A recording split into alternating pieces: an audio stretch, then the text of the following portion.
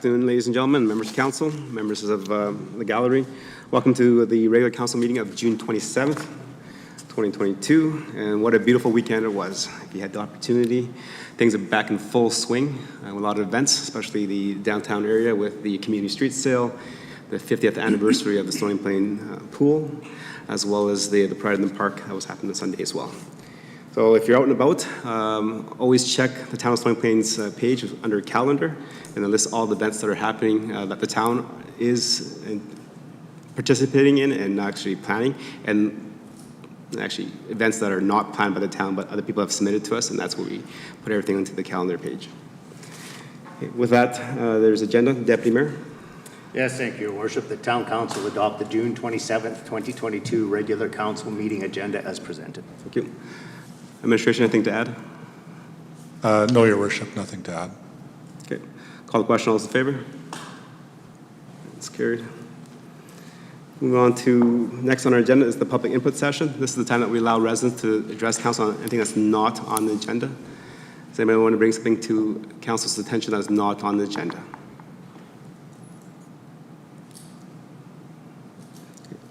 Administration, did anybody register to speak? Your Worship, no one registered. Okay. Moving on, next is presentations and delegations. It is 4.1, the swearing of Deputy Mayor.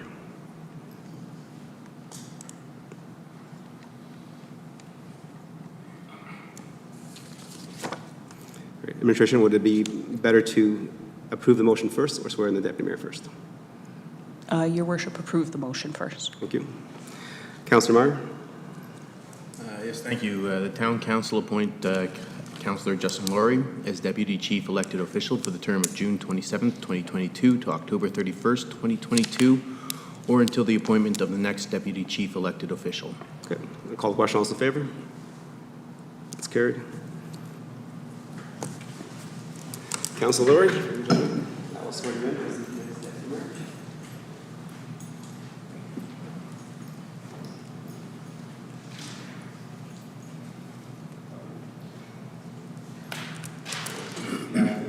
I, Councillor Justin Laurie. I, Councillor Justin Laurie, Swear that I will diligently, swear that I will diligently, faithfully, to the best of my ability, faithfully, to the best of my ability, execute according to law, execute according to law the office of Deputy Mayor the office of Deputy Mayor for the town of Stony Plain, the office of Alberta. for the town of Stony Plain in the province of Alberta.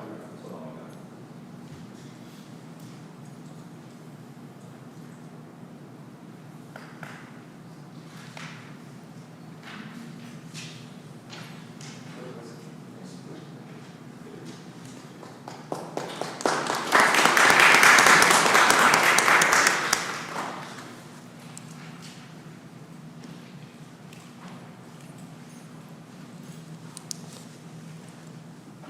All right, before we go on, just wanted to thank Councilor Pletchko for your work as during your last term as Deputy Mayor.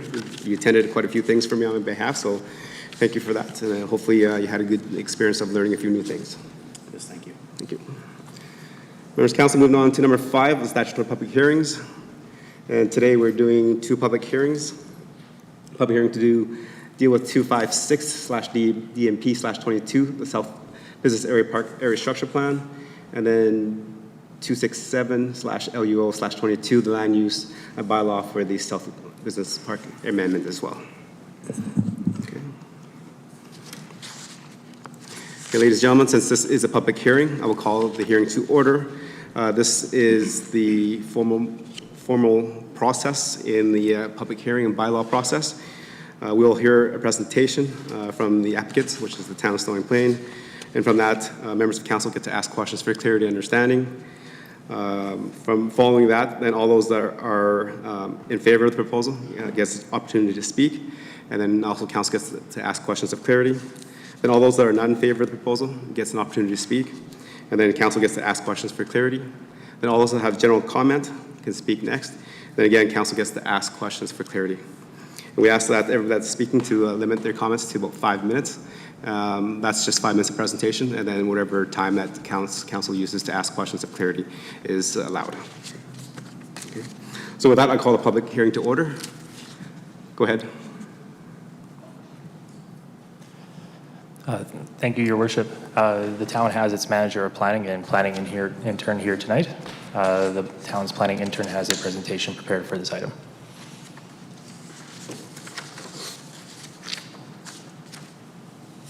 Good evening, Mayor and Council. My name is Emma Zorwell, and I am the planning intern here at the town.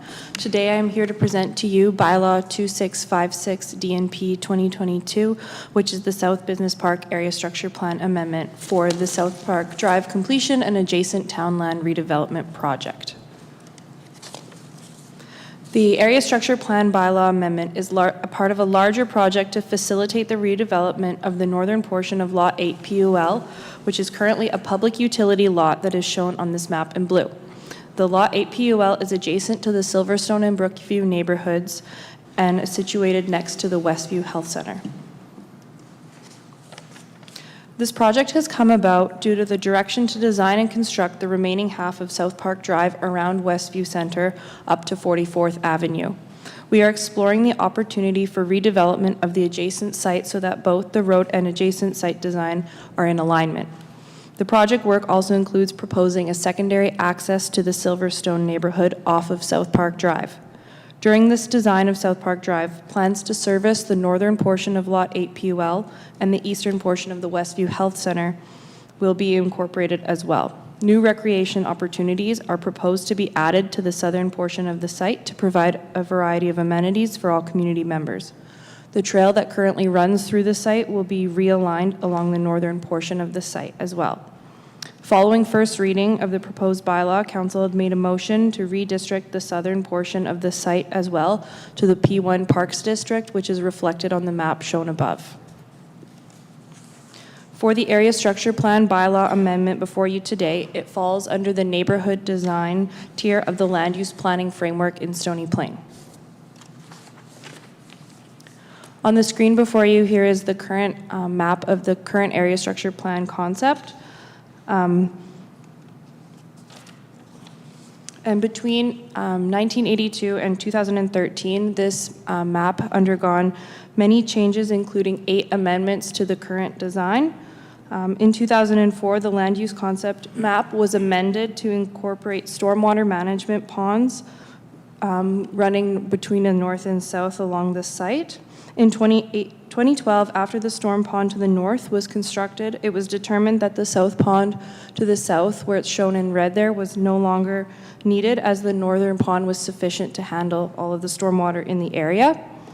The specifics of the stormwater ponds were removed from Lot 8 PUL on the land use concept map. However, the utility function of the site has remained to this day. The contemplation of redeveloping Lot 8 PUL and completing South Park Drive began in 2018. This process included presenting information to Council and has identified the South Park Drive detailed engineering design as a 2022 to 2024 corporate initiative. Since then, administration has been preparing the planning bylaws to facilitate the proposed site redevelopment. So for the proposed area structure plan in front of you today, the update is twofold. Administration is recommending that the area shown in the middle of the land use concept map be redesignated to high-density residential to facilitate the redevelopment of the northern portion of the site. And the other part of the update is a modernization of the current area structure plan and its 8 amendments. Administration is recommending a repeal and replace of the existing ASP and amendments to adopt the proposed plan, which is a synthesis of all the existing amendments into one cohesive document. Administration has provided 2 opportunities for public participation, including an in-person open house and an online survey. We had around 100 attendees at the open house drop by throughout the night, and we had launched a survey on that night as well. We had paper copies of the survey available at the open house to provide an opportunity for individuals to fill out the surveys either in person or online. We received a total of 256 survey responses, with 98 respondents filling out the additional comment section as well to provide more details. A summary of these comments are attached within the agenda package attached to the What We Heard report, which details out the survey responses. Following the tremendous response that administration received at the public participation opportunities, we wanted to make sure that as many residents were reached as possible for the public hearing notification. This included sending 1,100 letters to landowners that were within the 300-meter radius from the South Business Park Area Structure Plan boundaries.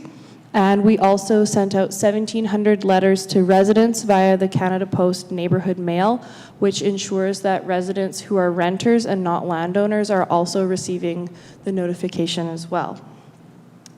Then the town also ran the bylaw advertisements in the newspaper in the June 3rd and June 10th issue, and administration also ran a social media campaign which started on June 6th. Before you, just on this slide here is the town-owned land map within the South Business Park. This outlines all of the land that is currently owned by the town by designation. So you'll have environmental reserve, municipal reserve, and then public utility lot, which is shown where the current Lot 8 PUL lies today. So following the public hearing, the bylaw will move to second and third reading, and we will ultimately reach council's decision today. Thank you, and this concludes the area structure plan bylaw amendment portion of our presentation.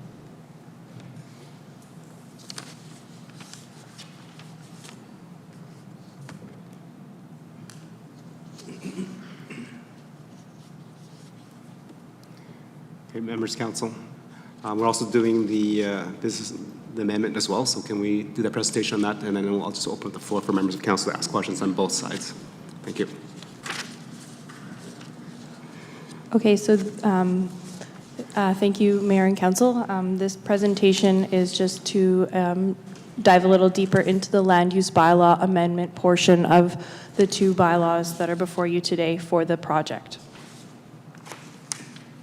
So for the land use bylaw amendment, it falls under the land development tier of the land use planning framework within Stony Plain, which is one tier finer than the area structure plan amendment.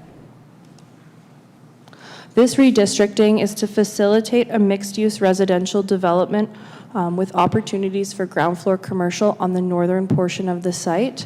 And since added from the first reading of the bylaw, the southern portion of the site is being proposed to be redistricted to the P1 Parks District as well, including a road right-of-way dedication between the two halves of the site and a realignment of the trail on the northeastern portion of the northern portion of the site where the linear park is currently being proposed.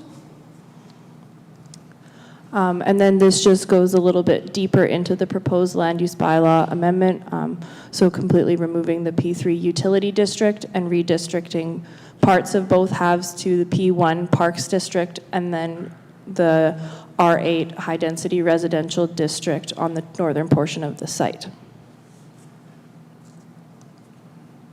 So similar to the presentation before, after the public hearing, the bylaws will move to second and third reading and council's decision. And this concludes the land use bylaw presentation for the project.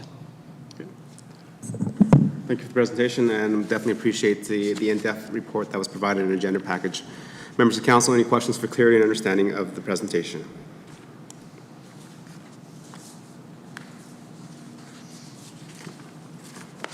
Okay, seeing none, moving on to the next phase of our public hearing. So all those that are in favor of the proposed bylaw changes has an opportunity to speak and address council now. Administration, has anybody registered? To speak in favor of the bylaw, no, your worship. Okay. Anybody in the audience like to speak in favor of the bylaw changes? Okay. Next step of the public hearing process is all those that are opposed to the proposed bylaw changes. Administration, has anybody registered to speak? Yes, your worship. First is Janet Giles. Okay. Welcome to Chambers.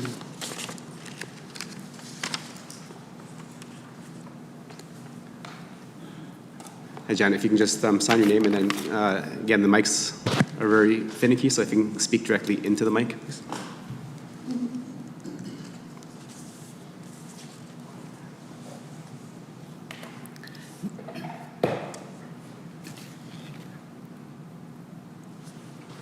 Hi, Good morning. my name is Janet Giles and I'm opposed to the passing of the Land Use Bylaw 2657. Can you hear? Can somebody help move the mics so it's pointed?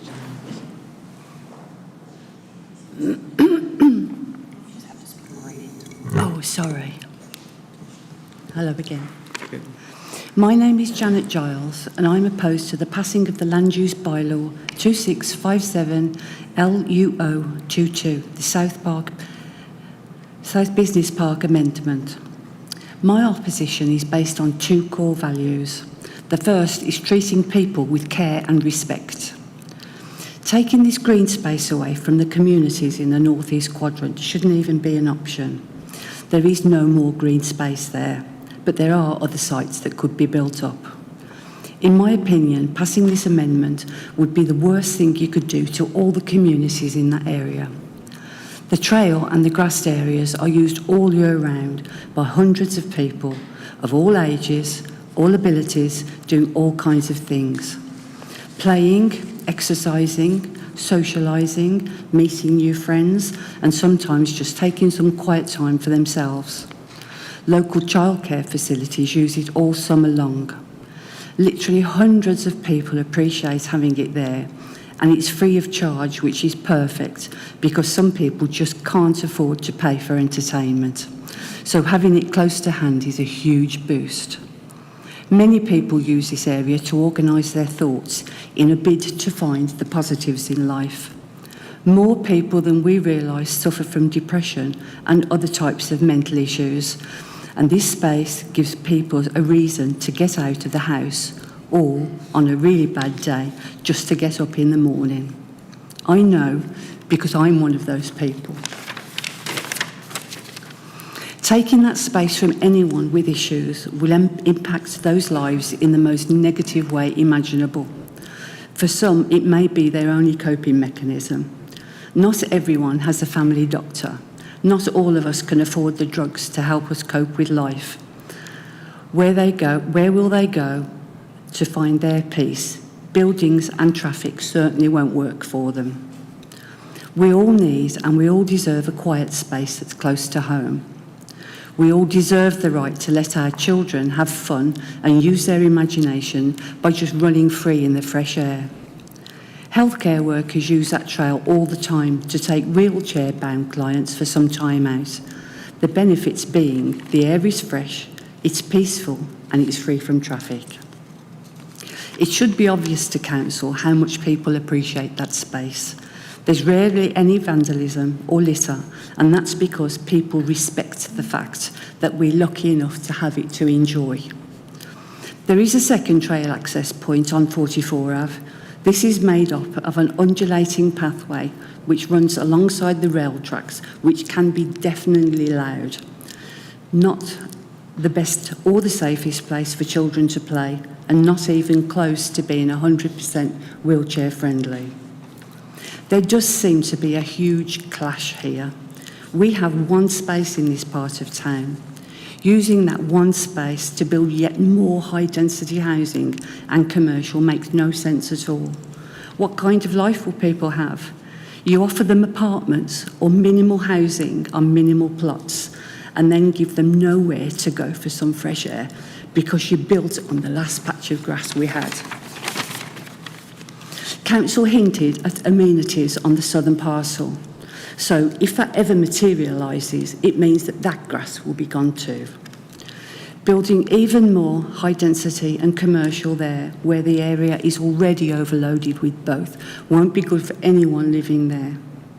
Cramped living conditions and no outdoor space is no way to live, and in my opinion will lead to bad choices being made and a rise in social problems. Finding a family doctor is almost impossible for the people who already live here. How are we meant to cater for hundreds more? All this means added stress for our health professionals and the level of service we receive. Stretching those two things even thinner will bring no joy to anyone. All we know for sure is if this amendment is passed, there will be a lot more people relying on a service that can't even fully support the current population. My second core value is being environmentally aware. From an environmental standpoint, it makes no sense at all to strip the area of what is essentially the heart and lungs of the communities there. One quick fact for you.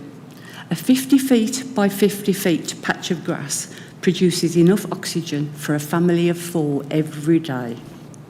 Grass even cleans the air for us because particles and dust get trapped in it. The bottom line is that grass makes a massive contribution to our quality of life and to the environment. Saving this space now should be a priority for Town Council so it can be part of a happy and healthy legacy for future generations of Stony Plain residents. So please, for the sake of so many people, think long and hard before passing this bylaw amendment. Thank you. Thank you very much for your presentation. Members of council, any questions for clarity and understanding on the presentation from Janet? Councillor Hanson? Mrs. Giles, thank you very much for your presentation and for the letter that you submitted in the package as well. I want to have you speak further perhaps. When you speak about people using this park and it gives them a place to just walk, just breathe, just be, could you tell us a little bit more why this is so important to you? Because I think you hit many people in their heart after being locked up with COVID and the claustrophobia that so many people felt from the lockdown and not being able to visit with friends and so forth. How has this helped you in particular? I've already explained, because I'm one of those people who some days find it difficult to get out of bed. Okay, so it means And a great that's deal. a huge encouragement. It gives me somewhere to go, it gives me some fresh air to breathe, and it gives me some exercise. Thank you. Okay. Any other questions for clarity and understanding? No? Thank you very much for your participation. Thank you. Administration, has anybody else registered? Yes, next is Rick Winterstrom. Okay. It's good to see you again, Rick.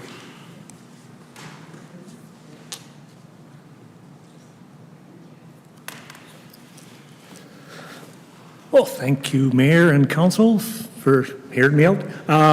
Janet, thank you very much for an awesome presentation. You stole all my thunder, but I still got a little bit of thunder left. First of all, I just wanted to start with an apology to Council. I made a statement on Stony Plain Chat regarding how I thought and it was my misunderstanding, my lack of knowledge towards the reasoning for the bylaw, is to open up conversation here. I thought it was already a done deal. So my apologies for this error in my judgment and stating that. Just on the bylaw here, I can only reiterate what Janet said and the importance of it. I'm not a frequent user of that space right now. I used to live in Brookview. It was a much welcomed area to walk in. Just further to what Janet said about the need for nature, I teach mental resiliency, and going out in nature is one of the biggest parts of recovery. In a couple of times that in the past, like few months that I've gone through the park area there, it has been amazing. Like red-winged blackbirds flying around, other birds. It's truly one of, actually, I find it one of the best areas of the town for relaxing. There were a few people there, but like widely spaced out because there is a lot of room there, which is perfect. Cutting back that park area to even the northern half, turning it into R8. I can't see it being beneficial. I know that Silverstone does need a second egress point. I know that. My background's emergency management. I work for Canada's largest utility. I dealt with emergency management for 2 sites the size of a city and 1 the size of a town. I know that having egress points is important. I just think that something else has to come about here to make it possible for Silverstone. As for Westview, I did read their comments in the package that they sent in. And I don't expect an answer, but I'm curious if the two persons that signed that document even live in Stony Plain. Because to me, it just seemed that that was a rubber stamp approval from Alberta Health Services. Do those people live here? Their only real positive towards like on the affirmative side of the bylaw was the last paragraph where, yeah, we're looking forward to it. So I just don't see it. And again, part of this also, these changes, the master plan for parks and trails, it seems to be out the window here. I'm not seeing how this fits in. And that was dated 2015, so a little newer than the maps changes we saw. So safety, we're going to pile in a bunch more people. And one of the tenets for the master plan was safety and access to trails. I can't see it with a lot more traffic on those roads being safe access. So I'd like council to really consider the comments for the, like in that package and how it fits the master plan. And that's it. Thank you, presentation. Members of council, questions for clarity and understanding? No? Thank you much for your presentation. Thanks. Okay, administration, has anybody else registered to speak? Yes, we have Rhonda Gauthier. Welcome, Rhonda. It's good to see you again. After 2 long years of staying at home. Yes. Can I move the computer? Here, just move it forward? Yes. Yep. Okay, gotta sign it.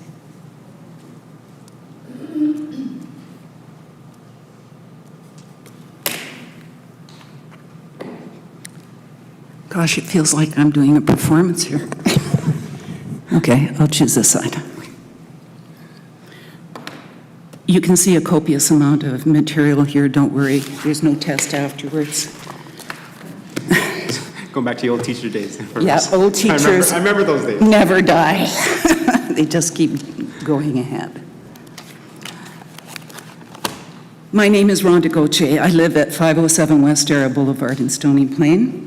I want to first of all thank you for the time to present to the mayor and council on this bylaw, both parts. My background history, I've been a resident of West Era for the last 15 years, but I've worked in the community as a teacher since from 1989 to 2012. The rationale on why I'm presenting today is, in short, my love of the availability of green space, the trail connectivity, the farmland surrounding the community giving Stony Plain a small town and a rural feel, and most importantly, the ability for citizens to actively participate in local decision-making in the governance of Stony Plain.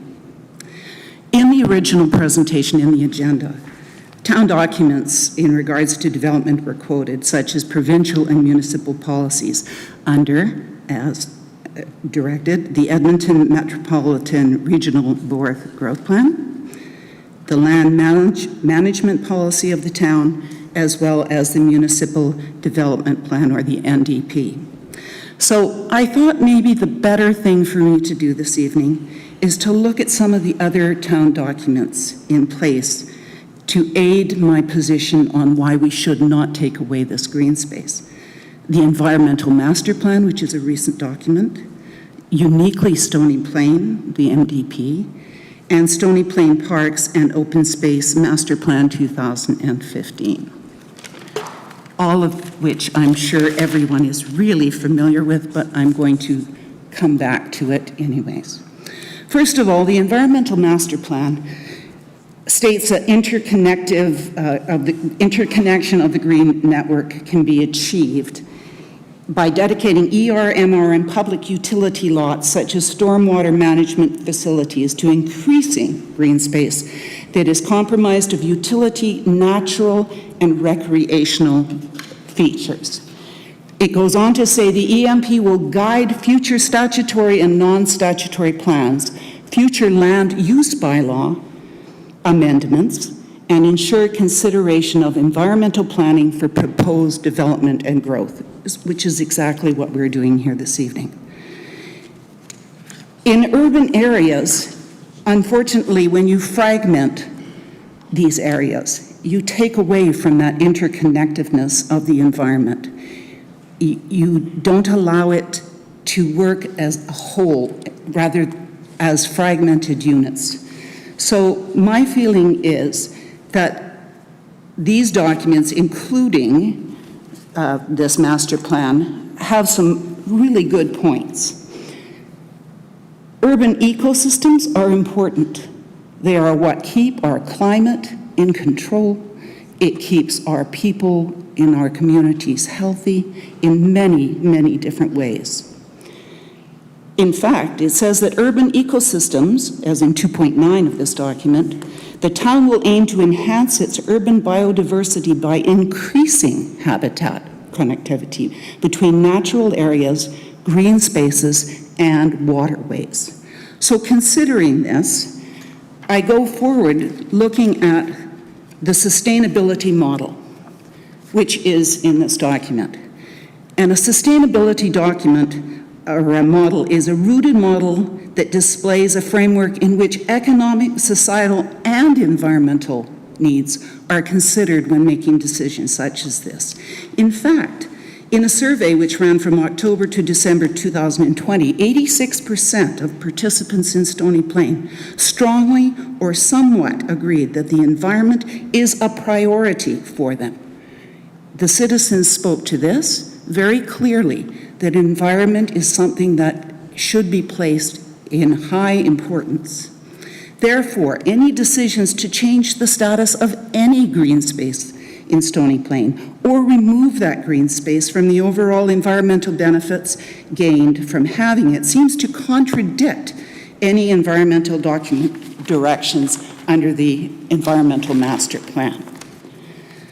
Going forward, under the municipal development plan, there's a number of policies that we can look at. However, I think that it's very important to think under 6.1 that development and redevelopment, which is what we're talking about, will be designed to protect, manage, and enhance environmental components.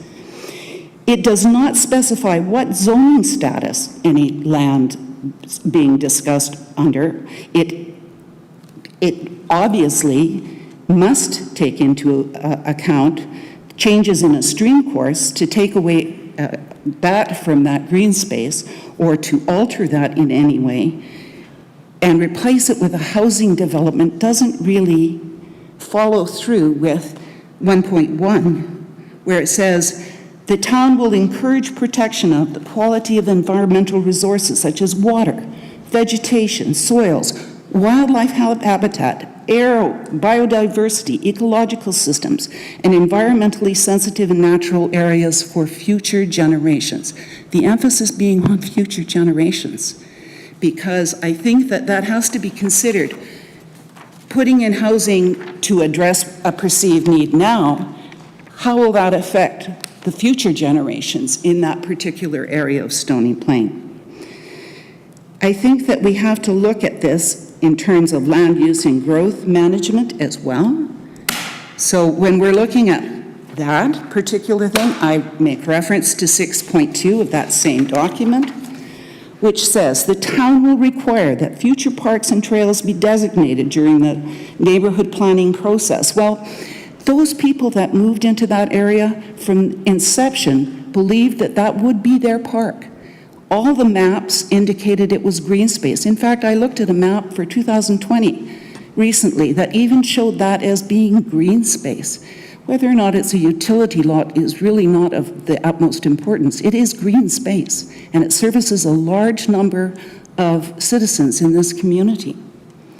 It also says that we need to be we need to look at how things change the environment and enhance environmentally significant lands.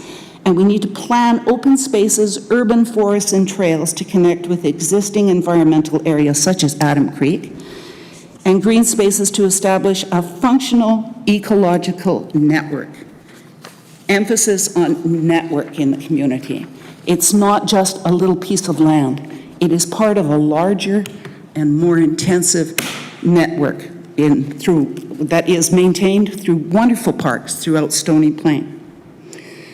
Finally, I'm going to look at the most important town document, in my opinion, and that's the Stony Plain Parks and Open Space Master Plan of 2015. This was drafted to meet the needs of the community as stated in the document over the next 10 years. So that puts us within the parameters in 2022.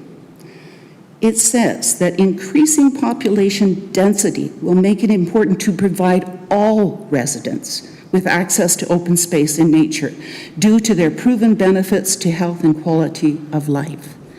Building an R8 high-density development takes away that benefit for the residents of Silverstone, Brookview, Jutland Ridge, Sun Meadows, and any current resident in the existing already 7 high-density HDR buildings or zoning areas in South Park area. 7 of them. I think there's room for growth and housing with the existing lands that are there. The goals and objectives under the master plan, 1A on page 6, is to restore and enhance habitats and ecosystems in woodlands and along riparian areas. 1B, establish new habitat areas as part of stormwater management features. Even though that used to be agricultural land and lost much of its riparian benefit, it doesn't mean that it can't be brought back through a number of things. Make this area a true park. Plant trees and shrubs along the roadway and the creek edges. Put in a basketball court on the northern part of the proposed area to be rezoned and surround it with trees and perhaps solar lighting. Keep that dark sky policy that they have the benefit of in that area. It's a beautiful, beautiful place to view the skies at night because there's very few lights in that area that obscure that pastime. As said in 2C, page 7 of the document, consider opportunities for the larger numbers of people, including young families in high-density housing. Or as stated in 6D under facilities, improve the efficiency and use of existing parks and open spaces. Provide adequate parkland in all areas and provide access to nature within a reasonable amount of space. In fact, the recommendations were very clear, and I don't think that they're going to be changed, in my opinion, that it says provide adequate parkland in all areas of the city and provide access to nature within a reasonable distance of all residents. And it was very specific in the recommendations. It says strive for a minimum of 1 community park within 800 meters and neighborhood parks within 400 meters of each resident, with connecting linear parks located as needed to meet site-specific conditions. Establish new community parks of at least 4 hectares in the south, and it specifically mentions the east portions of the community. Ideally, diverse parks that include natural or naturalized areas, recreation amenities, and sports fields. So considering all of this information from the documents and the words that I've presented to you, in summary, you can have plans, you can have objectives, goals, strategies, mission statements, all kinds of things are in place to help us make decisions that benefit us, benefits corporations, benefits institutions, and it certainly benefits governing bodies who draft these directive documents. I hope that you will let these words also influence and guide you this evening in making this decision. This is a sadly neglected part of our little town here, well, our growing town. This area has a plethora of inaccessible environmental areas, and that is wonderful and beautiful along Adam Creek. It's a gorgeous area, but it's not accessible. There's no pathways through it, and perhaps it should remain that way. However, we have a chance to take this small area, this part of a utility lot, and let it become a true park for all the residents, including those with young families who are living in those high-density areas. So I hope tonight The economics will not take precedence in making a decision as to the cost of the road and how we can probably manage that fiscal responsibility. I hope that this time the environmental decisions take precedence over any environmental, as I see it, missteps in changing the zoning of this area. Thank you. Thank you for your presentation, and definitely appreciate the time that you took into reading these packages and then presenting. And definitely, as you gave me respect when I was a child in school, we gave you extra time because I thank you for that encouragement you gave me when I was in junior high and high school, so thank you. Members of council, any questions for clarity and understanding of the presentation? Okay, thank you. Okay, thank you.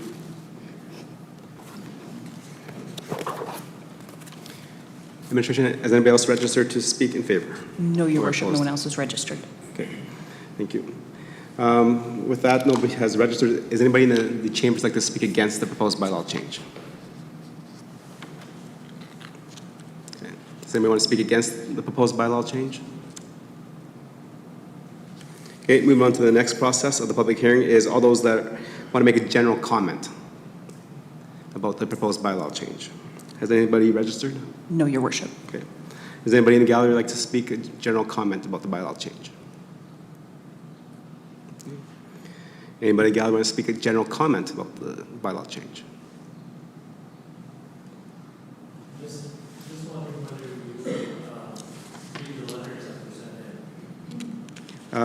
No, actually, it's all in our packages, so it's all read in there. I'm not too sure if there's a package that was printed out or not, but it is also on the website that was published, so all the letters are there. You didn't see that? I think it was referenced a little earlier by Rick there that there was a letter from AHS, so we've all seen it. So if you would like, we can send you a link to that as well. No, that's fine. Okay. Thank you. Anybody else like to speak general comment? Okay. See none. Going back to the applicant. Yes. Did you actually read the letters? Yes. All of them? Yes. There's a couple from a couple families, a couple from a husband and wife, and a couple from all that stuff. So I read them all. So what happened to the surveys that we did at the hotel? The surveys are also included in their package as well, with all the comments that were made by the residents that submitted anything that was written. The ones from the hotel? Yes. It's all on there as well. If you'd like to, we can send you a thing. It was also part of the package for first reading as well, after the open house. Okay. Okay. Any more? You'd like to make a general comment? Yes, Please come down, just so that you have to write your name in because this is a public hearing. And I didn't request this, but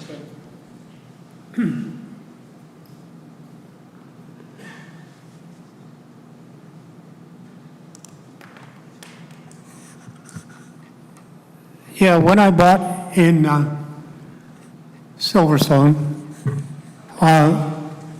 it was the understanding that that was park. And I checked with the town a couple of times, actually. They said it was definitely going to be park because there's a paved trail through there, and we got chain link fence in the back, which is very seldom put in unless there is park.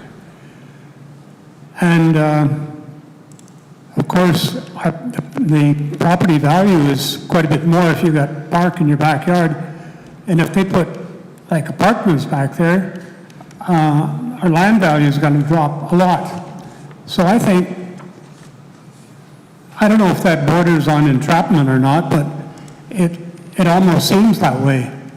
And I checked with Qualico, the developer, and they assured me that that was park, because there's a paved trail and chain link fence, and it would always be park.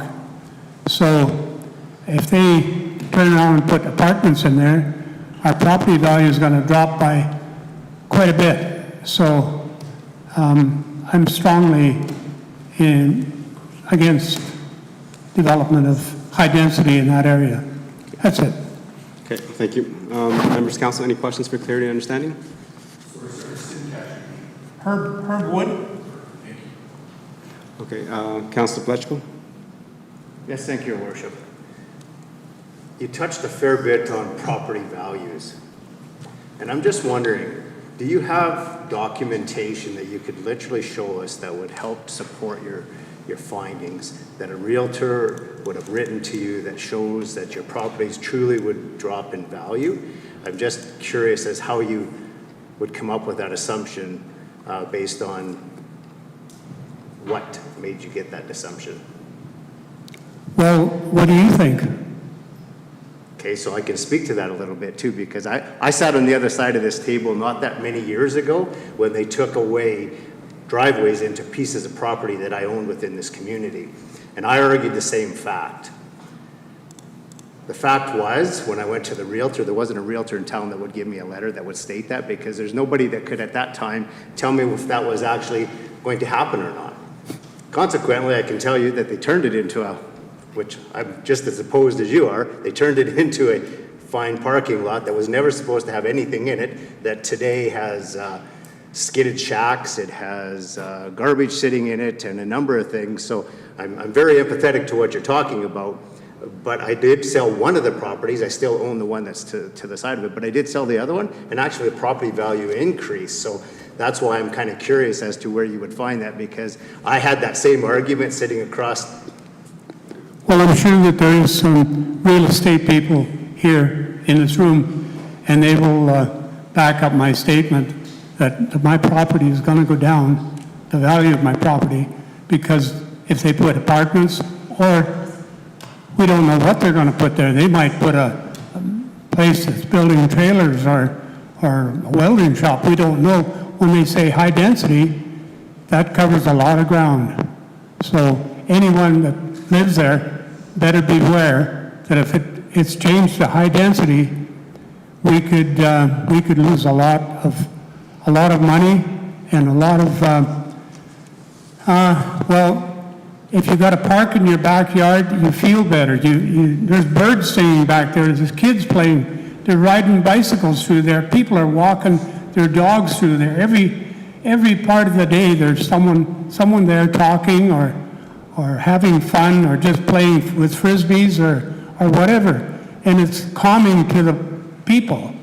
My wife suffers from dementia, and that's one of the reasons that I bought in there, so we'd have a green space, open area, and if they turn that into apartments, which if they do, they'll probably be building in there for the next 10 years, I don't have that many years left. So, you know, it's going to be a very important factor in my life if they do go ahead with this plan. I appreciate your comments. Thank you. Any other questions for clarity and understanding? Okay, see none. Thank you very much, sir. Okay.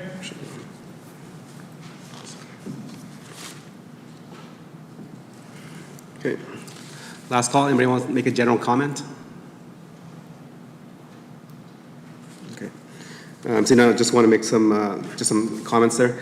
So regarding the letters that were submitted regarding the public hearing for the bylaw changes, they're located on page 153 to 176 of 271 of our agenda packages. And all the open house letters and comments and surveys were located on 108 to 164 of 271. So if you have an opportunity to go back, those are located in those sections. Administration? As the applicant, you do have an opportunity to close, please. Your worship, the town has no further comments. Good. Members of council, any questions for clarity? Okay. With that, administration has, Councilor Hassard? Yes. Go ahead, Councilor Hassard. Administration through you, Mr. Mayor. Sometimes when a development, or sorry, when a change comes about, automatically people see that that there could be something negative put in a space. And I was a little bit surprised to see high-density residential designated for this space. I did some research, and I may not have all the designations for that space over the years, but I was on council when that hole was dug for the north stormwater management pond, and the dirt got piled south of the road. I thought at the time that was an odd thing, because we were supposed to put 2 more stormwater management ponds there, and that dirt would be in the way, and it's a lot of dirt to move. So there were a total of 4 ponds supposed to be built, and the one big pond was doing such a good job. In 2006, or in 2012, it was determined that those extra ponds weren't needed, and it wasn't in the foreseeable future. But as I read through, and I'm going to ask if you can tell us any other proposed ideas that may have been thought of or planned or proposed for that area. And I'm talking specifically that north piece of this green space, east of the hospital, just off of 44th Avenue. For many years, it just sat out in the middle of a field. It was open, undeveloped space. It was an extension. When 44th Avenue was punched through to Boundary Road, then that was the name, then it got defined a little bit differently, but it was still open space. I did not know that it had any designation at that time, or I don't remember that. Then it became a house for the dirt piles, and that lasted quite a while. At one time, it was a proposed school site. Of course, the town sets up land for a school site, but we don't make the school happen. Parkland School Division would have to make a school happen. Somewhere I got an understanding that a manufactured home community could have gone in there. Someone had said, it was written, that perhaps a manufactured home community could go there and it would fit with Jutland Ridge and Sun Meadows, and I remember thinking at the time that would not be a good idea. And then it became this open space, park space, and future development land or parkland or a combination of both. Is administration aware of any other proposals other than the ones that I put forward? And I'll allow that I may not be totally accurate. I pulled this out of old documents that I found on the website, because when people are upset about something, it's nice to know what has been proposed for this area over the years. Is there anything else that has been thought of for that area? Your Worship, I could certainly provide some commentary on that, and I will do so without maybe just referencing some of the information that's already been presented. So, Your Worship, I think to begin, I would note, I believe as part of the presentation, and I don't remember the exact dates and times, but over the course of this area within the community, I think there's been a number of ASP or MDP amendments over the course of, I believe I heard 1980s to current. So without specifically on those, I don't know if there's too many of us that were aware going back that far, but that would indicate that there has been different things considered in the area over the course of the last 20 to 25 years. Specifically as to what else has been contemplated, what I would say, Your Worship, and through to the rest of council, since about 2018, when the area, the sites began to get a little more specific in the eyes of, I believe, both council and administration of the day. Part of our task was to take all of this into consideration and make recommendation to council as to what you could consider highest or best use, or a proposed use that would fit not just that area to a degree, but the remainder of the community as well. Again, through our municipal development plan itself, council strategic plan, and its nature, the pillars or the themes speak to environmental, they speak to governance, they speak to economic, they speak to supportive infrastructure and so on, as I know council is generally aware.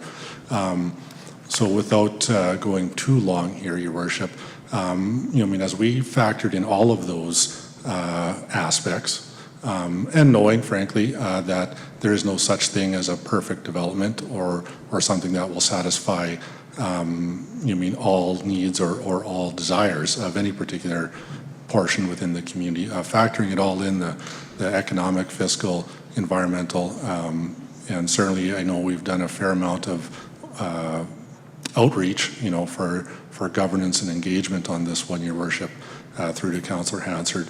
What you see in front of you ultimately as the recommendation was an attempt to balance all of the planning policies of council, both our fiscal sustainability perspectives, our environmental perspectives, so on and so forth, utilizing existing infrastructure and so on and so forth. Your Worship, I'm going to stop there. I don't know that I was succinctly answering the question, but what has been considered, again, I believe probably a number of things over the years.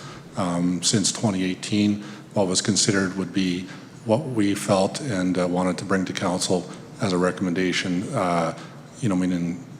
development type that would fit and hit as many of our community needs and desires as possible on any particular site. So I'll stop there, Your Worship. I can certainly expand if necessary. Thank you, Town Manager. And Councillor Hansard, I'll answer that question for you too, and the answer is yes. As the original area structure plan was approved in 1982, and today is 2022, so it's over 40 years ago, and definitely through the package there has been numerous iterations and changes to the area structure plan. Okay. So the answer is yes. And in 2018, when Council looked at some properties that we had, the motion was approved by Council for administration to look at what was the best use of that land. So they did consider all the things. The recommendation to come forward was an R8 site, and that's when the council approved it so that we can start the dialogue with our community. Okay. Okay, anything else? Yes, I do have another question, Your Worship. With your permission, I'd like to perhaps address this to Mr. Actually, if you just address it through me, and then I will, because Okay. this is a public hearing. I'm hoping that everything is addressed to the chair. All right. Please. Well, I said through you. Yeah. So I just would like perhaps the answer to come from planning if possible. So oftentimes when there is a developer involved with an idea to bring a development to life on a piece of land, they are the ones who would normally hold a public open house, such as the one that was held at the Best Western. I think that there may have been an impression given to some members of the public that the town sort of had its mind made up that there was going to be a development of some description on that property, likely housing, multi-story housing, because the town hosted the public open house rather than a developer. When it turned out to be the town, I understood then that the town, that there was no developer involved. It was the town moving forward on an idea that has come before the public and us. Am I correct that there is no current developer involved? No developer has come forward or indicated that they want to put a development in place on that land? Councilor Hansard, that is correct. So back in 2018, when council looked at the lots there, the motion was to direct administration to bring back was the best use for these two parcels of land. And those recommendations coming back was an R8 for the north side, and then leaving that as a parks on the south side of the parcel. Okay. And for clarification, R8 leaves itself quite open for a number of things. One of those, I believe, that's in the primary designation is assisted living. I also understood, or seemed to understand, I read the letter from Alberta Health Services 3 times, and it seemed to indicate in there that perhaps that would be a good location for not an extension to the hospital, as in under the same roof, but something that could serve as housing for people who need close proximity to hospital. Is that Is that a possibility, or did anyone else, I'm wondering, see that possibility coming? Because Alberta Health Services letter seemed to me to be rather positive. Okay. Councillor Hanson, I would ask you again, this is questions of clarity and understanding. Okay. You're making comments and statements that don't need to be here. That's be part of the 8.1 and 2 when we're actually dealing with the bylaw. Okay. So you didn't take that as a question? So the answer is, it's in the package. We all read it. And R8 allows for that. I don't know what other question was involved in that. I'll get to the interpretation of Alberta Health Services letter later. And that would be actually a good time to actually bring that up, is if you want to debate that at that time. Right now, this is asking questions of clarity. Councillor Anderson? Yeah, thank you, Mr. Mayor. Just very quickly, in our package, the top of page 14, first paragraph there, last sentence mentions that the South Business Park ASP, or Area Service Plan, was amended in 2012, changing the intent of this land to commercial in the north. Now, during the presentation tonight, I heard administration mention that it was 2018 when that conversation was had. And so I'm just looking for clarity on the timeline of that discussion and when the intent to change this land from public utility to commercial was. Was it 2012, as it says in the package, or was it 2018, as was shared in the presentation this evening?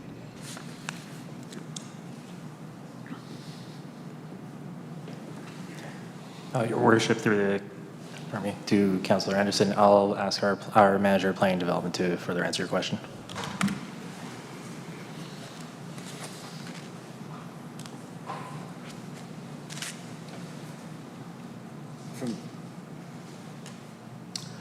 Through your worship to Councillor Anderson, my understanding is that in 2012 is when the decision was made at the area structure plan level to no longer require stormwater management for this lot.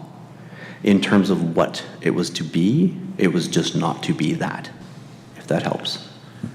Okay, and then just very quickly to clarify then, maybe we just have a mistake, if you will, in our package suggesting that it was 2012 that it was designated as commercial. So just for awareness here as we move forward with our conversation. So thank you for that.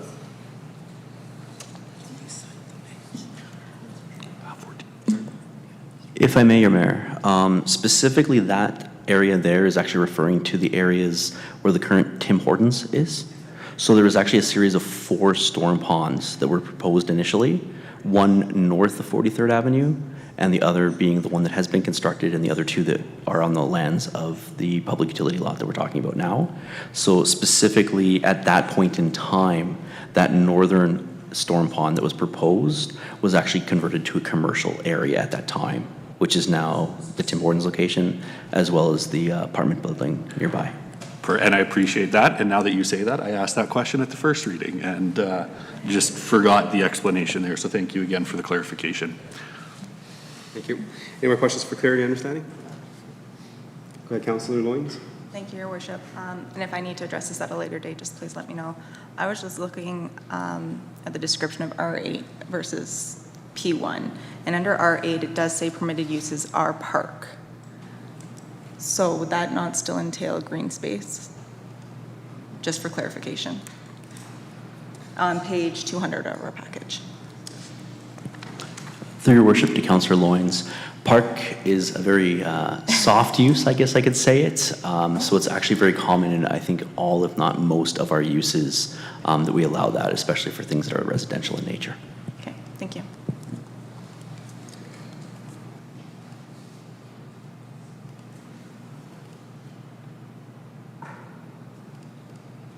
Any other questions for clarity and understanding? Okay. Seeing none, I'll move back to administration. To the MGA, have we conducted the public hearing according to the regulations? Yes, Your Worship. Okay. Okay. With that, then I declare the public hearing for bylaw 2656, DNP/22, South Business Park Area Structure Plan, and bylaw 2657, LUO/22, South Business Park Land Use Amendment, as closed. And we'll be dealing with this a little bit later in our agenda, which is under business items, number 8 on our agenda. Thank you for all those that participated and those that had sent in letters, and as well participated in the surveys for members of council to read and see. Okay, moving on to number 6 of our agenda. It is the adoption of council minutes. Councillor Hansard. Sorry, I'm looking for my page number. Don't need it. Mr. Mayor, I move that town council approve the regular council meeting minutes of June 13th, 2022 as presented. Thank you. Members of council, you had a chance to read the minutes. Any errors or omissions on them? Seeing none, I'll call the question. All in favor? That's carried. Moving on to number 7, which is council boards and committees. Councillor Anderson, please. Thank you, Mr. Mayor. I move that town council receive the council boards and committee minutes for information as listed on the slide this evening. Okay. Members of council, you've had a chance to read 7.1, 7.2, and 7.3. Any questions for clarity and understanding to the council representatives that do sit on those boards and commissions? Go ahead, Councillor Laurie, Deputy Mayor. Thank you, Your Worship, and I'll reference page 226 for the Tri-Municipal Leisure Facility. In the closed session, in the in-camera session, there was discussions about land matters. And coming out of the closed session, there was a motion, the Board of Directors approves the land lease proposal as presented. I understand it was the alternate who attended that meeting. I'm just wondering, my understanding was a fair amount of the land around the Tri-Leisure actually belonged to the City of Spruce Grove. And so I'm just curious as to what the land lease would entail for the facility. Okay, thank you. And that'd be directed to either Councillor Hansard or Councillor Meyer. Councillor Hansard, you were the appointee. I think Councillor Meyer, you were the one that was in the meeting. Yes, and just in that regard, I'm going to just reserve an answer for you now. To cover my in-camera obligations and also just to make sure I don't give you bad information. If that's all right, I can follow up that with an email response. Yeah, thank you, Your Worship. If the representative from the Tri-Leisure or the alternate could follow up with council on an email, just providing the information that's available coming out of the in-camera session from that. Okay, thank you. Appreciate the follow-up. The Councillor Hansard or Councillor Meyer, for a little bit later on, please. Any questions or comments regarding the minutes from the boards and commissions? I have a question to the representative of the Cultural Roundtable. I believe that was Councillor Hansard. On page 220, there was a call for nominations for vice chair. I'm just curious about that. I believe that vice chairs, for the chair and vice chairs, are usually done at the beginning of the year, and this is done March 16th. Is there a reason, rationale for that? I believe sorry, Mr. Mayor, we had a cancellation of a meeting. We were on the verge of canceling a second meeting, and I was away in the month of May on my trip with my husband to visit family that we hadn't seen in 2 years due to COVID. So that was not, it was not a discussed item while I was present. So again, it was a vacancy. We did not have all the seats filled, so that may be something that came forward. Okay, so that was on the March 16th Cultural Roundtable. There was a vacancy for vice chair? Yes. Okay. I was at that meeting, but the reason given, I do not recall a reason given. It was put in front of us and we voted. Thank you. Councilor Pletchko. Yes, thank you, Your Worship. This would be directed to the council representative for the library board and page 231 of the 271 package 12, the capital campaign update. As I read through that, I'm just wondering if you can clarify, what is the position of the library board? Are they still engaged with B. Goldie to do something? Are they actually moved away from that? And if they are, is it now my understanding that it will be the Friends of the library that will be taking on the capital campaign or fundraising? Good. Thank you, Councillor Pletchko, for your question. So we have definitely, we do not have a working relationship with B&B Goldie anymore.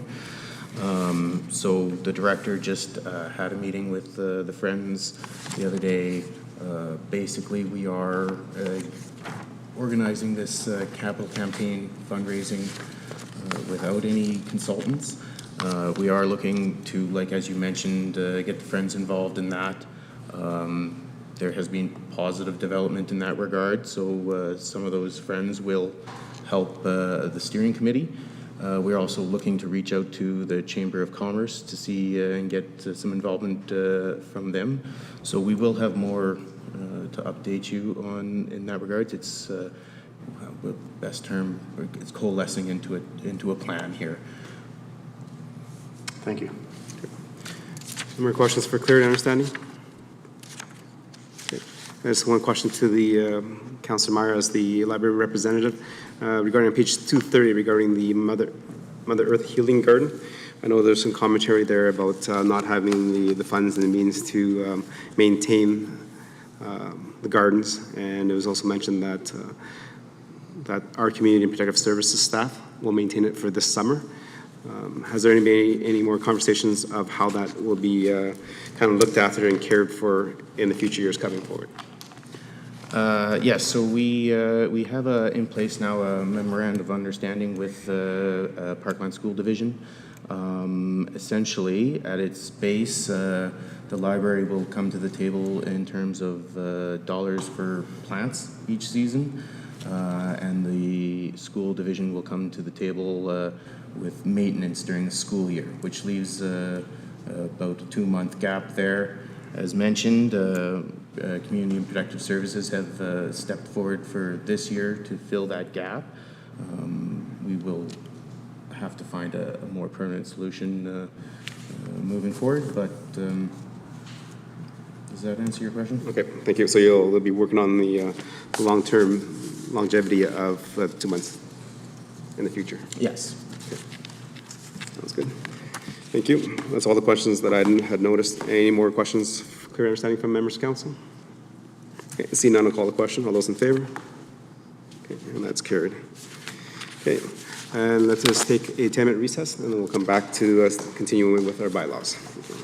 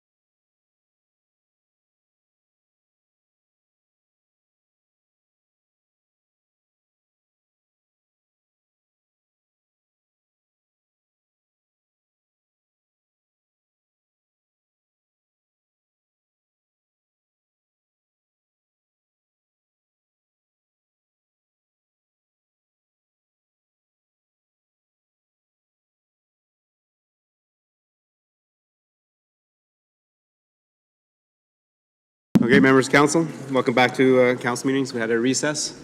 If we can turn back to the agenda, please. Moving on to bylaws, 8.1. Go ahead, administration.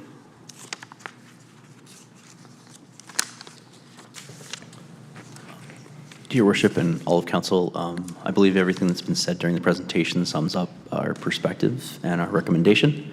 And if council has any additional questions or any other questions, please let me know. Thanks. Okay. Thank you. So nothing else to add? Members of council, I'll open the floor for a motion. Deputy Mayor. Your worship, I'll move the town council give second reading to bylaw 2656/DNP/22 to repeal the South Business Park Area Structure Plan bylaw 1173/DNP/94 and adopt a new area structure plan.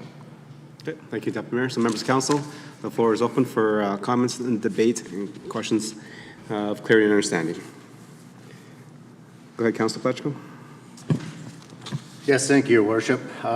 To administration, I'm just curious, when I look at the plan that you had before us, we're taking away green space, and yet on the far side of the opposite side, which would be on the east side, there is a ton of what I would call green space. However, it's treed and forested. Has there been any consideration through the thought process of taking what you want to take away and putting part of that over on the other side, which now it brings together two communities? Today, with it all on one side, we're kind of separating the communities a little bit, but by taking it and putting it on both sides, which you would open up the other side a little bit. I understand there's a bit of a creek. I've had a walk through there. There's a bit of a creek that runs through there. There's a lot of birds. There's a lot of different aspects to that area. There's some wildlife actually in there if you walk deep enough into that bush. But it's fairly wooded and fairly bushed in there, which probably wouldn't make it as safe as it would be to the other side. So I'm just looking for a bit of clarification if that's been considered at all in your thought process. Through your worship to Councillor Pletchko, the area you're referring to is the Adam Creek floodplain for the most part and the riparian area around there. So that area was dedicated as environmental reserve, which has a little bit of a different connotation. It can also be used as a park space, but is generally left in its natural state. So I would say we have an awareness of it, but I don't think it's directly compatible in terms of maybe what the space is currently being used for. With that said, there is a trail on the north side, just north of 44th, that kind of connects through there. And there has been some discussions internally about other trails potentially penetrating through there. But again, these are, just giving access to some of those areas. The stormwater pond in Jutland Ridge, for example, provides a good approach to that, as well as the MR around Silverstone to kind of access some of that wooded area. Thank you. I just want to touch a tiny bit more on that if we could. So through the presentation and through many of the letters, lots of people talk about municipal reserve, different things like that, park space. They call it a number of things throughout the package. I'm just wondering, when you thought about this plan that you brought forward to us, which in 2018 we asked you for some direction, did you consider the amount of municipal reserve that was in that area for the number of residents that are immediately affected to that area? Through your worship to Councillor Pletchko, it was a consideration. Again, the dedication of municipal reserve being 10% of developable area, I can only speak for the last 10 years, I guess. And I know that Silverstone, for example, the 10% was actually exceeded when they dedicated the land both to the south and the east that forms sort of a linear trail around there. I'm not really familiar with anything prior to that, but we did consider that, I guess, as part of that. Again, the request was really to look at what was feasible and kind of taking all those different parameters into effect. Okay, so then, when you took that into consideration, did you consider all the plans that have been brought forward today in that decision to zone this R8? I'll make the question direct then. Yes. Thank you.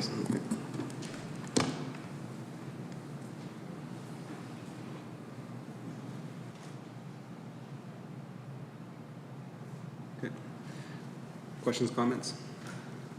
Councilor Anderson, go ahead. Thank you, Mr. Mayor. I have some commentary. Was able to attend the open house, was present for first reading, and so was able to have a lot of my questions answered prior to this evening, the ones that came up. And the outstanding piece, I think, for myself was hearing from our community. And so thank you to those of you that are here this evening. Before I get into things too much, I want to thank administration for the time and energy that goes into these projects. I know Council offered some direction, and a strong business case has been made for this proposal. I want to recognize administration as well for the investment that's made in consulting our community, through the open house process, through the land redevelopment survey, the public hearing here this evening, the amalgamation of letters and emails. All of that takes considerable time to present us with as much information as you can, for a decision to be made here. And so I want to recognize that. The residents as well want to take the time to thank those that participated regardless of what that looked like, whether that was attending an open house, sending an email, asking a question, presenting here this evening. The one thing I think each member of our council, and I think I'm going to speak for everybody when I say this, and usually I would never do that, but your feedback is valued and it's heard, and it will be considered in the decision that's being made here tonight, regardless of what that decision is. And so I want to reiterate the importance of this process and hearing from you. And I know that each member of our council values your time and the investment that you made in this proposal. So thank you for that. As we discussed during our first reading, and again here this evening, there are many merits to moving forward with the proposal. Primarily cost recovery, that's anticipated for that South Park Drive extension, and some additional tax revenue that can be created through the development of the land that sits there. But conversely, I think a compelling case has also been made for the importance of prioritizing parks and open spaces in our community. Not every decision that's made in council is black and white. And a decision like this, I think, is a perfect example of the gray that exists in municipal decision-making. After hearing from, our community throughout this process, I think we're going to have a very thoughtful and thorough discussion amongst council this evening, and I'm looking forward to that. Having said all of that, Mr. Mayor, I'd like to proceed just with my commentary here.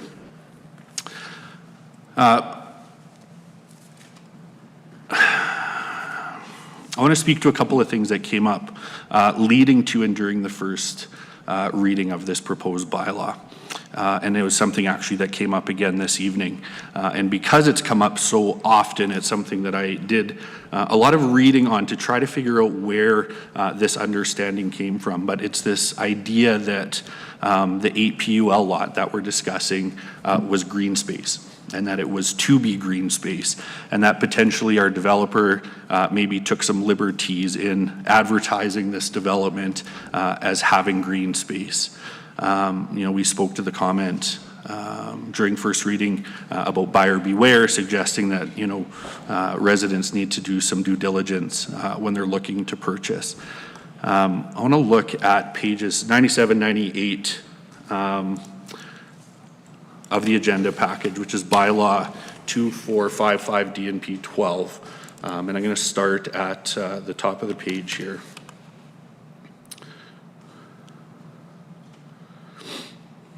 Sorry, I'm just going to pull it up. The Council of the Town of Stony Plain in the Province of Alberta enacts as follows. I'm going to jump down to point 3. The stormwater management facilities contemplated in the South Business Park to form a north-south greenway corridor to the west of Adam Creek be consolidated into that single stormwater management facility. So all that's saying is we're going to take all those 5 storm ponds, we're going to put it into one. That line actually concludes, and so this was the 2012 ASP update.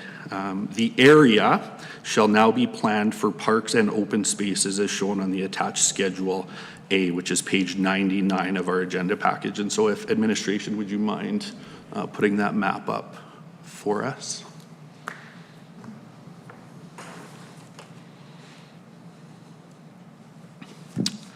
Perfect, thank you. And so the area that's highlighted is what we're talking about this evening. I know there's been some confusion for myself with north and south, but this parcel now is what we're referring to as the north parcel, which being discussed as commercial development, and the south being discussed as recreation. So in this amendment for this land use concept, it was approved for parks and open spaces, which is mentioned there in that ASP update.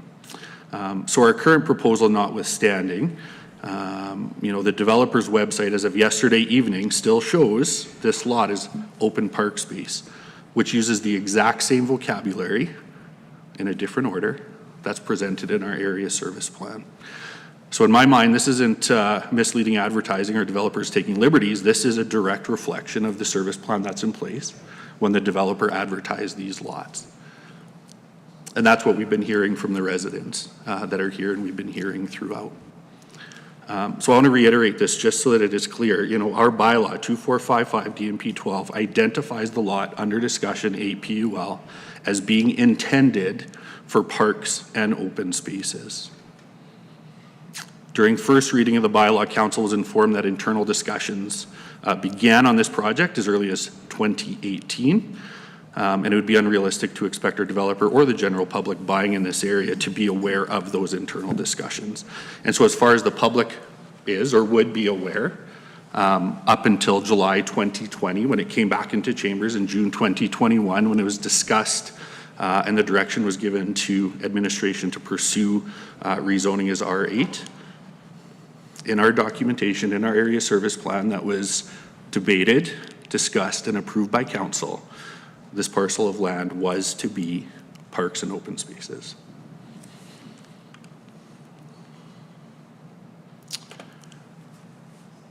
In our council package today, actually we're going to alluded to some of this a little bit earlier, so I'm going to jump ahead here. I want to summarize a little bit of the discussion that was had during first reading. I know many of you watched, some of you participated, were in attendance. There are approximately 23 hectares, anywhere from 21 to 25% of this area designated as parks and open space. When we look at a map, that looks like a considerable amount of land that's allocated for parks, open spaces, trails, public utility lots, etc. But we broke that down and we looked at what actually exists for usable recreation land. And once we took away the environmental reserve, which had a partial pathway, as Councillor Palechko alluded to, the storm ponds that exist, a few public utility lots kind of spattered throughout, and then I think was mentioned this evening by administration, we have some trails that run along the railway tracks. And we heard some resident concerns this evening about that in terms of safety and noise and those sorts of things. Outside of that, we have two top parks. And we have this land that we're talking about here this evening.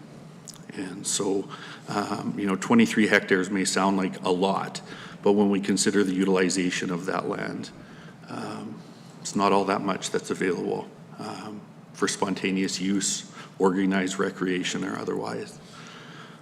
The numbers that have been given to us in our package suggest when this area is fully developed, we're looking at over 6,000 over 6,200 residents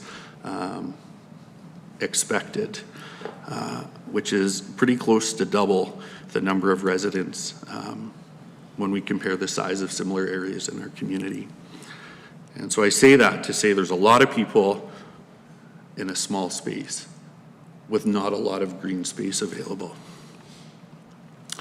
As a member of the EMRB, which was new to me, over this last year, the Edmonton Metro Region Board, the Town of Stony Plains actively engaged with the Edmonton Metro Region Growth Plan. And so this is something that I've gone back to a few times in preparing for this discussion. This plan provides vision, it provides principles and interrelated policy areas to guide growth and development in the Edmonton metropolitan region over the next 30 years. Their intent is to support and help manage growth and provide some principles for optimizing quality of life for the residents in that region or in the metro region. The proposal that we have before us fits with this growth plan. Our administration's done an excellent job making sure it fits with, our own internal land use bylaws and making sure it fits with this growth plan. It fits with the idea that we need to optimize our existing infrastructure. It fits when we talk about transit-oriented development with higher densities right along, a public transportation route there. But within that growth plan as well, it talks about complete communities. And it gives a definition of what that looks like. And it talks about complete communities designed to meet the needs of people at all stages of life, given the resources and size and situation of the respective community. Now, community can be defined many different ways. And so I dug into what they were referring to here. And it starts talking about a community as a city, town, or village, which I think is to be expected. But it also talks about neighborhoods. It talks about neighborhoods that include, houses, offices, daycares, a transit system, et cetera. And based on that definition, South Business Park could be defined as its own neighborhood. And so based on the definition and the design that's there and the criteria that are laid out, I would suggest that this meets those criteria with one exception. And it goes on to state that you must provide or need to provide or should provide, I can't remember the exact word there, but it says the provision of high quality parks, trails, and open spaces. One of our speakers this evening actually expanded on this, and I really appreciated Mrs. Gauthier, I believe it was yourself that spoke to this, but that speaks to not just public utility and environmental designations, but recreation as well. And this area that we're talking about has environmental designation, it has public utility, but very little, again, recreation space. During the first reading, a member of our council, and I didn't ask permission, so I won't name names, but the question was posed, what is the best community use for this particular land? Now, knowing that the remaining undeveloped land in this area is already zoned, as we've seen on our maps this evening, for high-density residential, commercial mixed use, my question, and this has been raised a number of times, is high-density residential the best community use of this land? One of the things that I've appreciated about our speakers tonight is I think you put the humanity back in decision-making. And what I mean by that is so often we look at the bureaucracy and the policy and the procedure and the documents and all of these things, but in decision-making we have to remember the human aspect. When we went through the election process, I remember asking a good friend, how do you come up with your slogan that people are going to remember? And they said, well, what do you value? I said, I value people. I said, well, start there. And so sitting down with our team and my wife, we came up with this idea that if we value people first, we can build our community. And sometimes I think we get lost in the process and we want to build the community and we forget that the people need to be such a central part of that decision making. And I don't think that that's forgotten. I just think that sometimes it gets lost in the conversation of dollars and budgets and policies and the rest of it. So the conversation or the presentation this evening, there was a couple that really hit home for me. And so Ms. Giles, thank you for sharing your story and the value that this property is for you.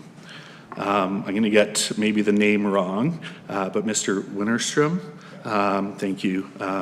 Mental health or mental resiliency, is so important. And, those ideas of how green space supports health and wellness is so important, right? Yeah, the business sense is we could sell it, we could build a thing, we're cost recovery, we have some tax revenue, but what's the impact on the people? What value does this land bring to our community? And so I went down that rabbit trail a little bit and I found a number of different studies, but I want to reference one in particular because it's recent and it's Canadian.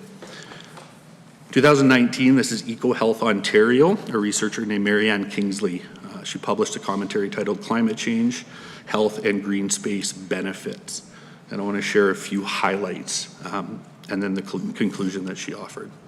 So there are 4 major chronic diseases. About 20% of Canadians live with at least one of them. That's cancer, cardiovascular disease, diabetes, and respiratory disease. These 4 cause approximately 65% of all deaths in Canada.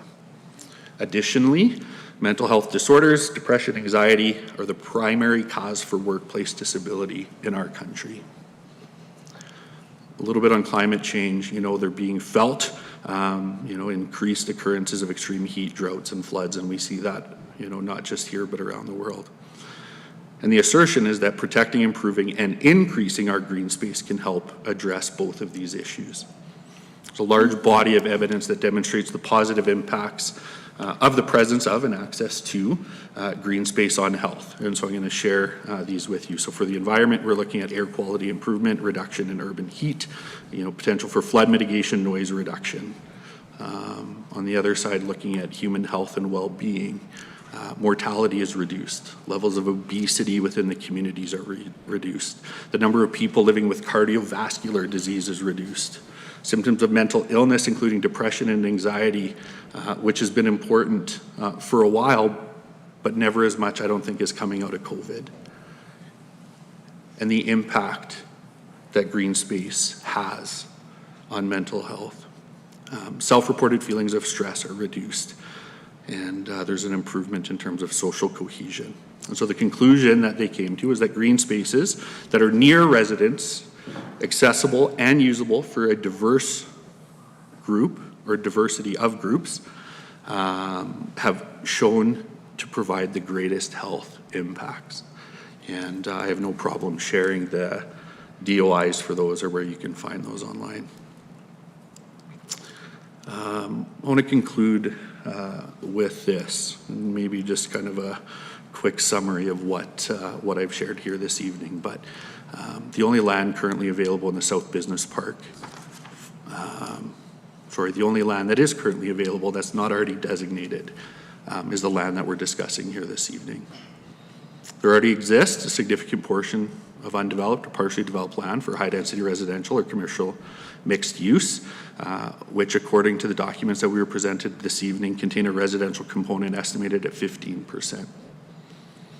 Although there are approximately 23 hectares of land zones as park and open spaces, only a small portion allows for recreational activities. The available amenities currently are walking trails and 2 tot parks. Again, this area that we're discussing notwithstanding.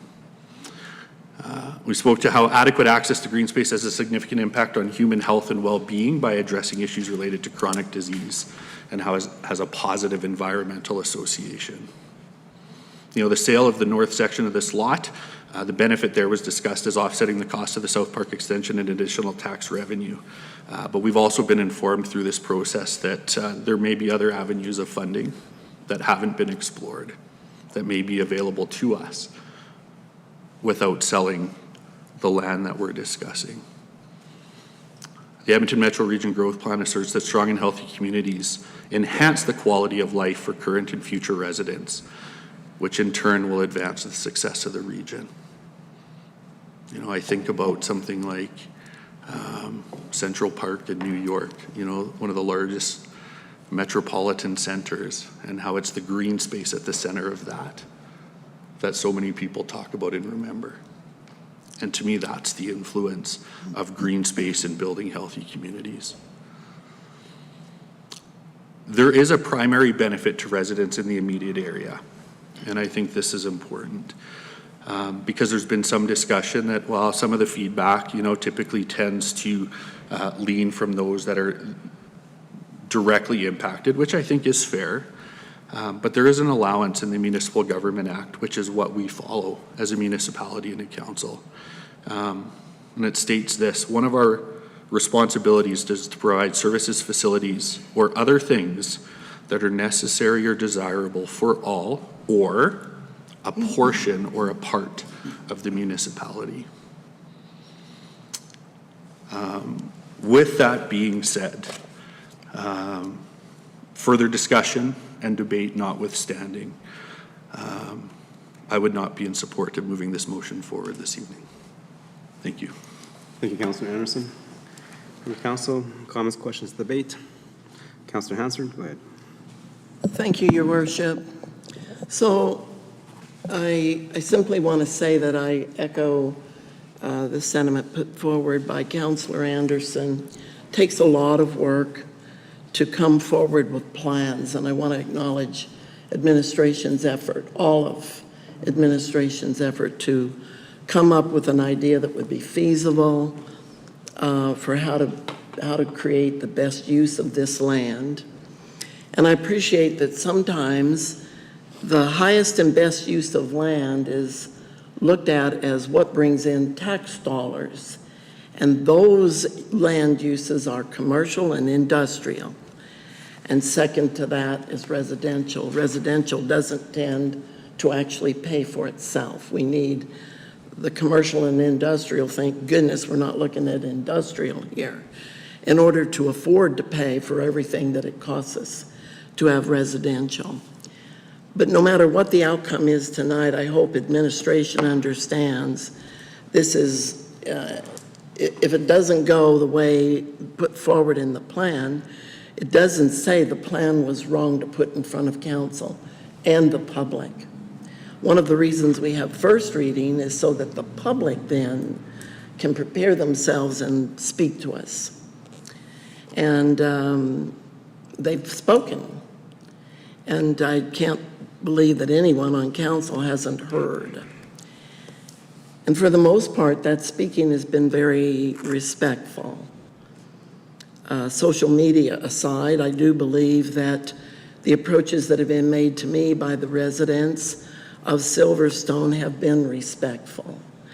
And I appreciate the time that they gave me and sat down with several for coffee to discuss what was proposed and what might happen here. I also appreciate the huge turnout that came when the public open house happened. We don't always get that kind of response. And it's not always, I just think the town tends to put on a really good public open house. And then we have a neighborhood here who was a bit shaken and really wanted to turn out for that. So thank you to administration, not just this administration, but in all the years that have led up to this, because many different things have been looked at for this land, for all of this land. The other way that we have the highest and best use of land is what we do with it for people. And that's really important too. It may not produce the dollars to offset taxes or money spent, offset through taxes the money spent, but that doesn't mean it doesn't have great value. The other thing that I think is important is I want to commend the residents for coming out. Honestly, for the years that I've sat on council, sometimes I've come into council chambers and I think, where are the people? I mean, some of this stuff that council is going to think about and talk about and consider is important, not just for the now, but in the future. And my goodness, where are the people? So I know that you guys were anticipating a bigger group. Frankly, I think most of us thought there was going to be a bigger group. They certainly set up for it out in the entrance there.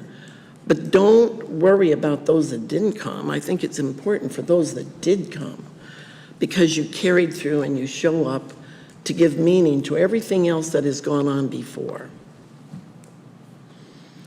So again, I would like everyone to know that you've been heard and your concerns struck chords with many of us. I don't have to worry about this in my neighborhood. We're completely built out until such time as somebody wants to come in and razz a few houses and put up something of a bigger nature. I don't have to worry about that where I live. But that doesn't mean I don't care about it happening in other areas. So one of the things I want to say is about this linear park where the creek is running. It's a beautiful area. It's lovely to look at, but it's not really usable. You can't get in there and walk through it. It's quite cumbersome. I actually tried a few years ago, and I don't think it's a good place for people. Maybe kids want to go in there and build forts. But it's green space and it runs through Stony. However, I don't view that as a very usable park. It's serving a purpose, but it's not usable by people. Our linear park system is something that I believe so strongly in Stony Plain. And I originally thought, you know, this is a beautiful extension to the linear park system. And it is usable. One of the things that I find lacking, because I've actually gone and parked on that little dirt space up on 44th Avenue and left my car and gotten out and walked down that path system. In fact, a few years ago when we had Arbor Day planting in the south part of that park, I found that very hard to get to. So I ended up parking up there on 44th Avenue, and it was a long trek. I was younger and I was tired by the time I got there. Totally winded and no benches for me to park on for a few minutes. I had driven down into Brookview Way, and I went there for 2 days and drove that little cul-de-sac where Brookview is running east-west and then swings north and comes in at the backside of Westview Health Center. And I thought, this isn't good enough. We put amenities in there and we have this green space, but it's not really open. Looks like it's open to everybody in Stony, but it's not really open for people to drive from High Park or Old Town if they don't feel like they can put 5-6 kilometers on their legs and on their system to get there. It's really not accessible by everybody. And one of the things I love in our town is that a park in a neighborhood doesn't just belong to that neighborhood. And it doesn't just belong to the neighborhood that also touches onto that park. And here you've got shared neighborhoods that border that area. But people from all over Stony should be able to travel to a green space and use it. But where are you going to park? So I got out and I walked and I took some pictures. I made them look real good for the point of view I was growing. But in order to park there, you've got roughly 4 vehicle spots parallel parked on the side where the mailbox is. There's some open space, but you would be in the way of the mailboxes and people stopping there to get their mail. And then you'd be blocking other people's driveways. There's no place to park there. So if folks are coming from other areas of Stony Plain, there's no place to park there. A max 6 cars, it doesn't work for accessibility. And green space is should be accessible. One of the things that would open this area up, should this development not go forward for building on, is to finish the road. And so I will go on record, unless the wisdom of administration and council and what's already been said by the public in letters and meetings and tonight convinces me otherwise, and it would take some convincing. I do believe that second access is needed into Silverstone. And I do believe that that road needs to be finished for a few reasons.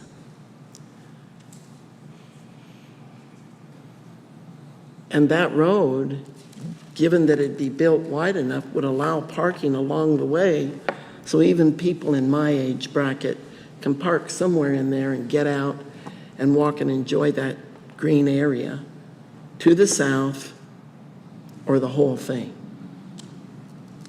And then we don't have to worry about bothering the good people over there on Brookview Way or parking up in Silverstone, and how the heaven's name will we get to it?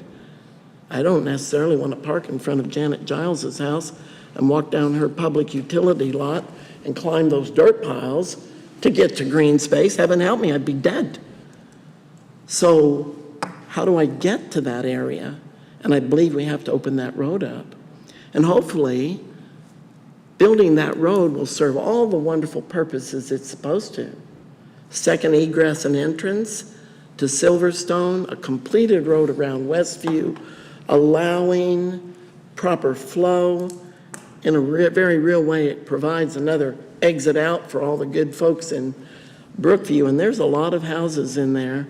When I look at the map and it says low-density residential, I know there's a meaning for that, but it doesn't look very low-density when I'm driving on that road, I have to say.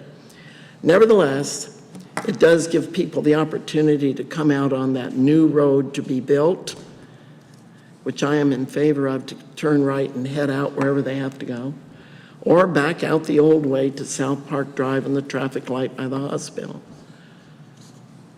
I do believe we need that road. And maybe it'll be more palatable if we don't add insult to injury and try to put higher density housing in there.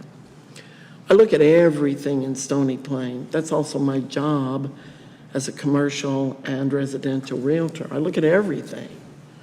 And where else can things be built? But we can't always dictate that because the landholders, just like the big piece on the north side of 44th Avenue, either don't have a low enough price, have not been struck by a genius idea, or don't have a good plan for bringing that to high-density residential, but it certainly would fit there because everything else around it is high density, leading up to the commercial along the highway. So there is other space that building could happen, and it doesn't have to happen there. And there's still that little piece to the east of where this new road would come through, that if Westview wanted to expand, if ever in a million years of dreaming, Alberta Health Services would allow an expansion to our hospital, it could be on that piece. It doesn't have to depend on something happening on this HDR in bold brown, making me kind of curl up my nose at it. What I do believe is that sometimes the town has to just build things because it needs to be done. And yes, it will be shared by all taxpayers, but it's necessary. It's necessary because Silverstone development did not move forward when it probably could have and should have, to allow the developer in that area to create it. And the dirt piles become an issue because I do believe we're going to have to do something with that big dirt pile, and it will be right behind the Giles's home. I've driven down 44th Avenue on one of those winter days when everything was so slick ice. And a dad, a good-sized dad with about a 3-year-old in a navy blue snowsuit, came down off of that first big hill, aiming toward 44th Avenue, and glare ice on that hill, and the sled just scooted right across 44th Avenue in front of me. 2 cars behind me. I'm driving slow because it really was glare ice, and the one guy went to go around me. I thought, if he doesn't see what I saw, somebody could get hurt here. And thankfully, there was nobody coming from the other way. But that big hill needs an adjustment because it's really too close to the road to be used as a ski hill. So that would need to be adjusted. I know I've revealed myself here in the direction I am leaning. I think we could create a parking area right along 44th Avenue. Yes, dig up Paradise and put down a parking lot so we can have Paradise, maybe. The other thing that needs to happen is that our residents go away from here saying we were heard. We may not get all we want, but hopefully we can get a good piece of what we want. and we can go away saying that our process worked. I have not polled my fellow members of council. I don't know how they're going to vote. I leaned in one direction, I was pulled in another direction, I was split, and I actually came in here tonight, and I don't have my mind made up. And the Municipal Government Act requires of councilors, elected officials, that we not already have our mind made up about anything until the mayor calls for the vote and our hands go in the air. We may not come with a predetermined way we're going to vote. And I'll leave myself open, because these are all pretty persuasive people up here. I would love to see something happen with that land, something more defined, something that would become permanent, something that you don't take away without blood flowing. But I do believe that we need to realize we can't always say, not in my backyard, and think that is going to work. Because we do have to think in terms of how do we make our town better for everybody. And right now, tonight, I'm sitting here thinking better for everybody could be a park, well-defined, some of the amenities that many people scoffed at the open house, saying this is worthless. It wasn't worthless, because multi-use parks are also wonderful. But the people there and in Brookview are going to have to get used to people coming from all over Stony Plain, because if you park and pull your kids' tricycles and bicycles out, they can ride it in peace and safety, just like everybody has said. And it'll be a shared park. That's the way I'm leaning right now, unless the wisdom of my colleagues on council and other words of wisdom that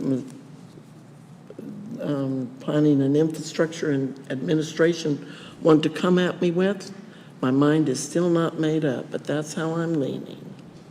So thank you to everybody. And isn't it wonderful how democracy works? Thank you, Councilor Hansard. Deputy Mayor, go ahead.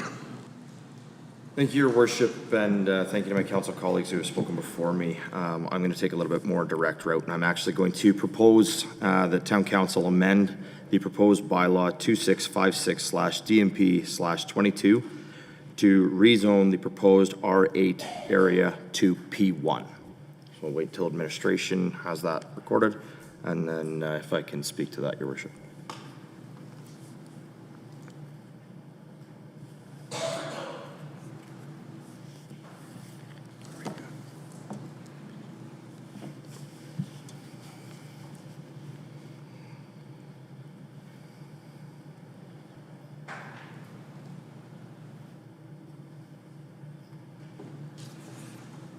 Okay. As administration is getting that ready, Council, I prefer that we also have an opportunity to speak to the motion before we actually make amendments to it. How kind of short changes the whole conversation process about that. We've heard from two councilors that definitely made comments and not asked questions with clear understanding of how it works. Definitely share an opinion, which is good. We got some differences here. Now we're going to have an amendment to the motion, which we have not yet heard from the rest of council. So I will accept it, but in terms of future amendments, if council can allow the ability of council to have that conversation and debate before it comes, because it is shortchanging the actual democratic process. Thank you, Your Worship. I'll start by respectfully disagreeing with that statement. I think what we're talking about here, what we've heard from residents, is this is the debatable portion. This is the portion I think all members of council will still have opportunity to speak the same comments to this amendment as they would have on the original motion. So with that, I'll proceed with opening. I'd like to start by, again, I won't go back over it, but appreciate the comments from my previous councillors in respect to the participation from administration, from our public, and so on and so forth. I know this has been quite the process. What I love about that, though, is because the town owned this land, it actually opened that process up a lot so that our residents truly understand what that process looks like.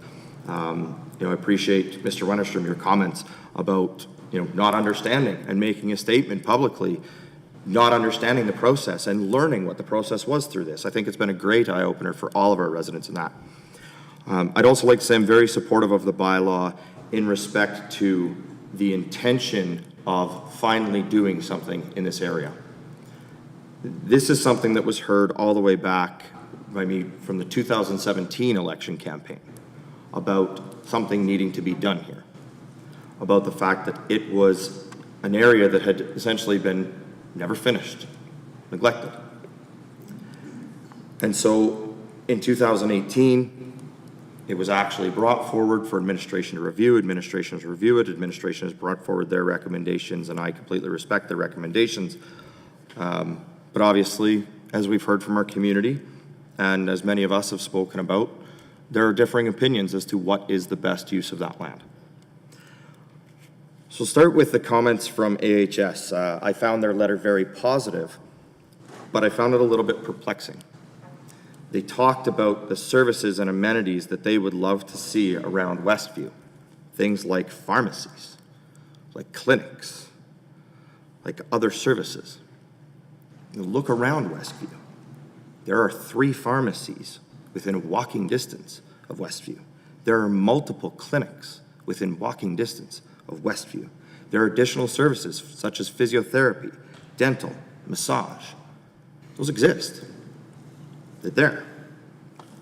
When they talk about different living situations and different types of living arrangements, there's a ton of developable land that is already zoned appropriately for those uses, directly adjacent to Westview. That land exists, that land is there. If AHS wants a piece of that, I'm sure they can speak with the landowners, and those landowners were probably more than happy to have those conversations, because the for sale sign has been on one of those lots for a very long time. Very long time. When you look in the area in question, and we're proposing an R8 site onto this small area. I think it was mentioned 7, I believe was the number that Ms. Gauthier used, but to my count it was 8, with 3 Sonora buildings, South Park Cove, Sunrise Vista, Entro, 2 buildings of Station 33. We also have Tanglewood now that I believe has 5 buildings already up and more going forward in that whole other area. We also have 2 hotels, which although they're not residents, this area of town definitely could be an amenity for them. It could be an attraction for them. There's another site in the Safeway parking lot that we know there's continued discussions going on, and that zoning is appropriate for many different types of developments that could also include different forms of housing, different levels of care, etc. As we move this forward, I start looking and I start wondering about what happens if we are successful with connecting Greybrier and Fairways North, as we've been talking about. Because Greybrier and Fairways North also don't include much park space. They also don't include much in the way of amenity area. And for many people in Greybrier and Fairways North, it would actually be closer to come to this area than it would be to go to the portion in South Creek that is dedicated as park space. When you look throughout the town, we have many well-developed, well-planned amenity spaces for residents. Most of them, though, are hubs around schools. This was actually zoned at one time to be a school site, which would have provided a fantastic community hub for this area of town. When you go through, you've got Forest Green, High Park, Stony Central, SML, Meridian Heights, John Paul II, Memorial. I may have missed one or two, maybe. We've got the new French school coming. But they all exist. They're not clumped into one area of our community. They're spread throughout our community. And by having those spread throughout our community, they create planned and comprehensive recreational areas throughout our community for residents in those areas. But we have, in other areas of town where there are gaps, identified and done planned and comprehensive outdoor recreation spaces. As I just mentioned, South Creek. It's simple, but it's planned. It's graded appropriately. It has a trail system. It has a sports field. It's had ice on it for use in the winter over the last several years. It essentially is a flat grass field with 2 metal goalposts. But look at the uses that it has had for that community. Look at the uses that it has for residents. If you want to go a little bit more comprehensive, look at West Terra and what was developed in West Terra. You have a very comprehensively planned recreation in West Terra to serve those residents with the outdoor rink, with the paved surface. It has the basketball nets in it. It's got the rink shack. It's got the beautiful playground. Simply put, this area is the only opportunity we have left to develop something in the northeast of Stony Plain to serve the residents in northeast Stony Plain, to provide them with the same amenities that are provided throughout our town that help bring forward the small town feel, that help bring forward the inclusive feel, that help bring forward and raise quality of life. Heard about property values. Do we think property values would stay the same, go down, or go up if we actually developed an amenity space here?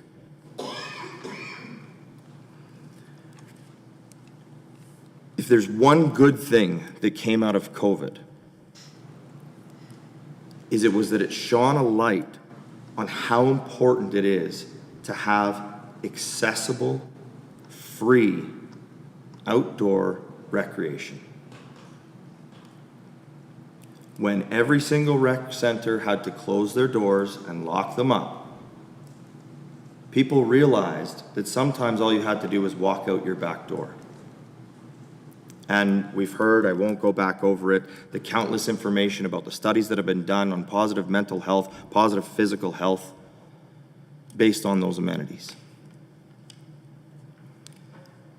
Even something as simple as the hill that exists on the south side right now, adding a set of wooden stairs with seating on the top would enhance and increase that amenity tenfold to what it is today. How many people have heard of the Stairs of Fire in Devon? It's a set of stairs, but it's a huge amenity when it comes to physical health. Very little cost to put something like that in. Something as simple as, I think I heard, a small paved surface with a basketball net. Could be iced in winter. We hear lots of opportunity for things like skating trails instead of a skating rink. There's tons of opportunity here. Appreciate what Councillor Anderson was saying in respect to the human aspect, but what I actually think is our public and council is the human aspect, and that's what we are here tonight discussing. And that's the premise of my amendment to this motion, is the human aspect. Our administration, as much as yes, I would like them to look at things with the community lens, I also expect them to look at things with the business lens. I expect them to be fiscally responsible for our community. I expect them to look at what is going to have the least impact when it comes to the dollars and cents that the residents of this community put forth. I don't think it was a miss that this proposal came forward the way it was. It's a business aspect. But when I start looking at the business aspect of it, I say, how much more likely would we be to develop these vacant lots that have sat there for years if we had an amenity there? How much more likely would we be to develop the final phase of Silverstone, which I'm sure all the residents who live there would love to finally have construction finished there, if we had an amenity? So we talk about the tax dollars from selling this lot off helping to pay for that road. What if that lot doesn't sell? What if it sits for 10, 15, 20 years like some of the lots around there have? That doesn't pay for the road. In closing, Your Worship, again, I respect your comments and to allowing all of council to speak to the motion. However, I do think that is still possible. I think I've heard already from 2 councillors who've expressed desire to potentially see something like what I've proposed here. For very loud and clear from our public through the public participation process that we've had of what their desires are. And as Councillor Hansard said, there are certainly things that could still change my mind. But I do know where my mind is right now. So I appreciate you accepting the motion. I appreciate council for listening to my opening statements on it. And with that, I look forward to hearing the rest of council's opinions on it as well. Thank you, Deputy Mayor. So again, I would ask all the comments to direct it to the amendment to the motion and not the actual main motion, because that is where we're at this point in time. So do you support the amendment to change it from an R8 designation to a P1? Councilor Loynes, go ahead. Thank you, Your Worship. I just wanted to take a moment and comment on my fellow councillor in talking about putting it as a P1. When we read in the bylaws what a P1 is, permitted usage, I just want to make it clear for everybody, it doesn't necessarily say green space. It says campground, cemetery, community garden, general accessory development, park, which our administration has already said we use very loosely, as well as a recreation facility. Discretionary uses, food establishment, artisan shops, a bar, community facilities, outdoor eating establishments, parking facility, religious assembly, restaurants, retail, shipping container accessory development, and tourist information center. I encourage green space, yes, but I just want it to be clear, green space does not necessarily mean green space. It doesn't mean leaving it at 2 snow hills. It doesn't mean turning it into a skating rink. I know where I sit on my vote, but I just want everybody to understand what it is that we are proposing. Thank you. Councilor Pletchko. Yes, thank you, Your Worship, and I appreciate where you come from, Councillor Loynes. It's important that people understand that development within our community leaves a lot of openness. It leaves for a lot of interpretation. And this is not an easy task for us this evening to make it whatever it becomes, or to talk fellow councillors into deciding where that goes. But one thing we do need to know is that there's going to be a decision that leads us down a path and nobody's going to like but a few people. So I think it's important today, while I appreciate where Deputy Mayor Laurie comes from, I struggle with the whole situation that's before us today, and I will go back to a few comments when we get back to the original motion that I think is important, but there is not one single way of putting this that makes it friendly in any way, shape, or form. To keep it strictly a green zone, it pretty much needs to stay where it is today. If I'm incorrect there, if administration could correct me, but I think there's only one way that it stays 2 hills and gets nothing done to it. The other thing that you must remember is, even if this council today chooses not to do something with that area, there could be a council that comes along that could change that decision. And all it needs to do is be brought forward again at some point in time. So that's the unfortunate thing, is the planning is probably the best way today to put it into something so that it's very clear for everybody to know what it is. Because going forward, that can change at any point in time. And that is really the inside of it. So I'm not really sure that I can support a parks district, even though it does start out by the small of the things, but I'm not sure you would appreciate a campground in your back door, or a bar, or yet a shipping container assembly development. That might be even worse than having a high residential district in your area. At least you know you've got people, not a container yard sitting in your place. So I think what we have to be very cautious about today, and I would encourage each one of you as councillors today, when making your decision, that we have to be cautious as to what can be done there by the zoning that you put in place. And while I appreciate what administration has done, and I appreciate everyone that has been here today to support things, sometimes that development that needs to come forward is not something that we all are in favor of. So I would encourage you to sit around and listen to some of the further discussion that you're going to hear this evening. And going forward, I would encourage each councillor that wants to put forward amendment to realize where that amendment lies and what can be in that place of what people are calling a green space today. Thank you. Thanks, Councilor Pletchko. Councilor Meyer. Yes, thank you, Your Worship. There we go. Thank you, Your Worship. I do have a few comments, but I would just, for clarity, if I could have a clarity question. In my fellow Councillor Anderson's comments, he referenced the 2455 DMP 12, specifically point number 3 regarding the area should now be planned for parks and open space. Having listened to my fellow Councillor Pletchko, the question is this merely a case of us, as Councillor Pletchko mentioned, bringing re-looking at an issue that has been discussed, and we are just merely changing what a previous council has done? Or maybe Mayor Choi, you could, maybe I'm sure you were there at that time.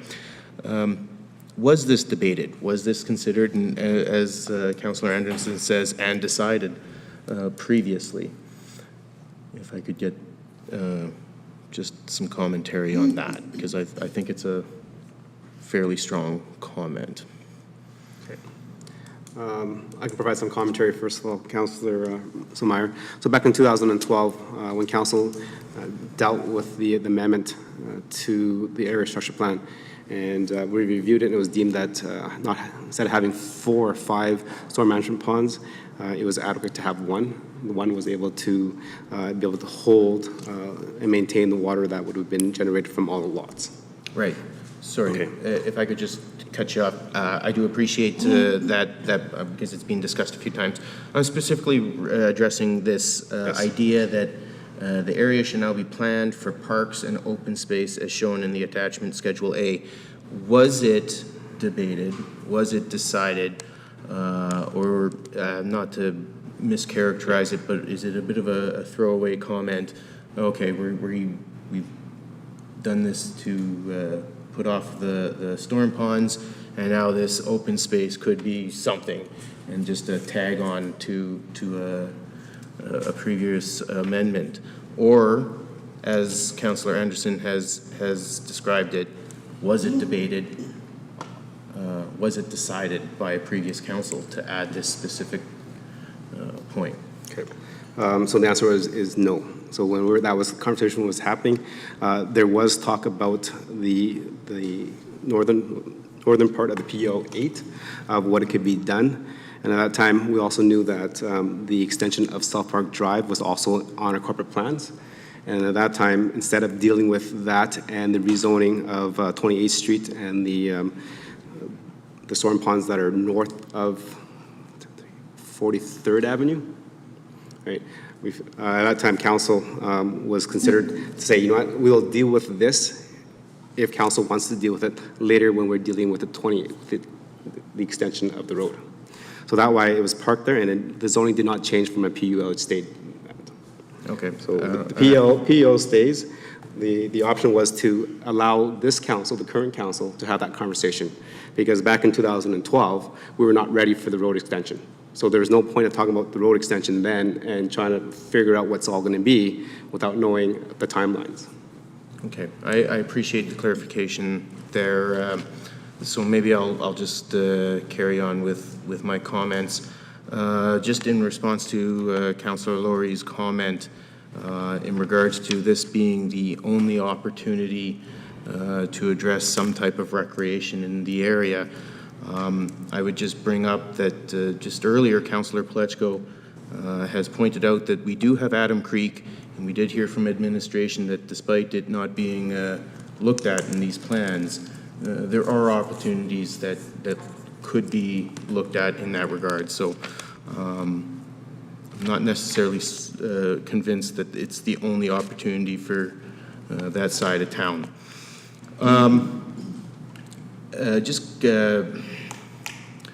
Turn this into a debate, hey? Councillor Anderson, you know, I do appreciate your specifically, you know, and the residents showing up here. You're right, it is about humanity. It makes me think specifically, I was discussing with, at the open house, one of the residents who very specifically said, no, I get it. I get the road, I get the offsetting, I get the business case.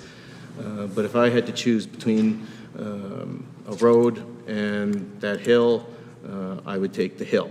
So, you know, and for me, that was a really great statement. You know, it encapsulated kind of what we're discussing tonight. So, but to add to that humanity discussion, you know, I would like to just say, you know, there's an affordable housing crisis all across this country.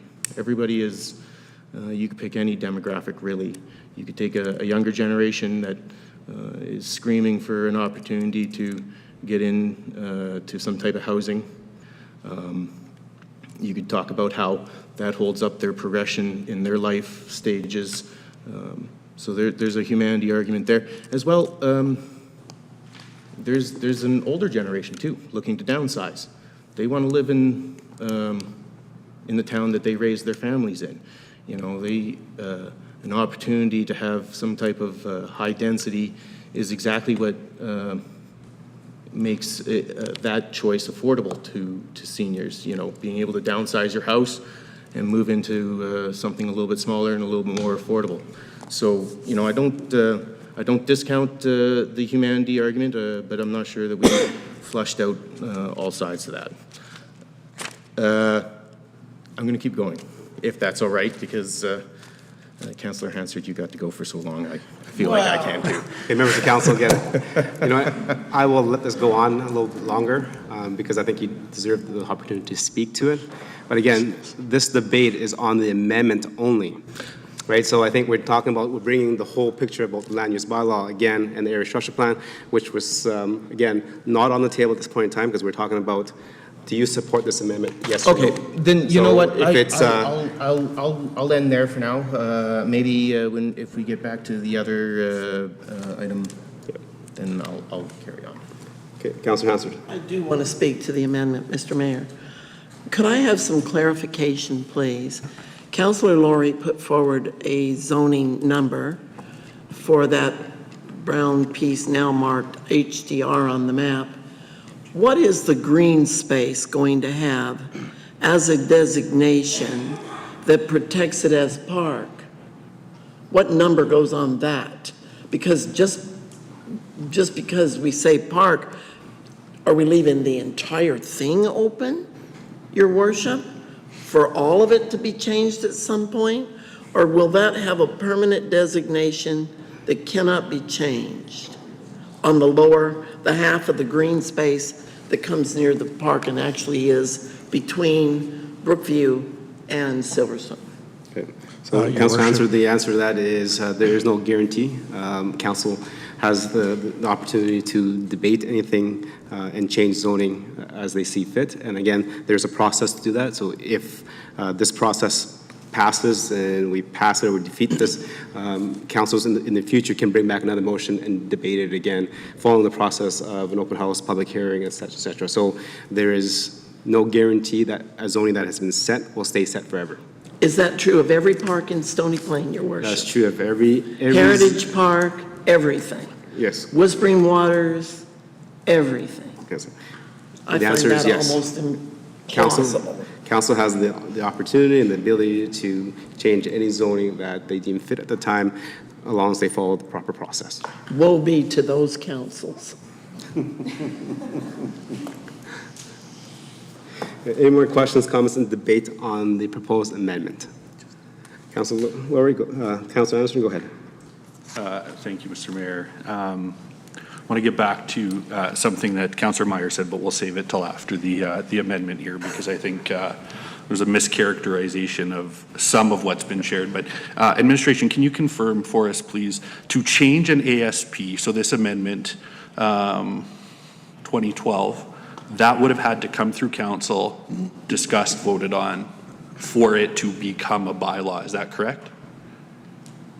Your worship, yes, that would be correct. Fair enough. Thank you very much for that. To speak directly to the motion, I didn't know how to bring the motion forward, but I think the sentiment of what Councillor Laurie has shared is something that has gone through my mind as well.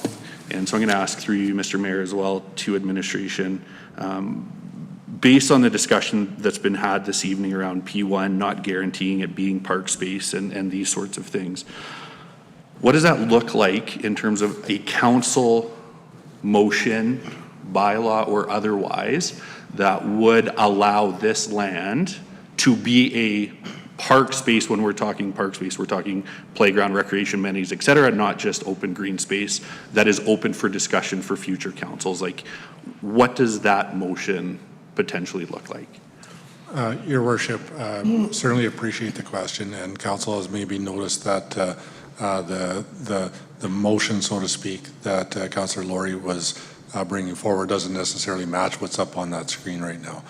Your worship, if you can indulge us, I'd maybe ask our manager of planning to speak to that in general, first of all, why the motion is worded the way it is, and then maybe a couple comments about alignment of ASP and land use. But I do believe what we've captured is the intent of the mover to have the property remain, green space. And I will leave that to the mover to confirm maybe down the road part of the dialogue. But maybe just a quick overview of what's in front of council as the motion, and we can take it from there. So. Through your worship, in essence, there's two levels of planning taking place here. There's the area structure plan and the redistricting or land use bylaw level. Right now, the bylaw that's being discussed is the area structure plan, which again is the neighborhood level, kind of the concept plan for the area. I do have in front of me the, I guess, land use categories, you might say, as opposed to the districts or zones that we are currently discussing. So there's the high density residential, medium density, low density residential, commercial mixed use, town owned land, and roughly put, those are the main ones. There's a road right of way and so forth, but those are the land use categories that are depicted or specified at the area structure plan level, and then the zoning further clarifies that. So right now, the motion before you indicates that the area that is high density residential would be changed to town-owned land, and in brackets, green space. And that there's two additional maps that have this area indicated on it, so those would be in alignment with that. And then there's a table that has some numbers in it, land areas and so forth, that would need to be changed and updated. So that's the change that's proposed here. Now there is an associated or similar amendment that would be at the zoning level that has been prepared in case this does get approved or council decides upon it, that would change the zoning level in alignment with the area structure plan level if council so wishes to change this. And for clarity, this does not change the proposed road into Silverstone as a second access. This is just to change the R8 and the high density residential site as proposed in the zoning and the area structure plan. And again, this is the area structure plan level that we're talking about here. Thank you. Councilor Anderson, anything else? Yeah, thank you for that. So I'm going to come back to this iteration of the ASP just for a quick second, and then we'll kind of take it from there. But for this area service plan, again, to be approved for this bylaw to go through DNP 12, the wording of this, Mr. Mayor, respectfully, would have had to have been approved by council. And so when it says the area should now be planned for parks and open spaces as shown in Schedule A, that would have had to have been intentional added to here, as opposed to saying it's just going to stay as a public utility lot. Having said that, we're looking at the north-south section of this PUL 8 lot. And I pulled up the map of our parks and open spaces plan from 2015, has been referenced by some of our community members this evening. That whole area of 8 PUL is on there identified as a community park. And so then I went in my head, well, is this proposed community park, or is this designated as an existing community park? And the map, again, page 34 of our Park and Open Space Plan, final report, not a draft, says existing parks and trails. And so it does have this 8 PUL in its entirety on there as a community park, which aligns with the ASP statement that that land will then be designated as parks and open spaces. And so I'm struggling to understand the comment that this was not discussed by council, because for it to go through and this to become a bylaw, it would have had to have been put forth in council chambers and approved by the council at the time. Having said that, if we go through that plan, one of the suggestions in there is the development of more community parks in the neighborhood of 4 hectares, which this is. There's conversation around improving current community and neighborhood parks based on the interest of surrounding residents. Well, based on our open house, based on the hundreds of responses in our feedback survey, and the presence here tonight of our community members, I would suggest that there is interest in the surrounding residents to do something with this space that is currently on our books as a community park. Goes on to talk about as population grows, we need to increase our parkland and outdoor recreation spaces. The projection of this land, it's not that it's currently 6,000 residents, the projection is it'll be over 6,200 residents. And so if we're gonna look at the planning that's been done by previous councils in terms of the recommendations that have come forward in increasing parkland and outdoor recreation and services as the population grows, I think Councillor Laurie's motion fits with that. Page 7 of the same plan, consider opportunities for the larger numbers of people living in high-density housing. We've talked about the extent of high-density housing that already exists in the South Business Park. We've talked about the extra land that's already designated as high-density and medium-density. And so again, the consideration here is increasing our park space when we have larger numbers because of the high-density housing. Goes on, plan for a design, a range of seating areas, gathering spaces with parks and open spaces. And I think the one thing that really has stuck with me tonight is the conversation around this space. There's an opposition to the high density specifically, but we've also heard what our residents want. And they want it to remain a recreation area. Trails, open spaces. I know there's been some comments about keeping it kind of that. There's been conversation around more structured, whether that's hockey rink, basketball net, or otherwise. I don't know if the wording of the motion is exactly correct based on the feedback of P1 tonight, but the sentiment of the motion I 100% support. And so administration, if there's a way that we need to amend this to ensure that it captures the intent of that land becoming an intentional park space, please speak to that and we can make the corresponding, motion if necessary. Your Worship, I'll maybe have our manager of planning maybe just respond to that directly. Through your worship to Councillor Anderson, given the level or the scale of the area structure plan, indicating it as town-owned land green space like this is about as specific as we typically get at this level.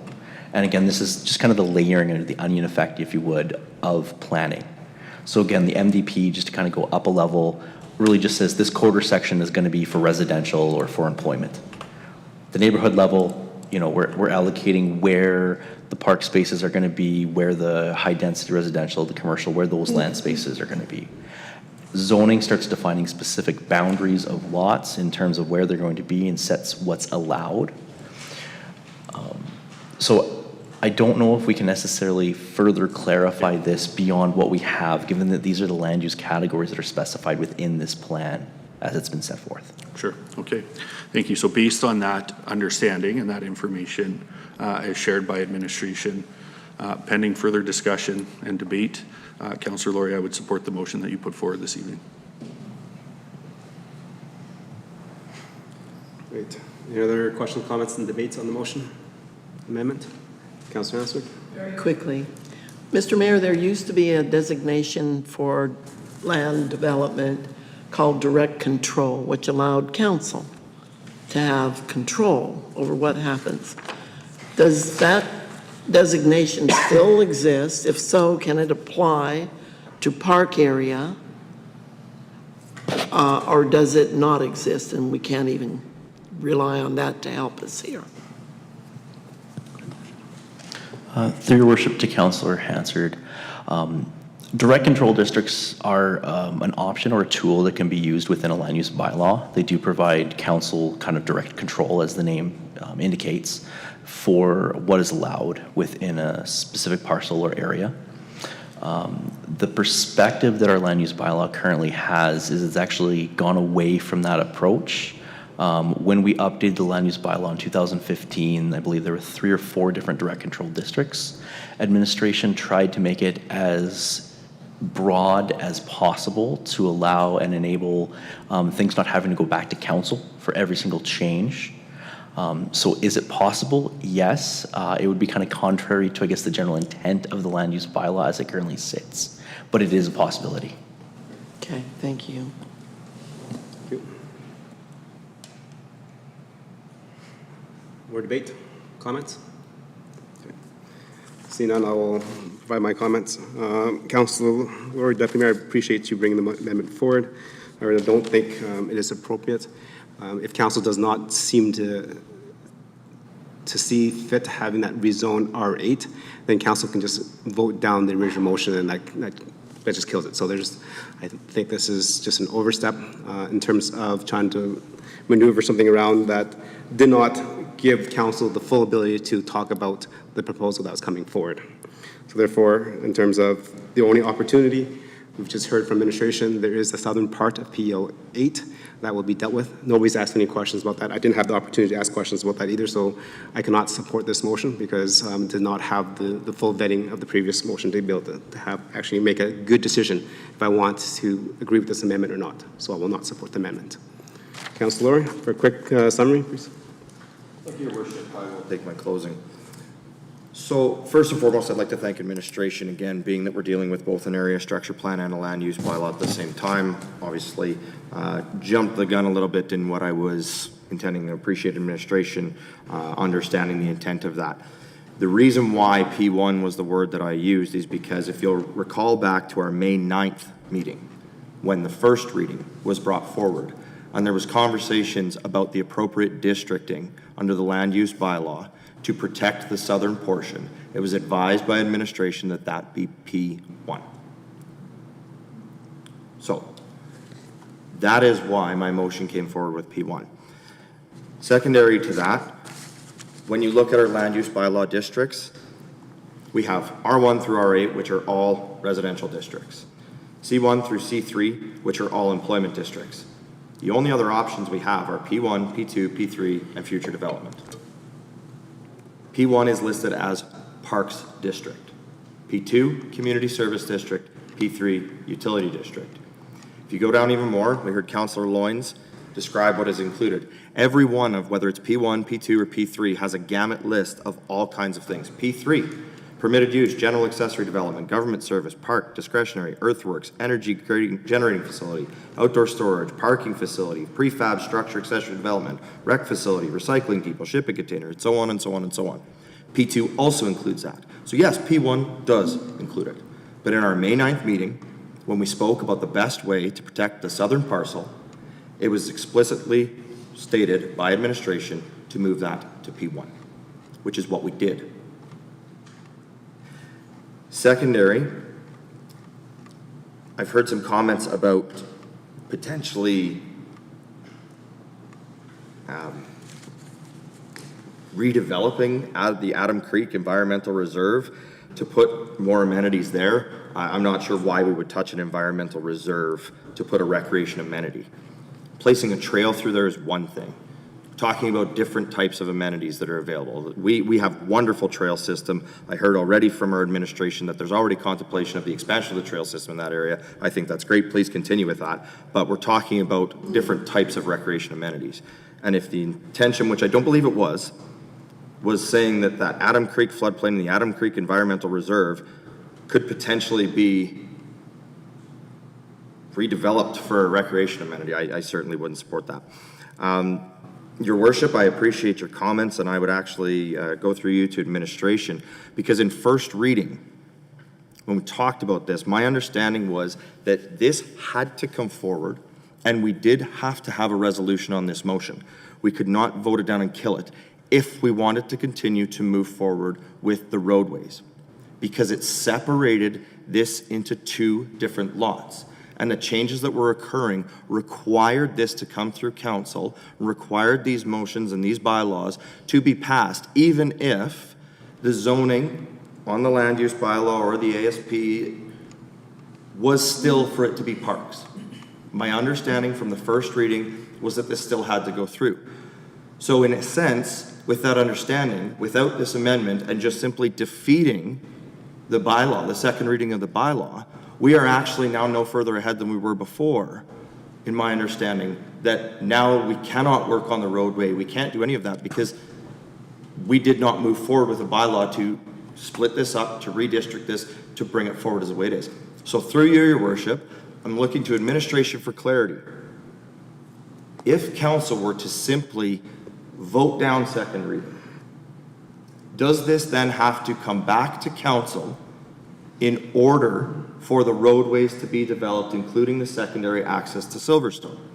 And in addition, in order to look at any type of development of any type of recreational amenities, on the parcels that would be there?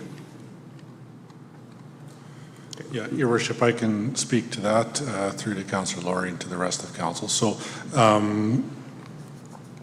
I guess what I would say, as council sees fit to do tonight, so, approves this amendment, votes it through, defeats this amendment, goes back to main motion, and potentially other amendments, or just simply, has a vote directly on the main motion as presented. There's a couple of different things that would happen. So the motion in front does, I believe we've tried to cover off the roadway aspects, I believe. So that would have the roadway planning, carry forward in the typical process that we would utilize there, design and planning and capital works and so on and so forth. Again, I guess we're scenario planning a little bit here, but this motion defeated returns to the main motion, which also includes the road work, and so that would proceed if that motion was to be approved. Should council see fit to defeat the main motion at this point, what I'll call the main motion, basically the R8, I believe what I would probably ask for council either subsequently to that happening would be, a motion for general direction to review the area and come back to council with further options. I guess I would say or shortly after this council meeting, i.e. within a month or two, we would come back directly to council and say, okay, democracy took its course, and here we are. We still have the same,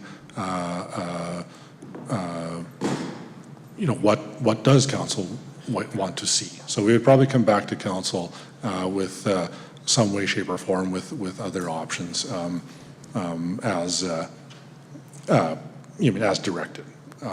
So I hope that was reasonably clear. But again, just I'll try to reiterate that quickly. So motion in front of you passes. Yes, the roadways, zonings would be in place. Goes back to the main motion. If that was to be approved, yep, we're moving forward, so to speak. If it was to be defeated, then we would be coming back to council in a reasonable time frame to say, well, where should we go from here?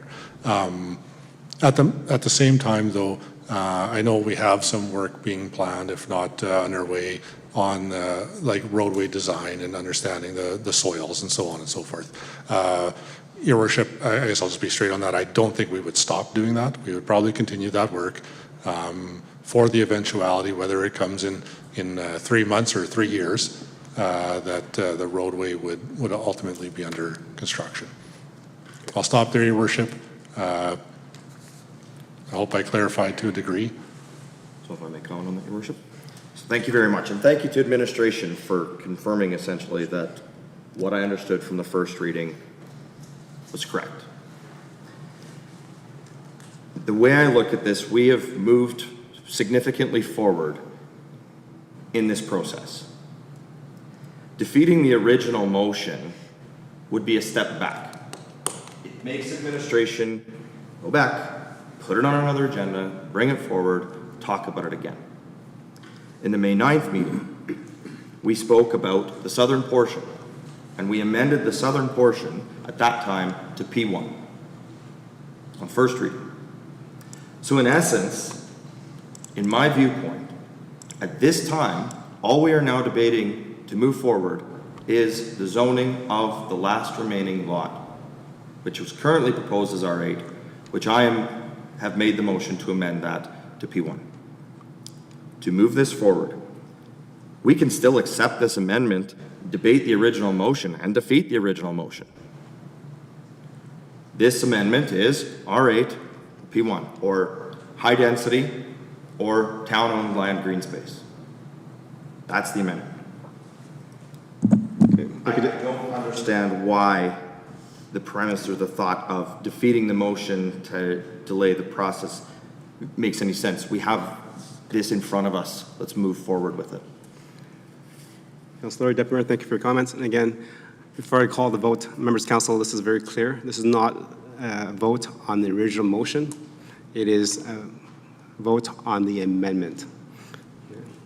So if this passes, then it changes the original motion. If it does not, it reverts back to the original motion so we can debate it further. Okay, I'll call the question. All those in favor? Opposed? Okay, and that is carried.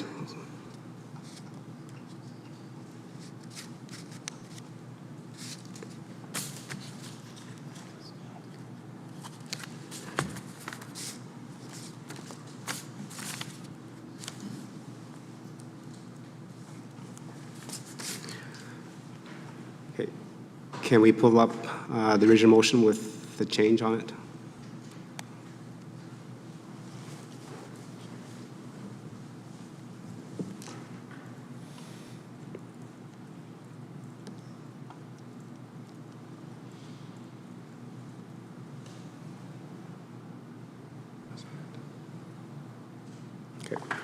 Okay, so now that the new motion would be that the town council give second reading to bylaw 2656 DMP 22 as amended and repeal the old South Park business plan bylaw.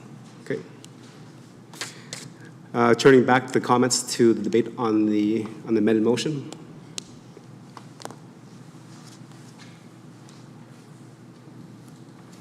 Councilor Platchko. Yes, thank you, Your Worship, through to administration. I don't even know where to start.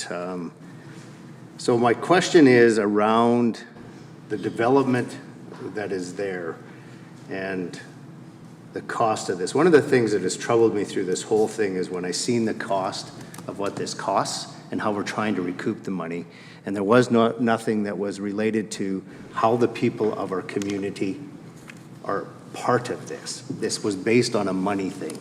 And I'm wondering how the past subdivision that was approved got approved without having a developer responsible for portions of these roads. That's the part that really troubles me the most, is when we're developing our community. The whole idea behind this is not to put the burden completely on the town, but to incorporate that in the way we develop. How did this get approved? At what point in time is that a common aspect of developing in our community, that we don't have the developers participate in the roads that are going to be needed? Do we not look to the future to see where that development is going to go and how that's going to take effect to not only our residents, because let's face it, today, a $2 million development has a huge tax implication to our community. So I'm just wondering how, if somebody from administration can tell me how this got past development, and if that is a common occurrence, and how will we stop that from happening again? Your worship, and maybe I'll just ask our planning staff to, I don't know off the top of my head, I would presume, your worship, through you to Councillor Palechko, that the road in question would be the extension around Westview. Is that the road you're asking the question about specifically? It would be the road that would connect that road to Silverstone. this, yes. The Silverstone connection road. Oh,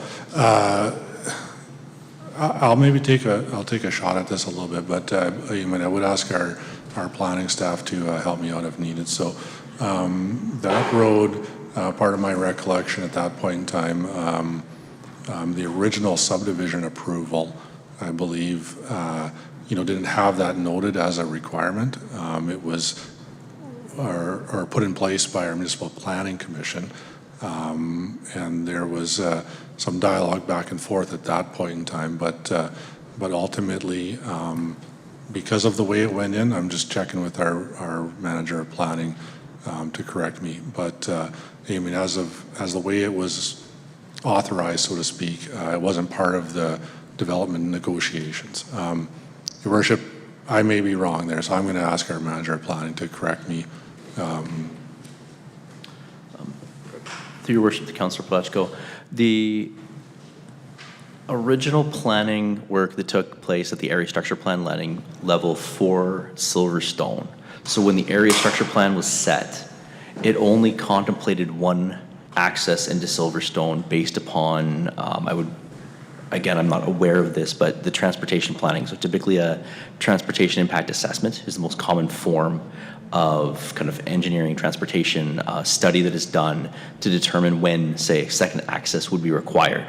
Now, within Silverstone, although there is not a second full-fledged access into there, there is an emergency access that I know was required, just kind of at the head of 28th Street, just where 28th Street tees into 44th Avenue. There's an extra wide, I think it's a 4-meter wide path there that is to serve as an emergency access to it. So the only reason at this point in time that we have a second access proposed for Silverstone from a planning perspective is when the subdivision for Silverstone Stage 4 was defeated at the MPC level. It then went on appeal, and the SDAB felt that it was prudent to put a second road access, the road right-of-way, in there, and it was within their jurisdiction to establish that. Now, to actually create the physical road was beyond their jurisdiction, but that is what's currently being contemplated by administration at this time. So really, it was the original planning for that subdivision area did not see the necessity for second access. I believe it was back 2012, 13, back in there, or even before when the first stage of Silverstone was done. Councilor Palechko? So help me to understand that just a tiny bit more. So it went to MPC and they turned it down. And then it went to the SDAB, which they then overruled that. And I understand because I've sat on both. But is there not clear guidelines in the SDAB that if you're approving something, that there would be a road that accessed that portion of it? Now, I understand that the approval has one road that accesses that today. How much of that road that comes out of that subdivision that we're telling everybody that we need to have, how much of that road is needed from a safety aspect or just from a planning oversight that now we're putting in a road that should have been done as the developers? Through your worship to Councillor Palechko, unless we would have a new updated, say, TIA or Transportation Impact Assessment done, it'd be very difficult to actually determine that amount right now. So this road connection that we're putting in there is just based on an assumption? It's, again, what I can say is that there is evidence that we supported it, but that the actual catalyst for its creation was the result of the SDAB's decision on the Stage 4 subdivision. Okay, I'll add to that conversation, Councilor Petchko. So way back when Stage 4 came to MPC, which is the Municipal Planning Commission, it was voted down because the residents that currently lived in Silverstone at that time did not want more development in the subdivision. Stating safety concerns, one access in and out, cited other areas within the town Stony Plain, just in case if there was an accident at the intersection of Silverstone Drive and 44th, that the residents would be kind of trapped within their home. Need to say that there was an emergency exit where the pathway is. The residents at Silverstone that time did not think that was adequate. So that got defeated at MPC. It went to Subdivision and Appeal Board.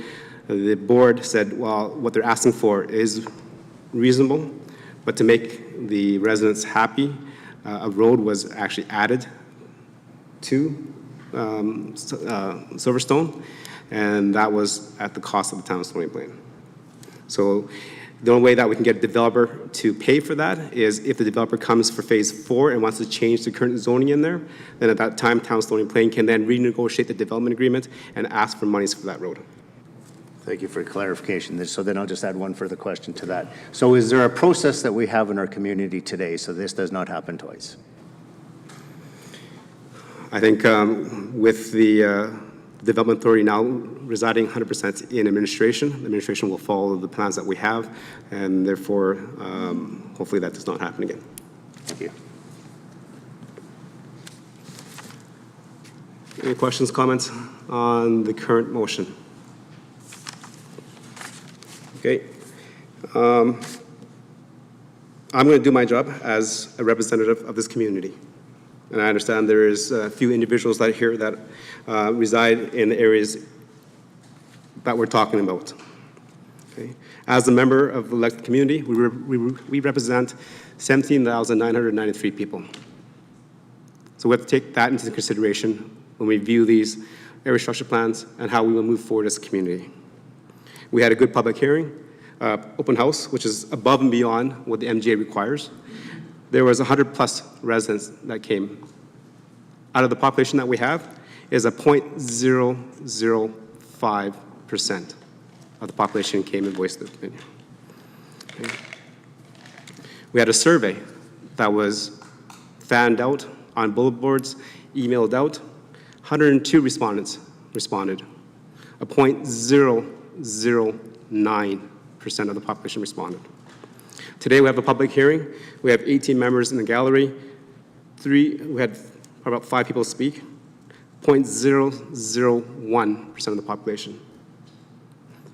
Our job on council is to take the motion out of our decision making and see what's best for the overall community. And sometimes that is against what the subdivision wants. Sometimes it's against what administration wants. Right? So to answer some of these questions that were never answered because nobody asked those questions, I will ask them myself. We had letters from residents and concerned people regarding the capacity of 44th Avenue and the ability to expand it if this development goes through. Administration, 44th Avenue, what is it rated at? And is there capacity for further expansion and widening of that road?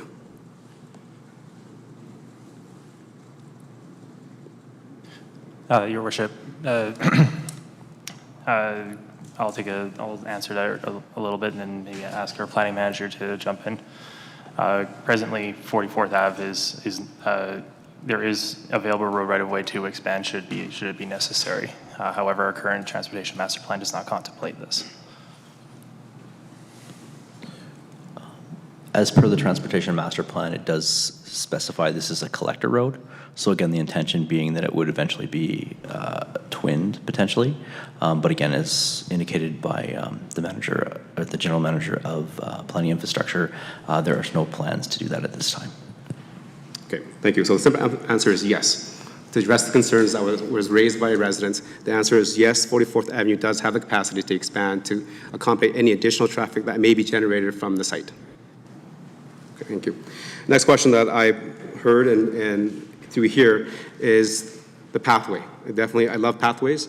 I use them all the time. I have a dog, I walk with them. When my kids were little, we took our bikes through.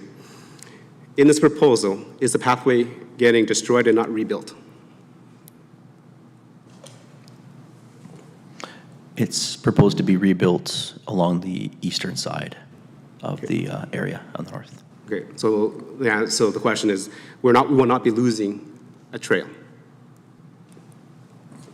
Correct. Okay, thank you. We'll also talk about water courses. That was that was some of the questions that I read through and talking to members of the public. If subdivision changes it, does that affect the water course of the stream that is there? Are we blocking it off and causing more damage? The water course will just be channeled into the road right of way, and we'll have the same discharge into the storm pond. Okay, so in terms of water course, there is no impact. That's correct. Okay. In terms at the open house, I chatted with quite a few people regarding the southern part of lot PO8 about the ice damming on that culvert there. Is there any indications of addressing that in the future? Through your worship, we've contacted our infrastructure assets branch to monitor that location for any further ice issues. Thank you. Now we're looking at in terms of connectivity and having the ability to navigate a linear trail connections. We've just asked the question that the trail is not getting removed and not replaced, it's just getting realigned so that the trail connection is there. But also in the corporate plan, we have dollars that we invested in, and through communications with CN is to have an underground pedestrian tunnel right at that area as well to actually add to the trail connectivity. Can the administration provide where we're at in terms of that?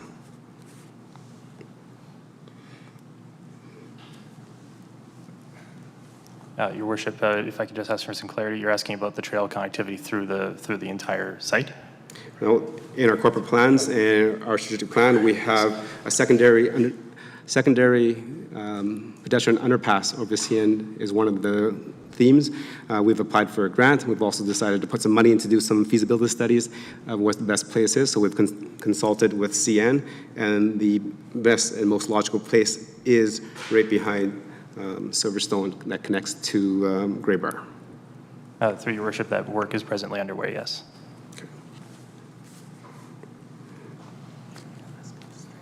Okay. My question is regarding property values. That's one of the comments that are raised at every public hearing that we have within town of Stony Plain. In terms of property values, what is the determinant of property values? Sorry, Your Worship, what was the question? So does the town get to prescribe or dictate property values? Or is it open and free market? Your Worship, I guess you mean some basic comment there. Yes, property values. You mean arise from any number of factors. Essentially in a free market economy that will it will move up and down with interest rates, mortgage availabilities. Dozens of factors. I would say. Okay, but there is an effect, but it won't. Changing or rezoning does not, we can't say it increases or decreases values. Your Worship, there would need to be an extensive study, that would be able to track the actual impact of one particular thing. Again, when you have numerous factors in play, both locally, provincially, globally, so to speak, any one given factor is pretty hard to pull out. Okay. Thank you.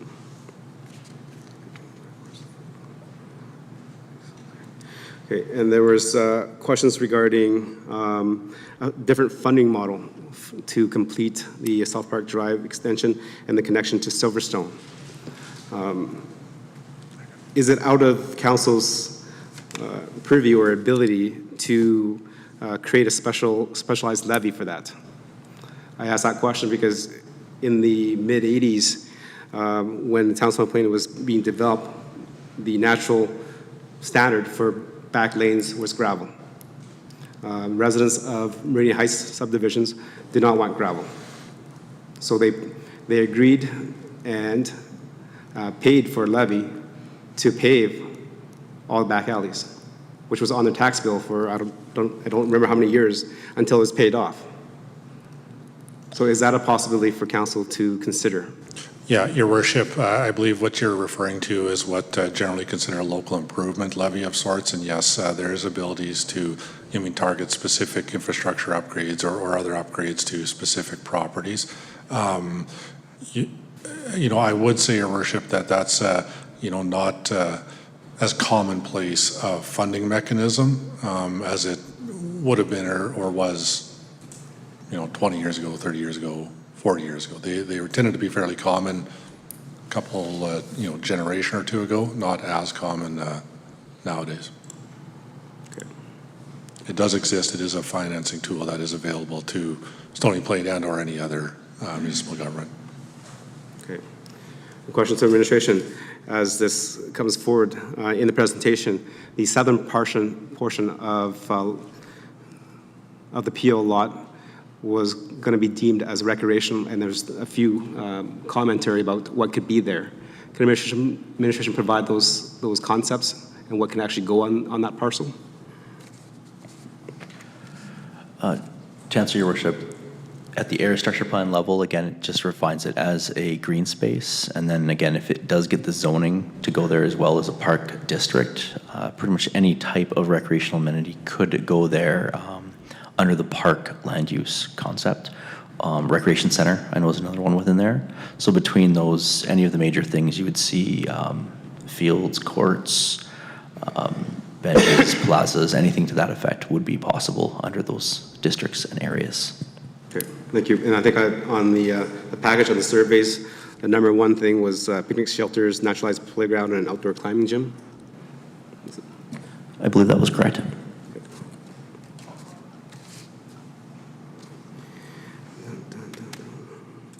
Okay. Oh, and in terms of trail connections, I think during the open house, I was talking to a resident about having a connection through Silverstone to Jutland Ridge in the Environmental Reserve. If council deems that appropriate and would like to see a connection there, how does council go ahead and do that or start the process? Your Worship, I'll maybe just speak to the broader council process, and then if our staff can, if there's any specifics related to those specific sites or whatever. But, at this point in time, I don't know that there's a, specific council direction to do something along those lines. So, generally speaking, that would take a motion of council or, some form of support through a strategic plan, which would then kick it into what I would consider, planning and design processes. So I'll stop there on that side of it. I don't know if the staff want to add anything on the specifics with the way the land is designated or anything like that. But through Your Worship, there are a number of programs to which we would look at trail connections, our active transportation plan, our trails program. And if any of those areas fell within priorities for council to consider, we could look at that at the corporate plan as the Chief Administrative Officer has alluded to. Yeah, thank you. Okay. Yeah, I think that covers all my questions for that. Members of council, any more questions before I move on? Councilor Hanser. I'm trying to understand, Mr. Mayor. You brought up the issue about a tax levy. Who are you thinking that would be applied to and for what item that would be built or whatever? I was just asking the question regarding the road. One of the questions to the road is, do you support funding it through the tax base? And some said no, and some others says yes, right? So it's on the survey. Oh. I thought it was different options, because I think that was one of the questions. Did we think of different options? And I asked, because I know this option, because I was a child in this community when that happened, is that still an option? So are you talking about the road or out of Silverstone or the road around the hospital? Both. Both. And is it generally understood that the people who would pay for that would be those people in that area? Or would that be shared among all taxpayers? Well, generally, when you have a levy like that, would be just the ones within a certain radius of that area. Yeah, so perfect example, I mentioned Meridian Heights. Also, we have it downtown. Quite a few years ago, when the Downtown Business Association was active, they wanted to upgrade the sidewalks and streetscape. The town of Stony Plain did not want to. So again, there was a special business revitalization levy that was imposed to all the businesses on Main Street, half a block from 49th to 53rd, that paid a levy to have that done. Okay, so clarification, please. Are you suggesting that that might be a way to pay for the road accessing Silverstone and around the hospital, since there will be no sale or no development to help pay for it? No, I'm asking the options. As I mentioned, as a member of council, we have to look at all the options for the entire community. It's a very good... And different ways of looking at it. And we need to actually really, as elected officials, remove some of our, we have opinions, but you have to remove that emotional aspect right now. That's why I've asked all these questions, because those questions were raised by our residents, and not one of the members of council addressed them or asked those questions. Okay. Well, I think that's fabulous that you bring that up, because I could certainly ask questions of my children that would be taken as threatening indeed. That's all I'll say. Okay, see no more hands up. Deputy Mayor, you have the chair. Councilor Anderson. I'm going to take a page out of your playbook, so to speak, and I'm going to put on my resident hat for a second. And the suggestion even that a special levy would be appropriate to pay for a road that was planned by the town. The residents didn't ask for the road around Westview, yet the suggestion was that we may consider levying those residents to build that road. The example you gave was something the residents wanted, but the town didn't, and that's why a levy was in place. This is something that's a part of the town planning that's been in place for a very long time. And so I have a hard time hearing that suggestion of levy a specific area for that reason. The second thing I want to speak to, and I feel like out of respect for the people who came forward at the open house, I think you said 100 responses. My review of our package says 256 survey responses, not 100. And then the people here tonight, the comments that I've heard from administration that night, the comments that I've heard from council in the time since has been, this is one of the bylaws that we have had the greatest response from our community around in a long time. And I hear us pulling numbers like 0.005% of people actually care about this. And I think that's insulting to those people that are here. And with all due respect, I take offense to those comments. When we propose something, there's going to be people on different sides. Those that are for it, strongly for it, are going to speak to it. Those that are strongly against will speak to it. And then there's the group in the middle that's indifferent, potentially. And those are the ones you don't hear from. The ones that we did hear from, strongly in favor, strongly opposed, the numbers would suggest, as been presented to us, 70% somewhat strongly opposed in terms of those survey results. 9 out of 10 letters, all 9 from residents strongly opposed. The one that was in favor is from Alberta Health Services, signed from Edmonton Region, not even individuals in our community. Out of the presenters tonight, my estimation, about half of them don't even live in the immediate region, yet felt strongly enough to come speak here this evening. And so whether that amounts to 0.005% or otherwise, thank you for being here, and know that your opinions are heard and your voice matters. And I'm going to leave it there. Thank you. Thank you, Councilor Anderson. Deputy Mayor, you have the chair. Thank you, Your Worship. Okay. Thank you very much, Deputy Mayor. Taking the chair, I would like to make an amendment to the motion that is on the floor. Actually, Councilor Anderson, I did listen to the residents. I heard the residents did not want a R8 site there. They did not want the high-density site there. But I heard some that were okay with some development there, right, to increase the service levels that we do have. right? Personally, I do not think an R8 is a good zoning for that area and for that site itself. I believe a commercial zoning is better, and it's better for our overall community as a town, right? I say this because I have experienced the healthcare system. I know that through our last population census, our community is getting older. We need more services in our community, right? Personally, I injured my shoulder. It took me about 3 months to get in to see a doctor. It took me another 2 months to get my, my scan done, and then to get my other one done before I started physio, right? I had to go to Dynacare and Insight. If I wanted to be faster, I had to go to the city of Edmonton, and they were booking months in advance. I think a commercial site on this area, knowing that there is ability in the road to handle the extra traffic,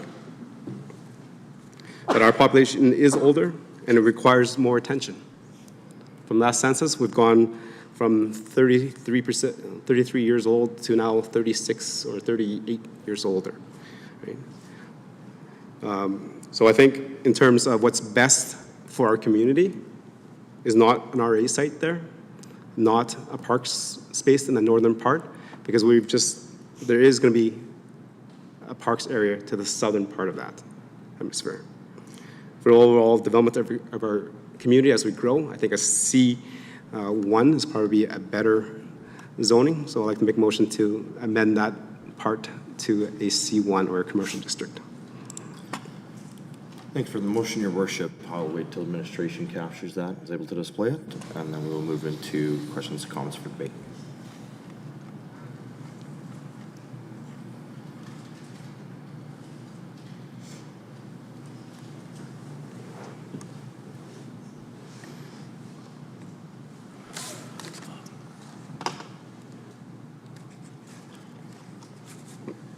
I'll just speak that the motion that was made prior can be redone.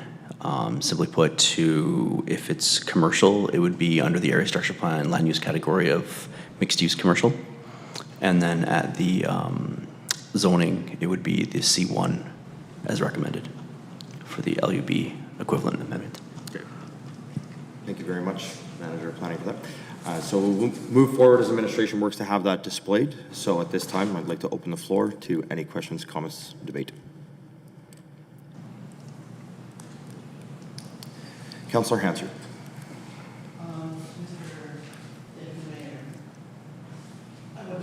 Just a second. Can we get a microphone? Thank you. Oh, you're waiting? I'll wait. Go ahead. I just would like clarification, please. Does the zoning that Mayor Choice puts forward have any kind of limitation on the number of stories that would be in such a commercial building? Is it 2 stories? Is it 1 story of commercial with 1 residential, or could it be like the library building, 5 stories of building with X number of floors above? I'm just curious, do we have a limit? How do we put a limit on it? Because I'm not sure that a really tall building might fit there.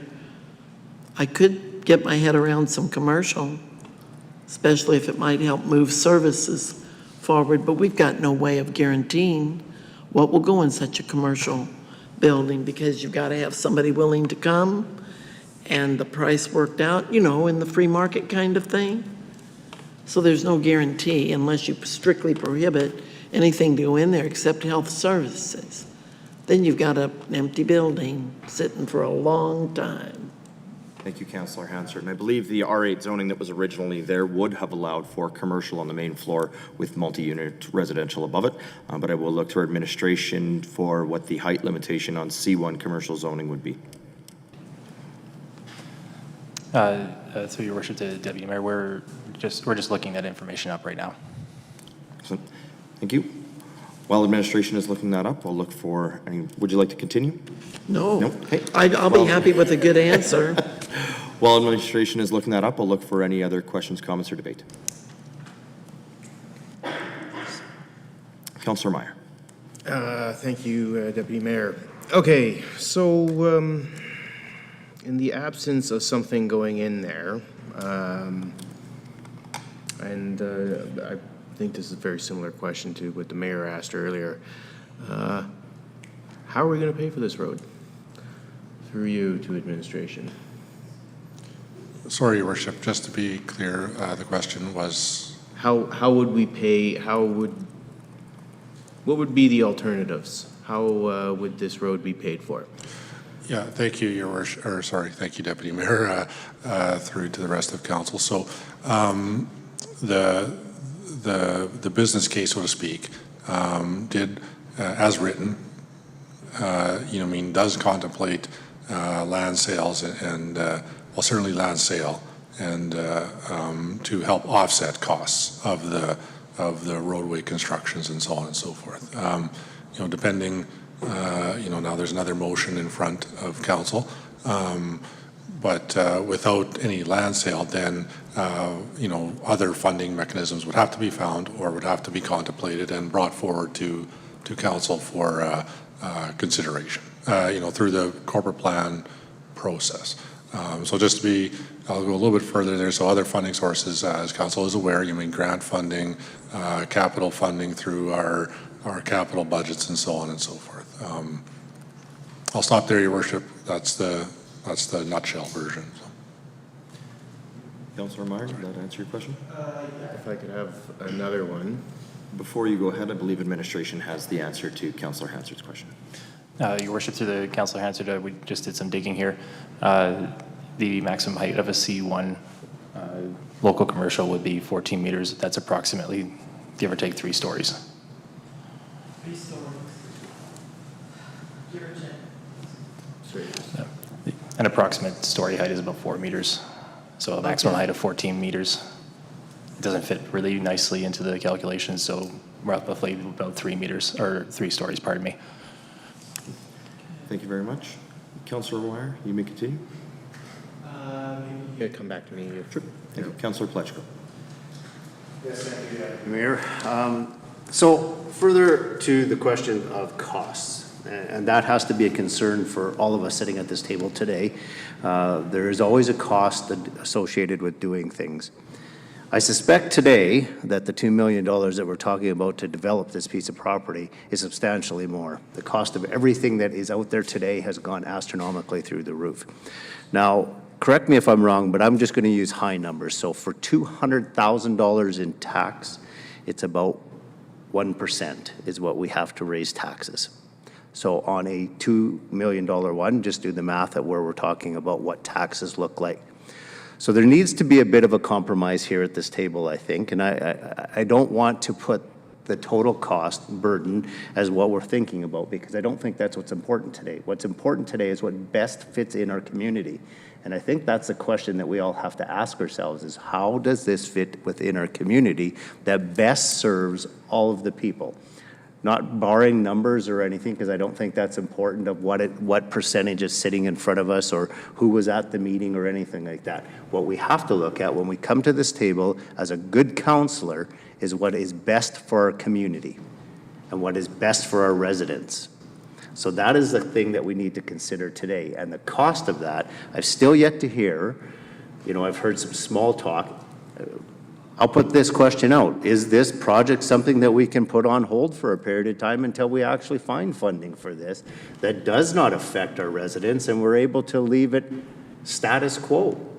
I think that's really what we're talking about is a number of things.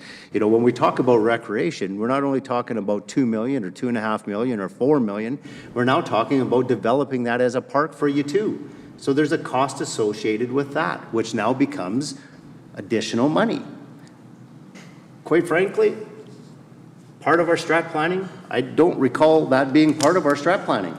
Recreation is somewhat part of our strat planning, but I don't recall talking about that specific piece of land as an additional cost in our planning. So what we have to be careful about today is, we're sitting here talking about putting a park in, and we're talking about doing things. It all costs money. And contrary to what I heard a bit ago, putting a set of stairs in is not costly. I will tell you, it is very costly. I just built a deck at my house that would have cost me $1,500 a year ago, cost me over $10,000. And it is nothing fancy. It is just a basic deck that I bought local material at. So I think we have to be cautious here today, and I want to caution each and every one of us when we're making these decisions, is it's what's best for the community. And I understand we all have emotions that are tied around what we think is best for the regions that we currently live in. And we have to separate where we currently live to what is best for our community and the people that we represent. And we represent close to 18,000 people within our community. So we have to remember that the next time that somebody wants to keep a piece of land that is really park space that's not been designated, similar to what we're talking about tonight, we have to remember that that is going to need to be a park space again. And I think what's important today is there's an opportunity for us to hear a good way that's a compromise. We don't all like compromises, but I think there's a good opportunity tonight for compromise as to what that area can look like without costing every one of our taxpayers in this town, and some of them are sitting in front of us that are all going to bear the cost of this when we come to have this discussion further about what the tax increases in our town, and then the next time what we see them here is they're going to be upset because we have a 10 or a 12% tax increase. So let's keep in mind, guys, that what's important tonight, even though we don't like what it is, there is a happy compromise to what we can do without costing everybody a lot of money. Thank you, Councillor Polechko, and I do appreciate the comments, and just to provide some context as well, the cost of this at this point in time is not included in our corporate plan until the year 2028. So nothing at this point in time from a costing perspective is approved. At this point in time, there is not even firm costing, there is just estimated costing, which, as you said, given current circumstances of today, definitely if we were moving forward with this today, I would anticipate it would be much higher. I don't believe there's been any recommendation for any amenities to move forward immediately. As you asked, I believe, can this be put on hold? I think certainly it could be put on hold.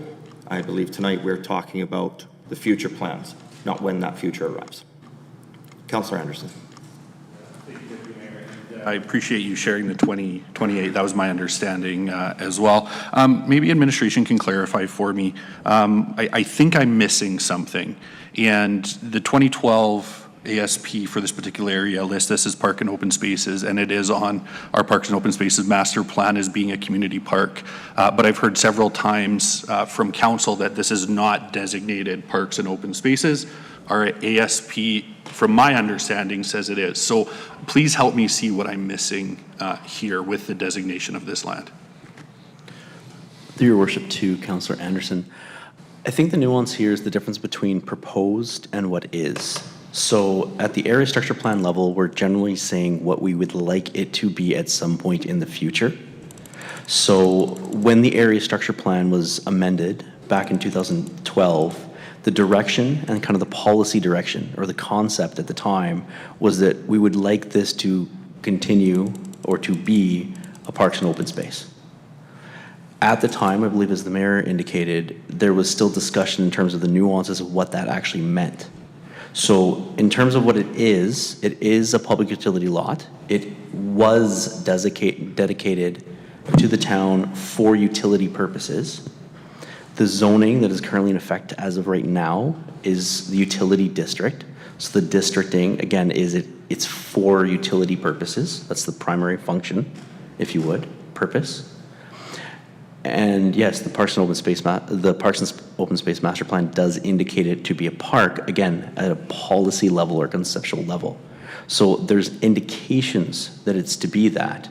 But also, as indicated earlier today, it is up to council to choose what they do with it. And that's kind of the leveling or the layering effect of the planning, is that there's been some indication that we think it should be parks and open space. But it hasn't been specifically confirmed at that until, say, example, the zoning specifies that. And that there might be some building and some construction that would take place under the land use bylaw. Does that make sense? It Further does, clarification I can- but I think the point that I'm trying to make is our documentation that has gone through chambers listed as parks and open spaces. The Parks and Open Space Plan was accepted as information by a previous council. It is in the ASP as listed as being planned for parks and open spaces. And so even though the zoning may not reflect that because it hasn't gone to that level of planning, all of the documentation that we have says parks and open spaces. And so I think that's an important distinction because I do keep hearing that it is not that. But it is in our documentation and the information that we've been provided. Yes, there may have been a discussion at some point about other uses, but what has come through chambers says parks and open spaces. And anything outside of that is speculative. And speculative to the degree that we don't have evidence before us that says it was to be commercial or otherwise. And so those that were there may have that information of a discussion, but what's come through these chambers is parks and open spaces. Thank you, Deputy Mayor. Just for clarification, Your Worship, can you tell me exactly for mixed and use commercial use, is this due to, like you said, you struggled to see a physiotherapist and things like that? Would that not also fall under Alberta Health Services for struggling to see a doctor? No guarantees if we open it up for somebody to come here, will they actually come here?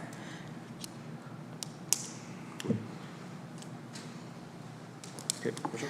With Councillor Loyens, there's no guarantee, but we need to put the zoning, I believe that we need to put the zoning in place that allows that ability to happen. Right? We talk about new medical services and facilities that augment and enhance the Westview Health Center. We all know that the Westview Health Center is at overcapacity. A lot of the services that were there are no longer there. As residents of the town of Stony Plain, we're driving further outside of our community to access those health services. We have an opportunity to have something that's very adjacent to the Westview Health Center to be able to provide those services to our residents. Thank you. Go ahead, follow up. Yes, I understand it would be very close to Westview, but currently we have a C1 sitting empty at Forest Green. So if the people wanted to come, the opportunity is there. So are we we're giving space for them, it's there, it's already zoned for them. They're just choosing not to come here. So again, as beneficial as it would be to have somebody right next door, they already have that option. Thank you, Councillor Lawrence. Councillor Meyer, you had said to come back to you before I go to Councillor Hansard. I'm just wondering if you... Okay, Councillor Hansard. Just clarification, please. Is there any urgency for us to act on this in any way to be sure that we've got a road for second access to Silverstone? In other words, if we don't pass this fully tonight, is there likely to be a house built on part or all of that road, or is it already designated in some document that that must be a road for the second access when and if it gets built? That's one question. The second question, what exactly would we be putting on hold if we heed the words of Councillor Palechko? Are we holding up the road construction, wrapping the health center? Are we holding up putting a second access road in? Are we just holding up everything and having status quo mean it's just going to be treated as it is, but tonight's decision, if the decision is not to pass this with HDR on that piece of land, high density residential, that we've done away with that, but we haven't really moved anything in any way? Could you please explain? Thank you, Councillor Hansard. I will answer the second portion, then I'll turn to administration for the first portion. As was mentioned earlier in respect to the delay, at this point in time, we are just dealing with the area structure plan and the land use bylaw. At corporate plan, strategic planning, etc., is where we would then start contemplating, debating, and making decisions on any future development, whatever that may be, if it is to be funded by the town, whether that's the road, whether that's amenities on the space, etc. In respect to your question on the lot that would be in Silverstone, that would provide the access for that connector road? Is that the lot you were asking about? If we're in it's possible that a home could be built on that lot? Was that your question? I believe so. Perfect. So I will turn that to administration then. Through Chair to Councillor Hansard. Right now, the South Park Drive area has already been dedicated as road right-of-way, so we have that. It's dedicated for that purpose.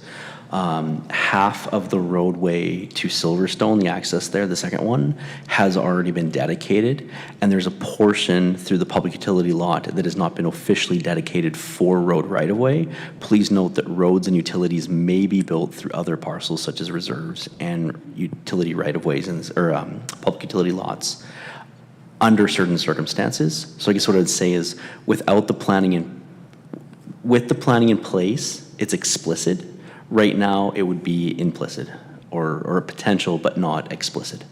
Okay, thank you. Does that answer your question? So, Mr. Deputy Mayor, there's absolutely nothing that requires us to act further than passing this with the current P1 designation and leaving to another point in time, or we've already passed it with P1.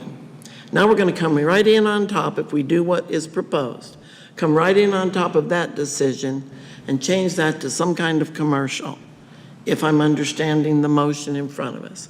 There's no urgency that makes us do that, except that we get to make a decision. And we have had this extensive engagement with the public. And 6 years from now, in 2028, when this might come up again, as Councillor Palechko lays out in front of us, maybe none of us are at this table. Maybe all of us or most of us are at this table. You get my point? And so now we go back to the drawing boards and rehash this, and a future council can say, with all respect, they gave consideration to this, but they failed to do something here. So from my point of view, I don't usually get pushed into doing something because somebody feels like you have to do something. We've done what needed to happen, I believe. Some are happy about it, some aren't. Some in the room here are happy and some aren't. And out there, especially those that have tuned in, I hope, to watch this, they'll be happy and they won't be. But the issue is this council did act. We heard people, we acted. And some of us are leaving here going, what the heck happened in there? However, we've taken away this sense that we have to do something with this now, and we've got to spend money, because I really do take to heart what Councillor Palechko has put in front of us. Everything has a cost generally. The more you put it off, the higher that cost goes. But we've got no control over what would come, what would build, what would occupy a building somebody else builds, and heaven knows. We probably don't need another liquor store. We probably don't need another convenience store. We don't need maybe another daycare center. There's one just right north of here. So the issue is, are we just doing something so we look like we're doing something? Or can we now let this rest? Because I generally don't see a value in piling in on a very well thought out, discussed, and agonized over vote to come in here now and make another vote to change something else. I think we need a little time. And the more people talk, the more I think maybe that northernmost piece of land ought to be divided again. A strip, a very narrow strip of something commercial and something else behind that allows more park space so it doesn't run into people's yards. I'm just thinking. But I don't know that we have to act on this, because I'm really loath to try to explain to people why we now have jumped this ahead of all the strategic planning that has gone over the previous council's term, this council's term, and maybe even reaching back to another council. There's a reason we have those sessions. There's a reason it's thought out. There's a reason that administration pores over and tries to make things perfect, for us to have a planned process and knee-jerk reaction is probably not a good planning process. Thank you. Thank you, Councillor Hansard. Other questions or comments or debate?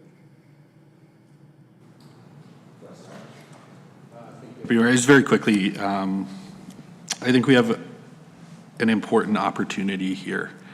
And I think we've heard resoundingly from our community what they want this space to be. I know that as council, we value the opinions. Yes, that has to be weighed against, the best use of our community. But, the decision that we're making isn't in contradiction to any of our other planning documents. In fact, it's supported in a different way, right? The business sense is supported, but also is the opportunity for recreation amenities.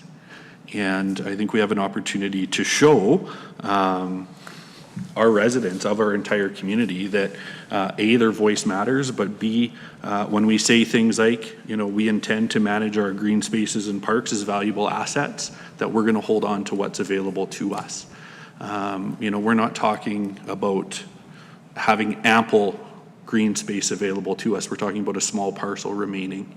And I think we need to, pardon the phrase, but put our money where our mouth is. When we say we value green space and we say we value the feedback of our community and developing what that space looks like, I think we need to do that. And I think we have an opportunity here tonight to do that. And so I'll end with that. Thank you, Councillor Anderson. Any other closing comments, questions, or debate before I make my comments and then? What we're voting on this time. Yes. So the vote in front of us right now is currently just an amendment and is an amendment. So the previous amendment where we changed from R8 to P1 or from high density to green space is now being proposed to be changed to mixed use commercial. That is the current amendment that we are debating. That is the current amendment that we will be voting on in the coming minutes. So without seeing any other hands, I will make my comments and then Mayor Choi, I will return it to you for your closing. So without reiterating too much of what has already been said, again, I do believe that without this area being zoned as mixed-use commercial, there is still plenty of opportunity in this area, particularly adjacent to Westview, to accomplish exactly what is being proposed or what is being thought of in being able to provide those services close to Westview Health Center. I actually appreciate Councillor Loyne's comments because the Forest Green Plaza, which is currently zoned similar to what is being proposed that is sitting empty, is right next to many senior lodges where the residents of those lodges could highly use a lot of the services that we are talking about at the same brush. And yet, again, that is sitting empty. We don't have people knocking on those doors. There is the question of what is AHS's responsibility versus what is the municipality's responsibility. There's the question of how do we control what would go in the commercial district if we did make this a mixed-use commercial district. We know the lot directly to the north is zoned as R8. As we discussed earlier, R8 allows for commercial on the main floor. That could still have services on it. We have availability still at the corner of 43rd and 28th Street. We have Park West Crossing at the corner of 16A and Veterans Boulevard. So there are other places within a very short distance of Westview Health Center that the same thing can be accomplished that is already zoned in the appropriate way. There's many comments made. There was a lot of comments around the costs. By 2028, we could be advocating for the road and we could receive grant funding. That means we wouldn't have to touch our tax base. We can't predict that. We can put the ideas into our plans, we can start to cost them out, and then we can start to seek the source of funding. And in our corporate plan discussions, we can then debate whether that project should move ahead by tax-based funding if we do not have alternative measures or not. We can also defer it. If the plan is in place, there is nothing saying the plan must be completed by 2028, 2026, 2030. It will move. I can almost guarantee every single resident that is tuning in or here that the likelihood of this being completed in 2028, I wouldn't put money on it because it will move. Circumstances will happen. It may move quicker, it may move slower. It would be remiss of any of us to predict on when that would actually happen. It's creating a good framework. And I think there's been some great discussion. I think there's been some great engagement. I think there's been some great framework developed. I will address, though, the comments about best serves all and removing emotion. I will fully admit, I live in Brookview. This is near me. I've lived in Brookview for 12 years. I've raised 3 children in Brookview. I'm very knowledgeable about this area. But to me, I am looking at this without that emotion.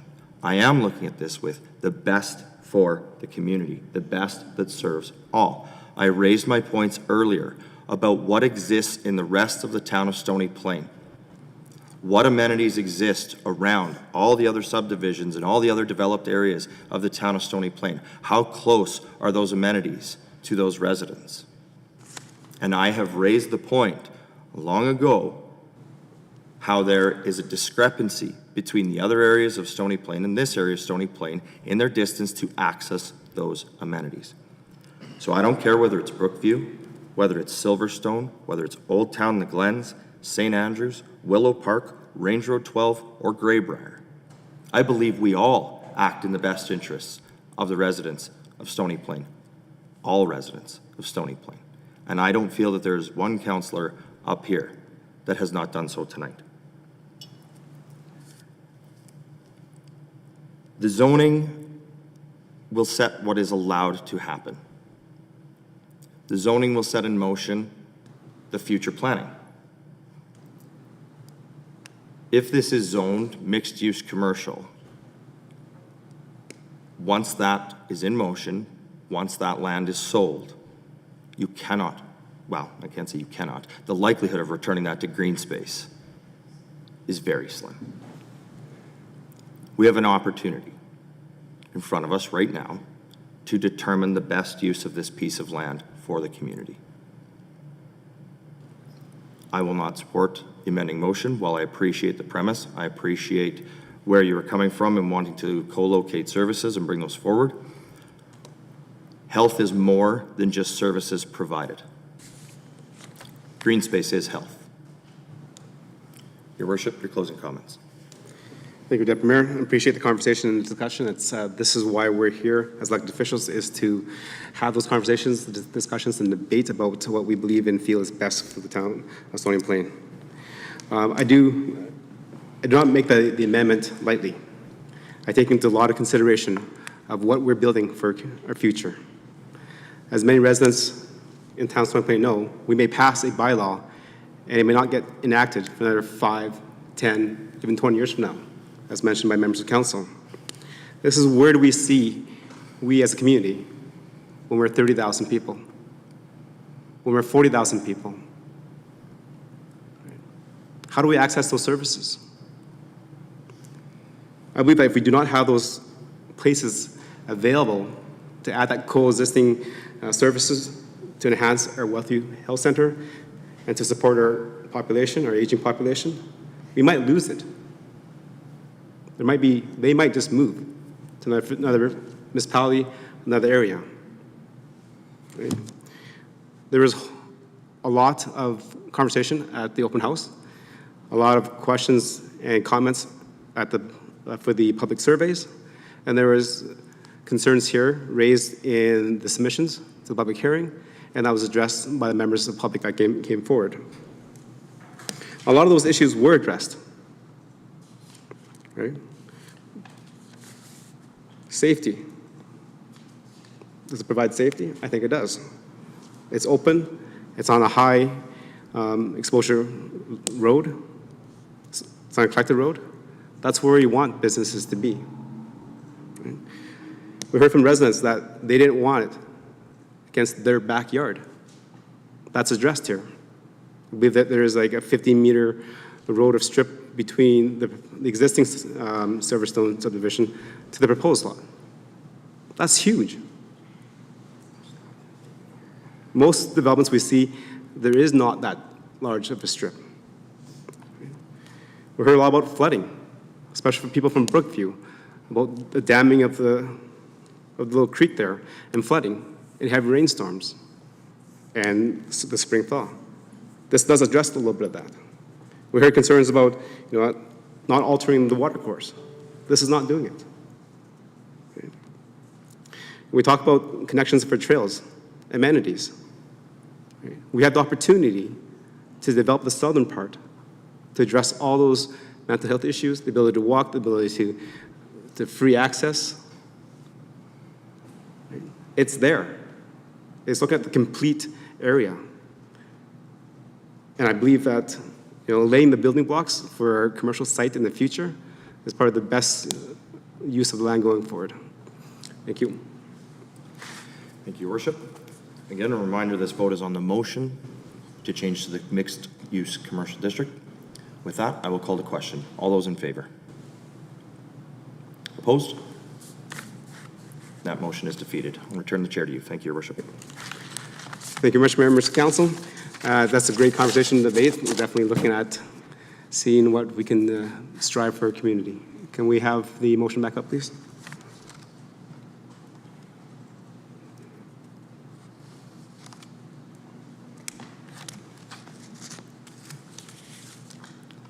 Okay, so back the motion is that town council will give second reading to bylaw 26560 and P22 as amended and repeal South Business Park Area Structure Plan bylaw 1173 DMP 94 and adopt a new area structure plan.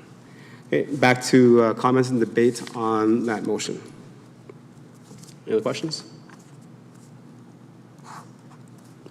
Okay. With that, before I call the question, I will support the motion on the floor. I think this is part of the process of making sure that every councillor has the ability to speak and add comments to what they think is best for our community. I think going forward, having this as a zone and designated as a park P1 for the northern subdivision and southern part of the Lot 8 PUL is beneficial to our community. This also allows us to open the connectivity to Silverstone that will be connected to the extension of South Park Drive. So going forward in their community, I think this will be beneficial to the residents that live in the area and to the residents that move into our community later. So I will be supporting the motion. Call the question, all in favor? Okay. That is carried. And moving for third reading, Councillor Loynes, please. Do you remember what it is? I know, it's been a long time, but this is the process. The members that are watching and to the new members of council, this is the process. And the process is to have that conversation with members of the community and then to debate it amongst council and to come forward with the best resolution possible amongst the seven of us. The residents of Stony Plain elected the seven of us to share our views, share our opinions, and then debate it and then vote for it.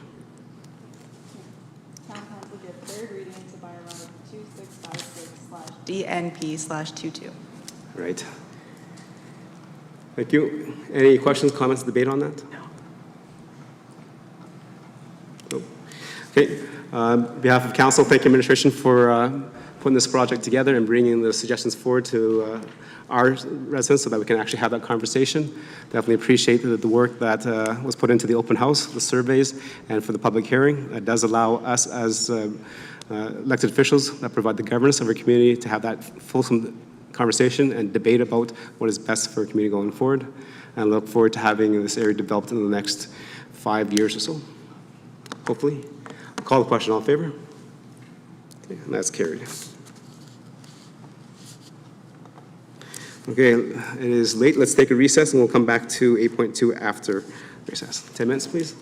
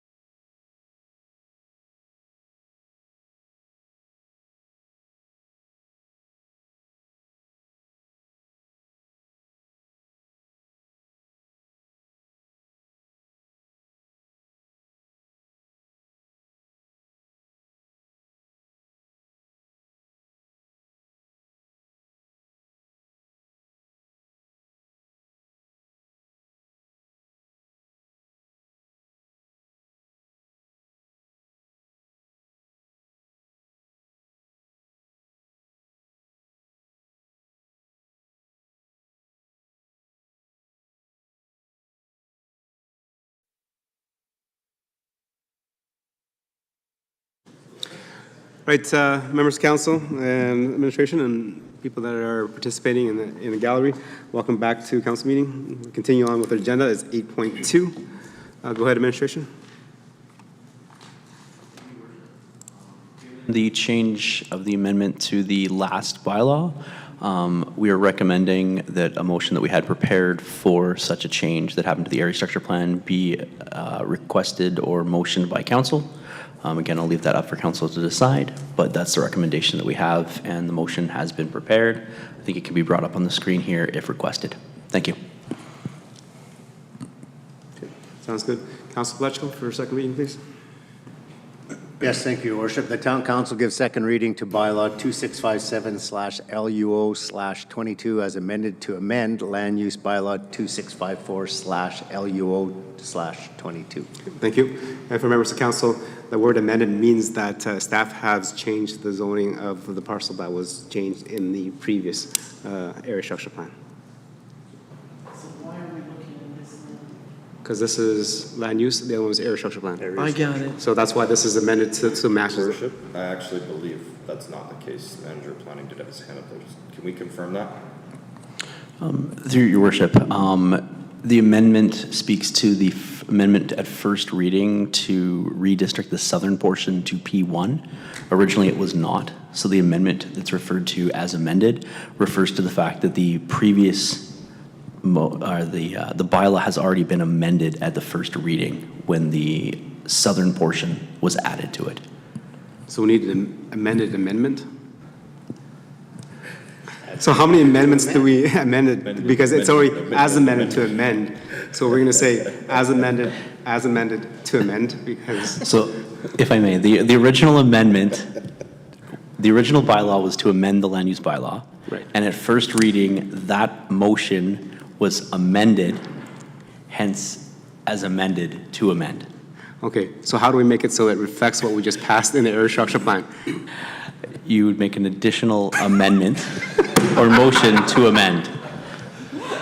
So then I need to say that I need as amended to amend. That's what I said earlier, like it's. I think we can work with that. What's that?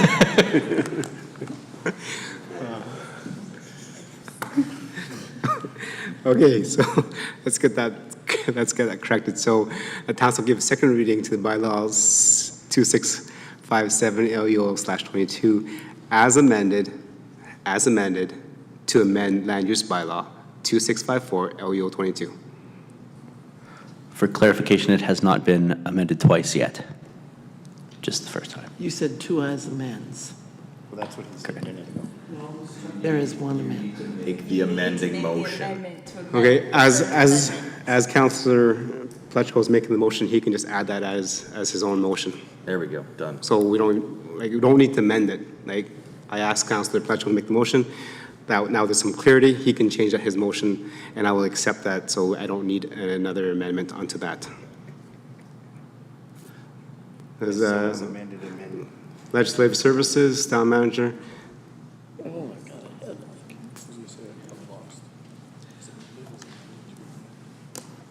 God. Your Worship, so our manager of planning is correct. So currently, this motion, as it shows, only speaks to the amendment that was made at the first reading. So another amendment is required in order to make the change that was suggested in the area structure plan. Okay, I get that. But as the mover of the motion, can Councillor Pletchko just amend it himself? Your Worship, I Yes.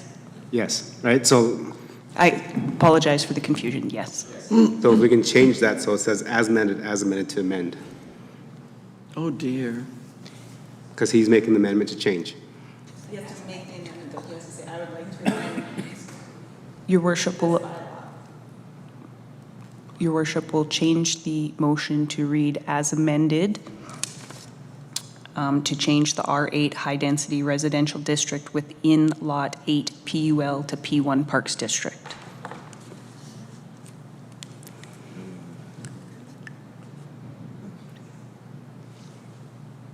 That's just the amendment. That's just the amendment.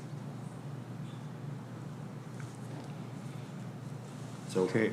Your worship, could you just add that verbiage after the as amended? So give As second amended. reading, as amended, As amended. to change R8, P1, Yeah.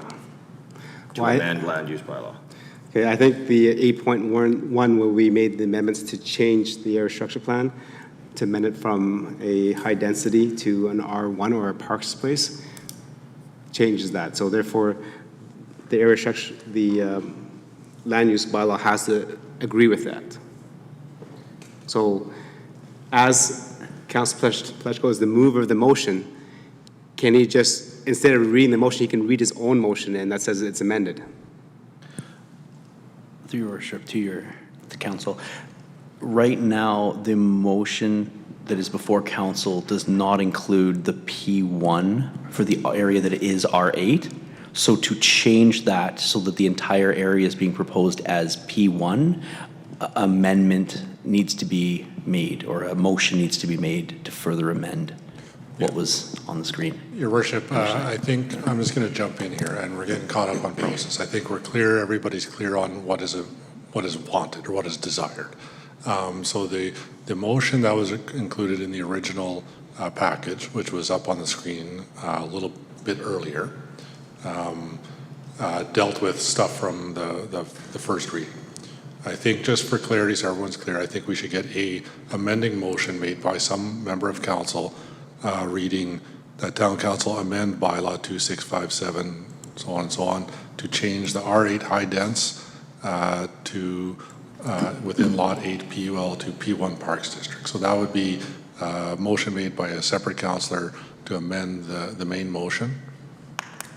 I would expect council to vote on that based on earlier. I'm just going to cut to the chase. That gets passed, then the main motion is amended. It's clear, it covers off the first the first reading changes.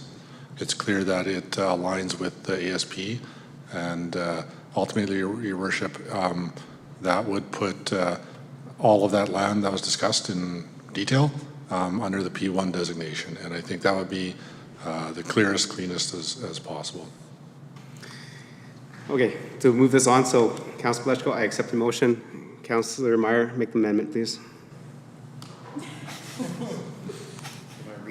Yeah, just read it. Okay. Because this is more confusing.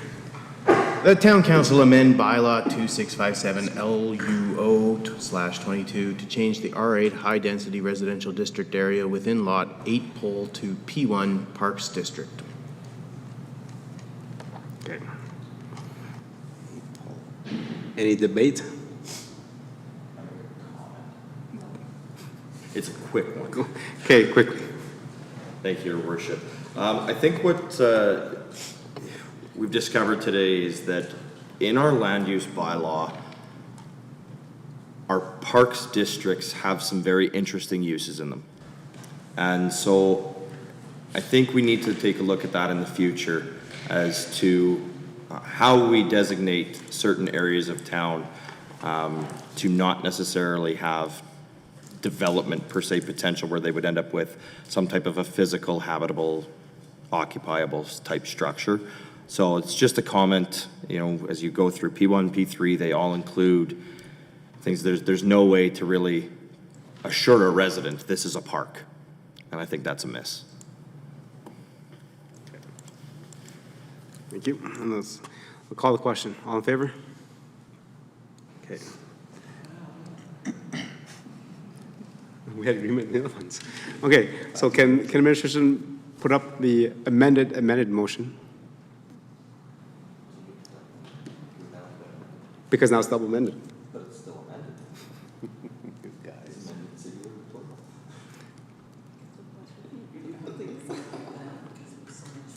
Yes. Take the as amended out, yes. Would you like me to read that? You read that. Okay. Councilor Pletchko, can you read that again? Thank you, Your Worship.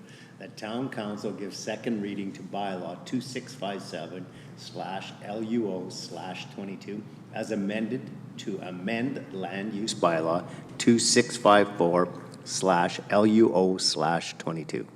Thank you. So that motion is identical to the motion that's in our package, so I don't understand what we just did.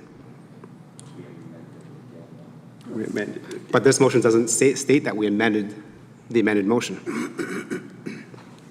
So I do have some questions of governance here, because if the original motion, as read by Councilor Pletchko earlier, does say it's amended to amend land use bylaw, we made a motion to amend that, and then we come back, that passed unanimously 7-0, and we come back to the original motion, it just says it's been amended. Your worship, I guess all I could say is, the basic notion is to make sure that the body is clear about what they're voting on.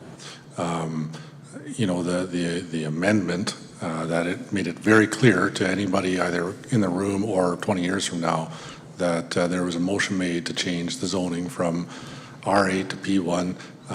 It's clear. It was there, it was voted on. That automatically gets incorporated into the main motion. And I'll just stop there. Your worship, I would surmise that council is clear on what they're voting on. The wording, I'm not sure how far we want to go into that at this point. Okay. Deputy Mayor? Your worship, simple suggestion is, instead of saying bylaw 2657 LUO/22 as amended, say with all amendments. Okay. Sure. I'm amicable with that. Councilor Pletchko? Yep. Okay with that. And it wasn't even the teacher that suggested that. Please read it one more time. Yes, thank you, Your Worship. We'll try this the third time. That Town Council gives second reading to bylaw 2657/LUO/22 with all amendments to amend land use bylaw 2654/LUO/22. Thank you, members. Thanks, members council. And this does provide me a little bit of better ease, because we know we read through our minutes, and the minutes do not depict that. If it's the same motion that was recommended in a package, and it's the same motion that's passed, we do not know what changed and what not, and then we should reflect that this amendment was amended. So. Okay, any debate on second reading? See none, call the question, all in favor? Thank you. Third reading. Councilor Hansard, please. Third reading. Am I going to be handed words, or do I have to find them? You can probably just, right there.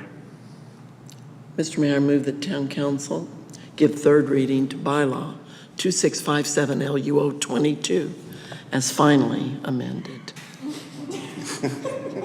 No, there's no final word in there. Okay. Forget the final, I just had to say it. Thank you, because if you had to say it, then I would have to, if I accepted your motion, I would have to actually ask staff to put that in there.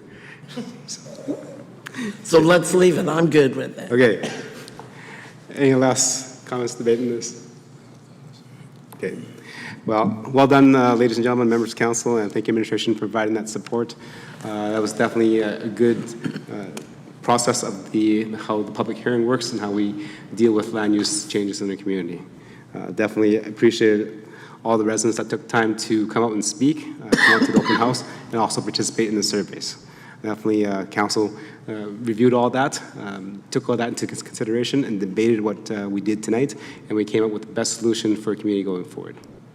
Let a call question, all in favor? It's carried. Thank you, Councilor Hansard. Moving to 8.3, please.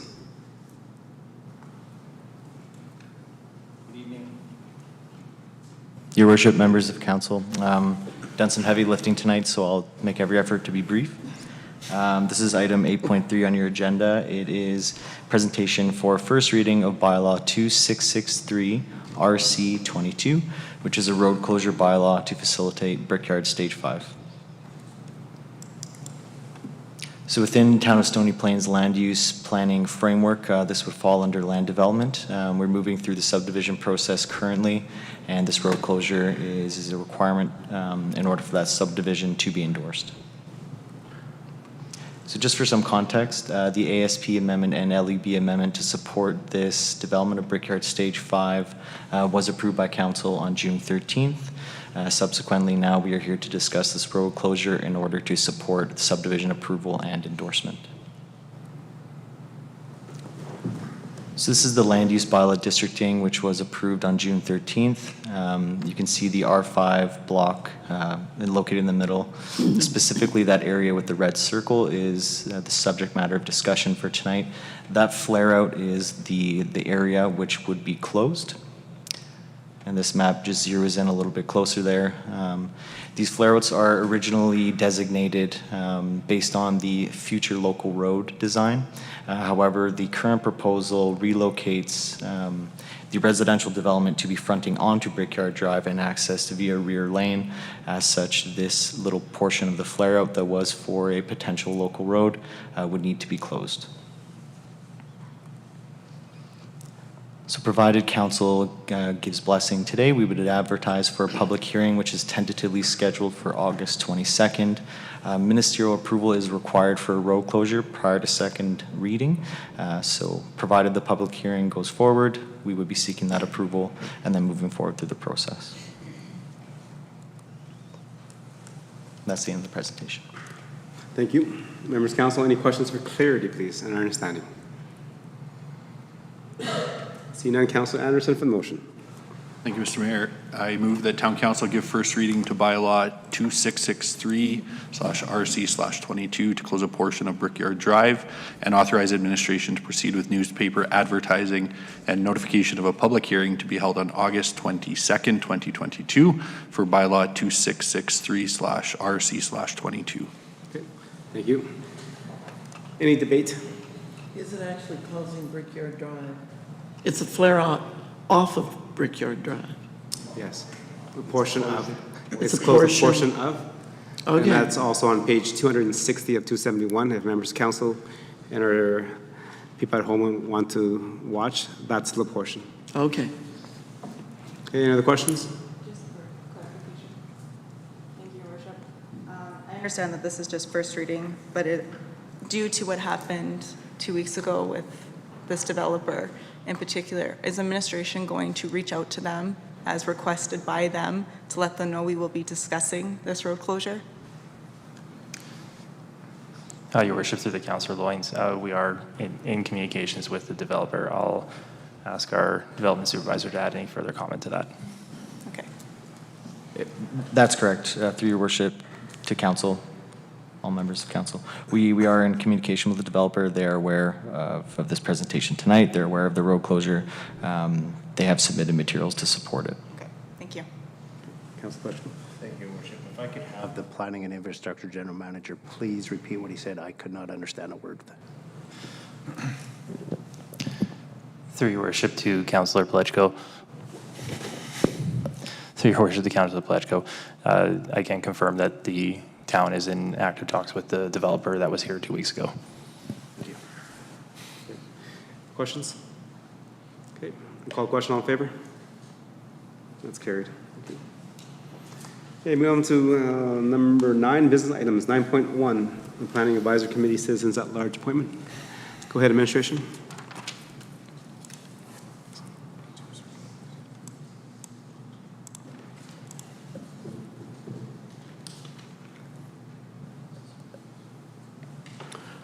Your Worship, I'll maybe speak to this. I mean, as council is well aware, we put things out into the public to seek input on our committees, and what you have in front of you is the result of an individual putting his name forward. And I know we had some conversations with him, as I understand, and ultimately the recommendation in front of you is to appoint Mr. Wennerstrom to the Planning Advisory Committee. Okay. Thank you. Motion, Councilor Lori, please. Deputy Mayor, go ahead. Thank you, Your Worship. I'll move the Town Council appoint Richard Wennerstrom to the Planning Advisory Committee. Okay, thank you. Members of council, any conversations, debates, and questions regarding the motion? Councilor Hanson? I can remember a time when council went in camera for these things, because the last thing we'd ever want to do is cause a problem for the person being nominated. I did have a concern about this particular individual writing a long response to the bylaw change in that we just spent so much of the evening discussing. and then see his name come up on the citizen appointment. I'm just wondering, as a person who is now, if approved, become part of the Planning Advisory Committee, would it be understood that that individual would not be stepping out as John Q. citizen and then speaking into a public process whereby he has already had some input and say with planning in their process about the very process that's before council for discussion? It just seems I have no problem with the individual, extremely capable. However, optics says this person had a voice here, not there tonight. I mean, it wouldn't be the case tonight because he's not already on that advisory committee. But if he was, he would already have a voice with planning in the putting things together to come before council, and then to step out in public and not only write a long response, but to show up and make comments in front of council. Is that too much? Not an issue for tonight. I can't stress that enough. But I would think members of MPC, for instance, used to not show up and try to sway council opinion on something when they've already had their voice and say as Municipal Planning Commission. And so it just strikes me as, is there admonition given or an instruction, training, and understanding that this would not be able to happen once that person is approved to an advisory committee? Thank you. Thank you, Councilor Hanser, and I appreciate you raising that. Again, this is a advisory committee, so the individuals that sit on the Planning Advisory Committee has every right to hear about it, understand it, provide some comments, and also as a public member to come also speak to it or for anything that comes forward.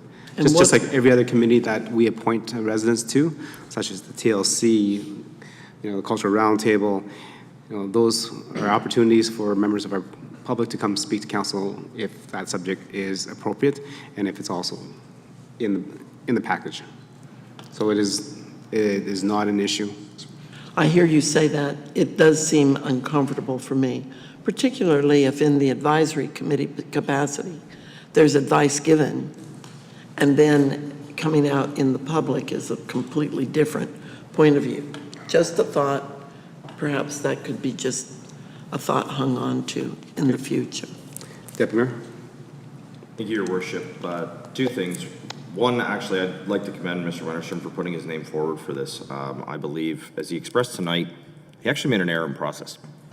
And he learned a lot through this process. And it was engaging enough for him and educational enough for him to want to become involved. As you can see, in late 2021, the 3 positions became available in the Planning Advisory Committee. As such, the committee has not had quorum and has been unable to meet. We haven't been able to attract residents to sit on our own Planning Advisory Committee.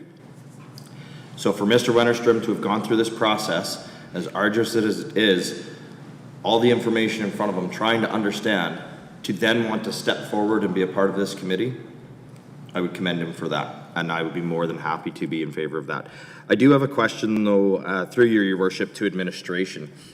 As we know, the Planning Advisory Committee was formerly MPC. When the Development Authority changed, the Planning Advisory Committee came to be. It had a terms of reference. We also had a similar change that happened with our Community and Social Development Department, formerly the FCSS Board.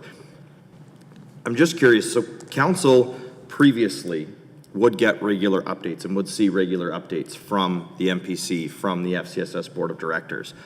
With these roles being changed to advisory committees, and the delegated authority now residing within the town, council isn't necessarily getting the same level of updates on what engagement is happening with the citizens, what feedback are we getting from the citizens, how is their involvement gone. Can administration shed a little light on how they plan on ensuring council is informed and engaged on how these committees are going, what is happening, how often they're meeting, the things they're talking about, etc.?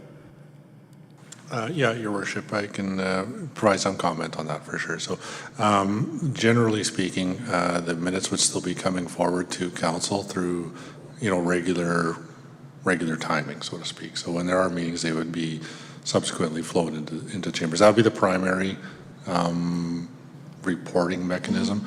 I believe in the Planning Advisory Committee, if called to order, and if offering advice, so to speak, on any particular thing, that would be included in part of the lead sheets going in on the topic at hand. I'll stop there. Those are probably the first couple that, top of mind. Thank you. If I could follow up, Your Worship. Thank you. I think it's imperative that we make sure we're utilizing our citizen advisory committees and our citizen advisory boards. And right now, I'm unaware of whether we are or not. And so I'd like to make sure that it is very clear that, as the town manager stated, when they're called. Well, did we lose members from the Planning Advisory Committee because they weren't called? And we need to keep our residents engaged. If they have put the commitment forward to serve on a board or committee, we need to give them something to talk about. There might not be a pressing development matter, but I'm sure there's something we can talk about. Even just reviewing some of our plan documents that we have. Going through there's a great presentation on the 5 different or 6 different steps of the planning process, reviewing those types of things with them, going through some of our statutory plans, going through some of the reports that we've received, because these people then go out into our community and are champions of what we do here. And so I think it's a disservice to them, a disservice to ourselves, if we are not ensuring that they are regularly engaged and educated, informed, and anything that we can utilize them for to send them back out into the community. So I just provide that as feedback. I hope that that is taken into account. I hope the council is updated in the future on some of the activities going on with some of these committees, and I look forward to seeing that. So thank you. Councilor Loyens. Thank you, Your Worship. Just to comment on Deputy Mayor's point, I can't say why there's 3 positions vacant. I can comment on one, as I was one of those people. So obviously I wasn't able to sit on the advisory committee and sit up here as well. As far as the other 2 positions go, I don't know for sure.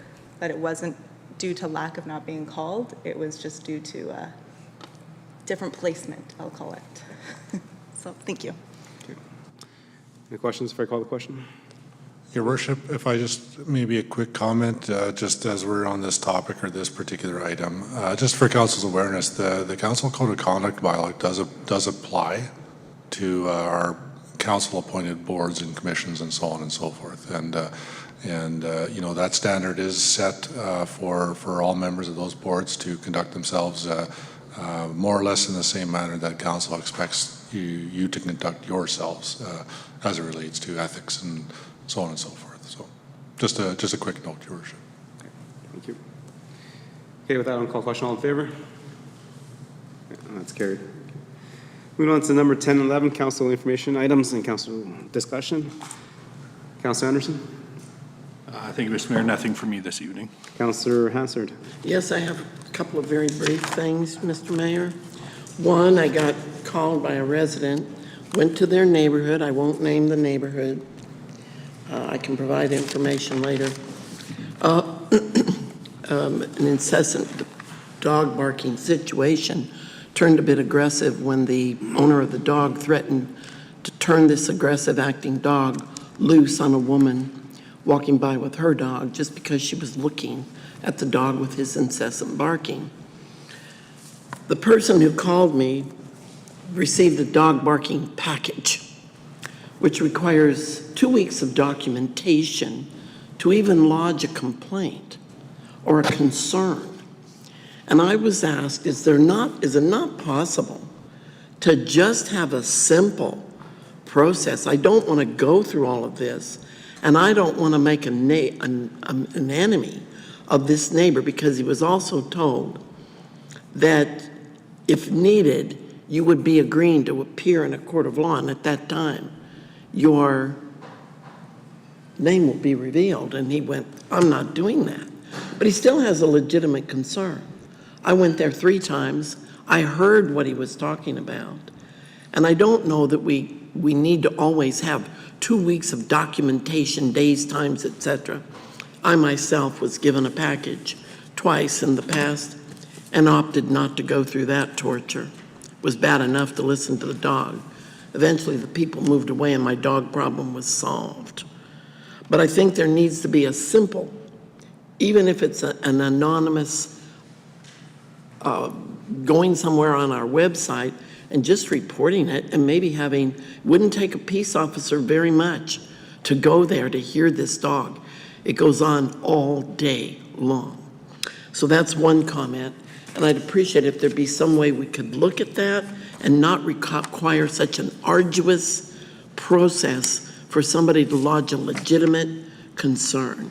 2, is it possible, I know everything is behind, road sweeping was behind and everything, thank goodness it's done, my street is beautiful, both of my streets, and I appreciate it so much. But a couple of residents pointed out to me today about the weeds that are growing up under the benches in the parks. And in 2 cases, one of them happens to be a park I walk in, the thistles are growing through the seat and little children are having to contend with that. Is there some way we could maybe have a weed eater taken in and just kill the areas around the benches?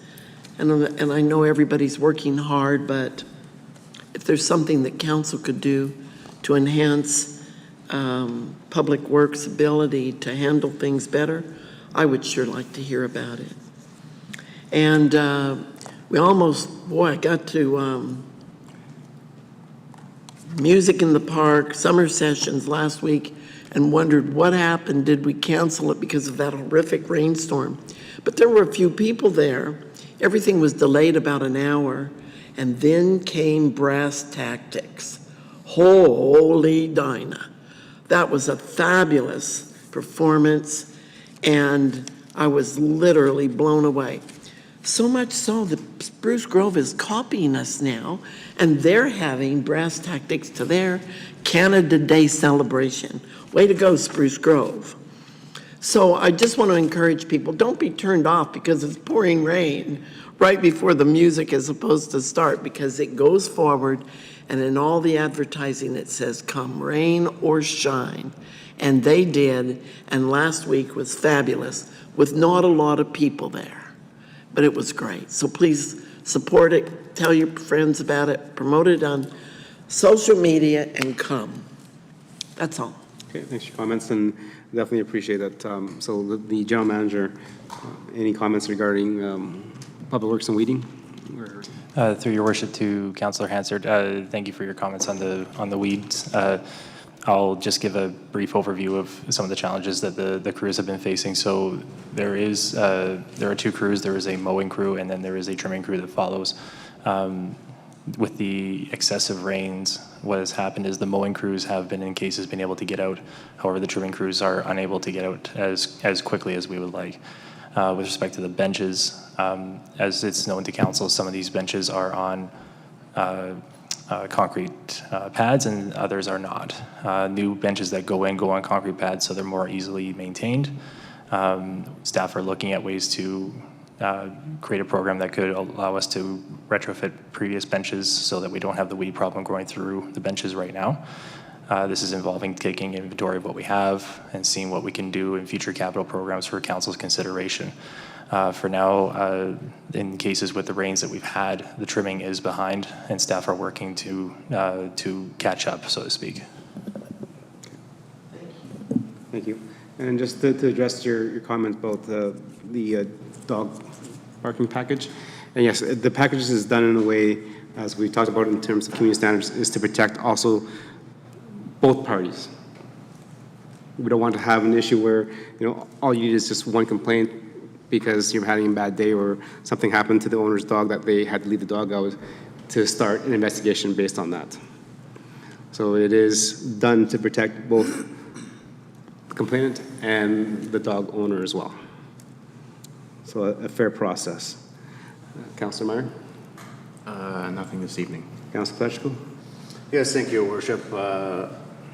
Question for administration. Range Road 275, which is also Veterans Boulevard, at the corner of Fairway Drive, coming onto there, if you turn and go south on that road, north they've addressed some of the weed problems and the mowing, but south of that, it still looks like a big, huge field. And I'm just wondering, I've had several phone calls in the last few days regarding that. Have they decided not to clean that up? Is there going to be a cleanup? At what point in time do we, as a community, clean our own community up? Through your worship to Councillor Palechico, this, our expectations have been made clear to the contractor. We are constantly following up with them to make sure that they're meeting our expectations. We have made it clear that the town will go address this if we're not getting the progress that we would expect for them. Do we have a timeline on that? I'm told by the residents that they were told that was in the process, and it's been over 2 weeks since anybody's heard from the town and or seen anything progress. Through your worship to Councillor Palechico, I would have to follow up with staff and get back to you exactly where we're at with that and what else has been communicated to the contractor. But like I said earlier, we took the comments from the community very seriously a week or two ago. And have made our expectations clear. Okay, if we appreciate a follow-up email, if you would, please. Thank you. Yes, I can send you a follow-up email on that. Thank you. That's it for tonight. Councillor Loyens? Thank you, Your Worship. Just two things for myself. Just wondering if administration might be able to shed some light. A petition was sent around Greywood Cove, and I know it was sent to the town. Do you have any follow-up for the residents to know what you can share at this time with them? And secondly, I want to say thank you to the General Manager of Planning and Infrastructure. When a school reached out to me in regards to cutting the grass while students were outside, it got addressed very quickly, and that's very much appreciated. Thank you. Yeah, Your Worship, through to Councillor Loyens, I can speak to that. I'll try to be brief. So, Council will recall, I don't know if I'll say last year or maybe a little bit longer ago, we did some parking restrictions on Greybrier Drive, I believe, the main entry into Greybrier.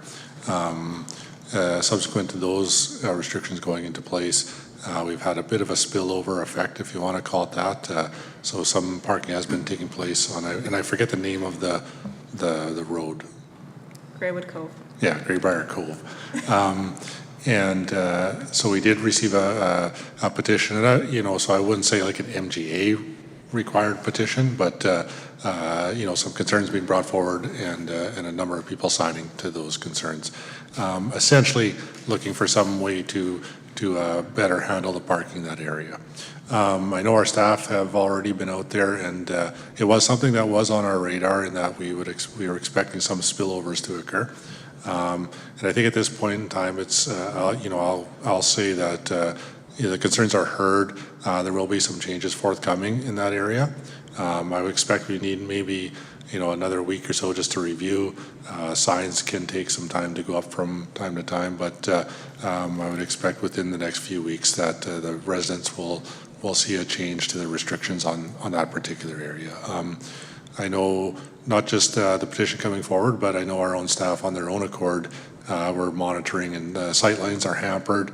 It reduces to one lane when you have a significant amount of parking on both sides of the road in that particular bottleneck area.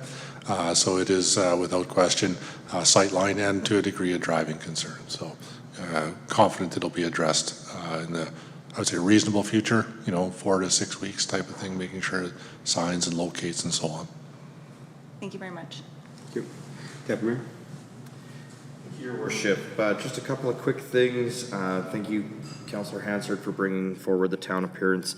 Actually, thank you to the General Manager as well. You had followed up with us with an email on June 15th, mentioned some of the things that were being done. Have seen an improvement, definitely still would like to see a little bit more, but I think we're trending in the right direction, so hopefully we can continue to see that. Had a great time this weekend at the Pride in the Park Festival. It was fantastic. It was great to see that back in person, so kudos to the team that put that on. Kudos to our Economic Development Department. For those who haven't seen, we have a Mr. Mike's coming to Stony Plain now. It's very exciting to have another restaurant option, and so that's great that we're going to have that.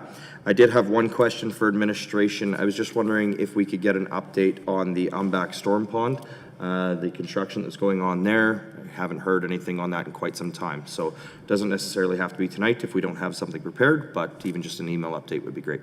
Okay. Thank you, Deputy Mayor. and Yeah, Your Worship, appreciate- you know, that, again, that's a pretty significant project, so, you know, I mean, we can follow up via email and provide some of the commentary there. Okay, thank you. And then let's come just to remind everybody that before our next meeting is Canada Day, so there's lots of activities that are planned at the Heritage Park through our partners, and also there is a Canada Day car show down Main Street. I think so. If you guys are interested in out and about, please stop by and say hi to our local residents and community supporters.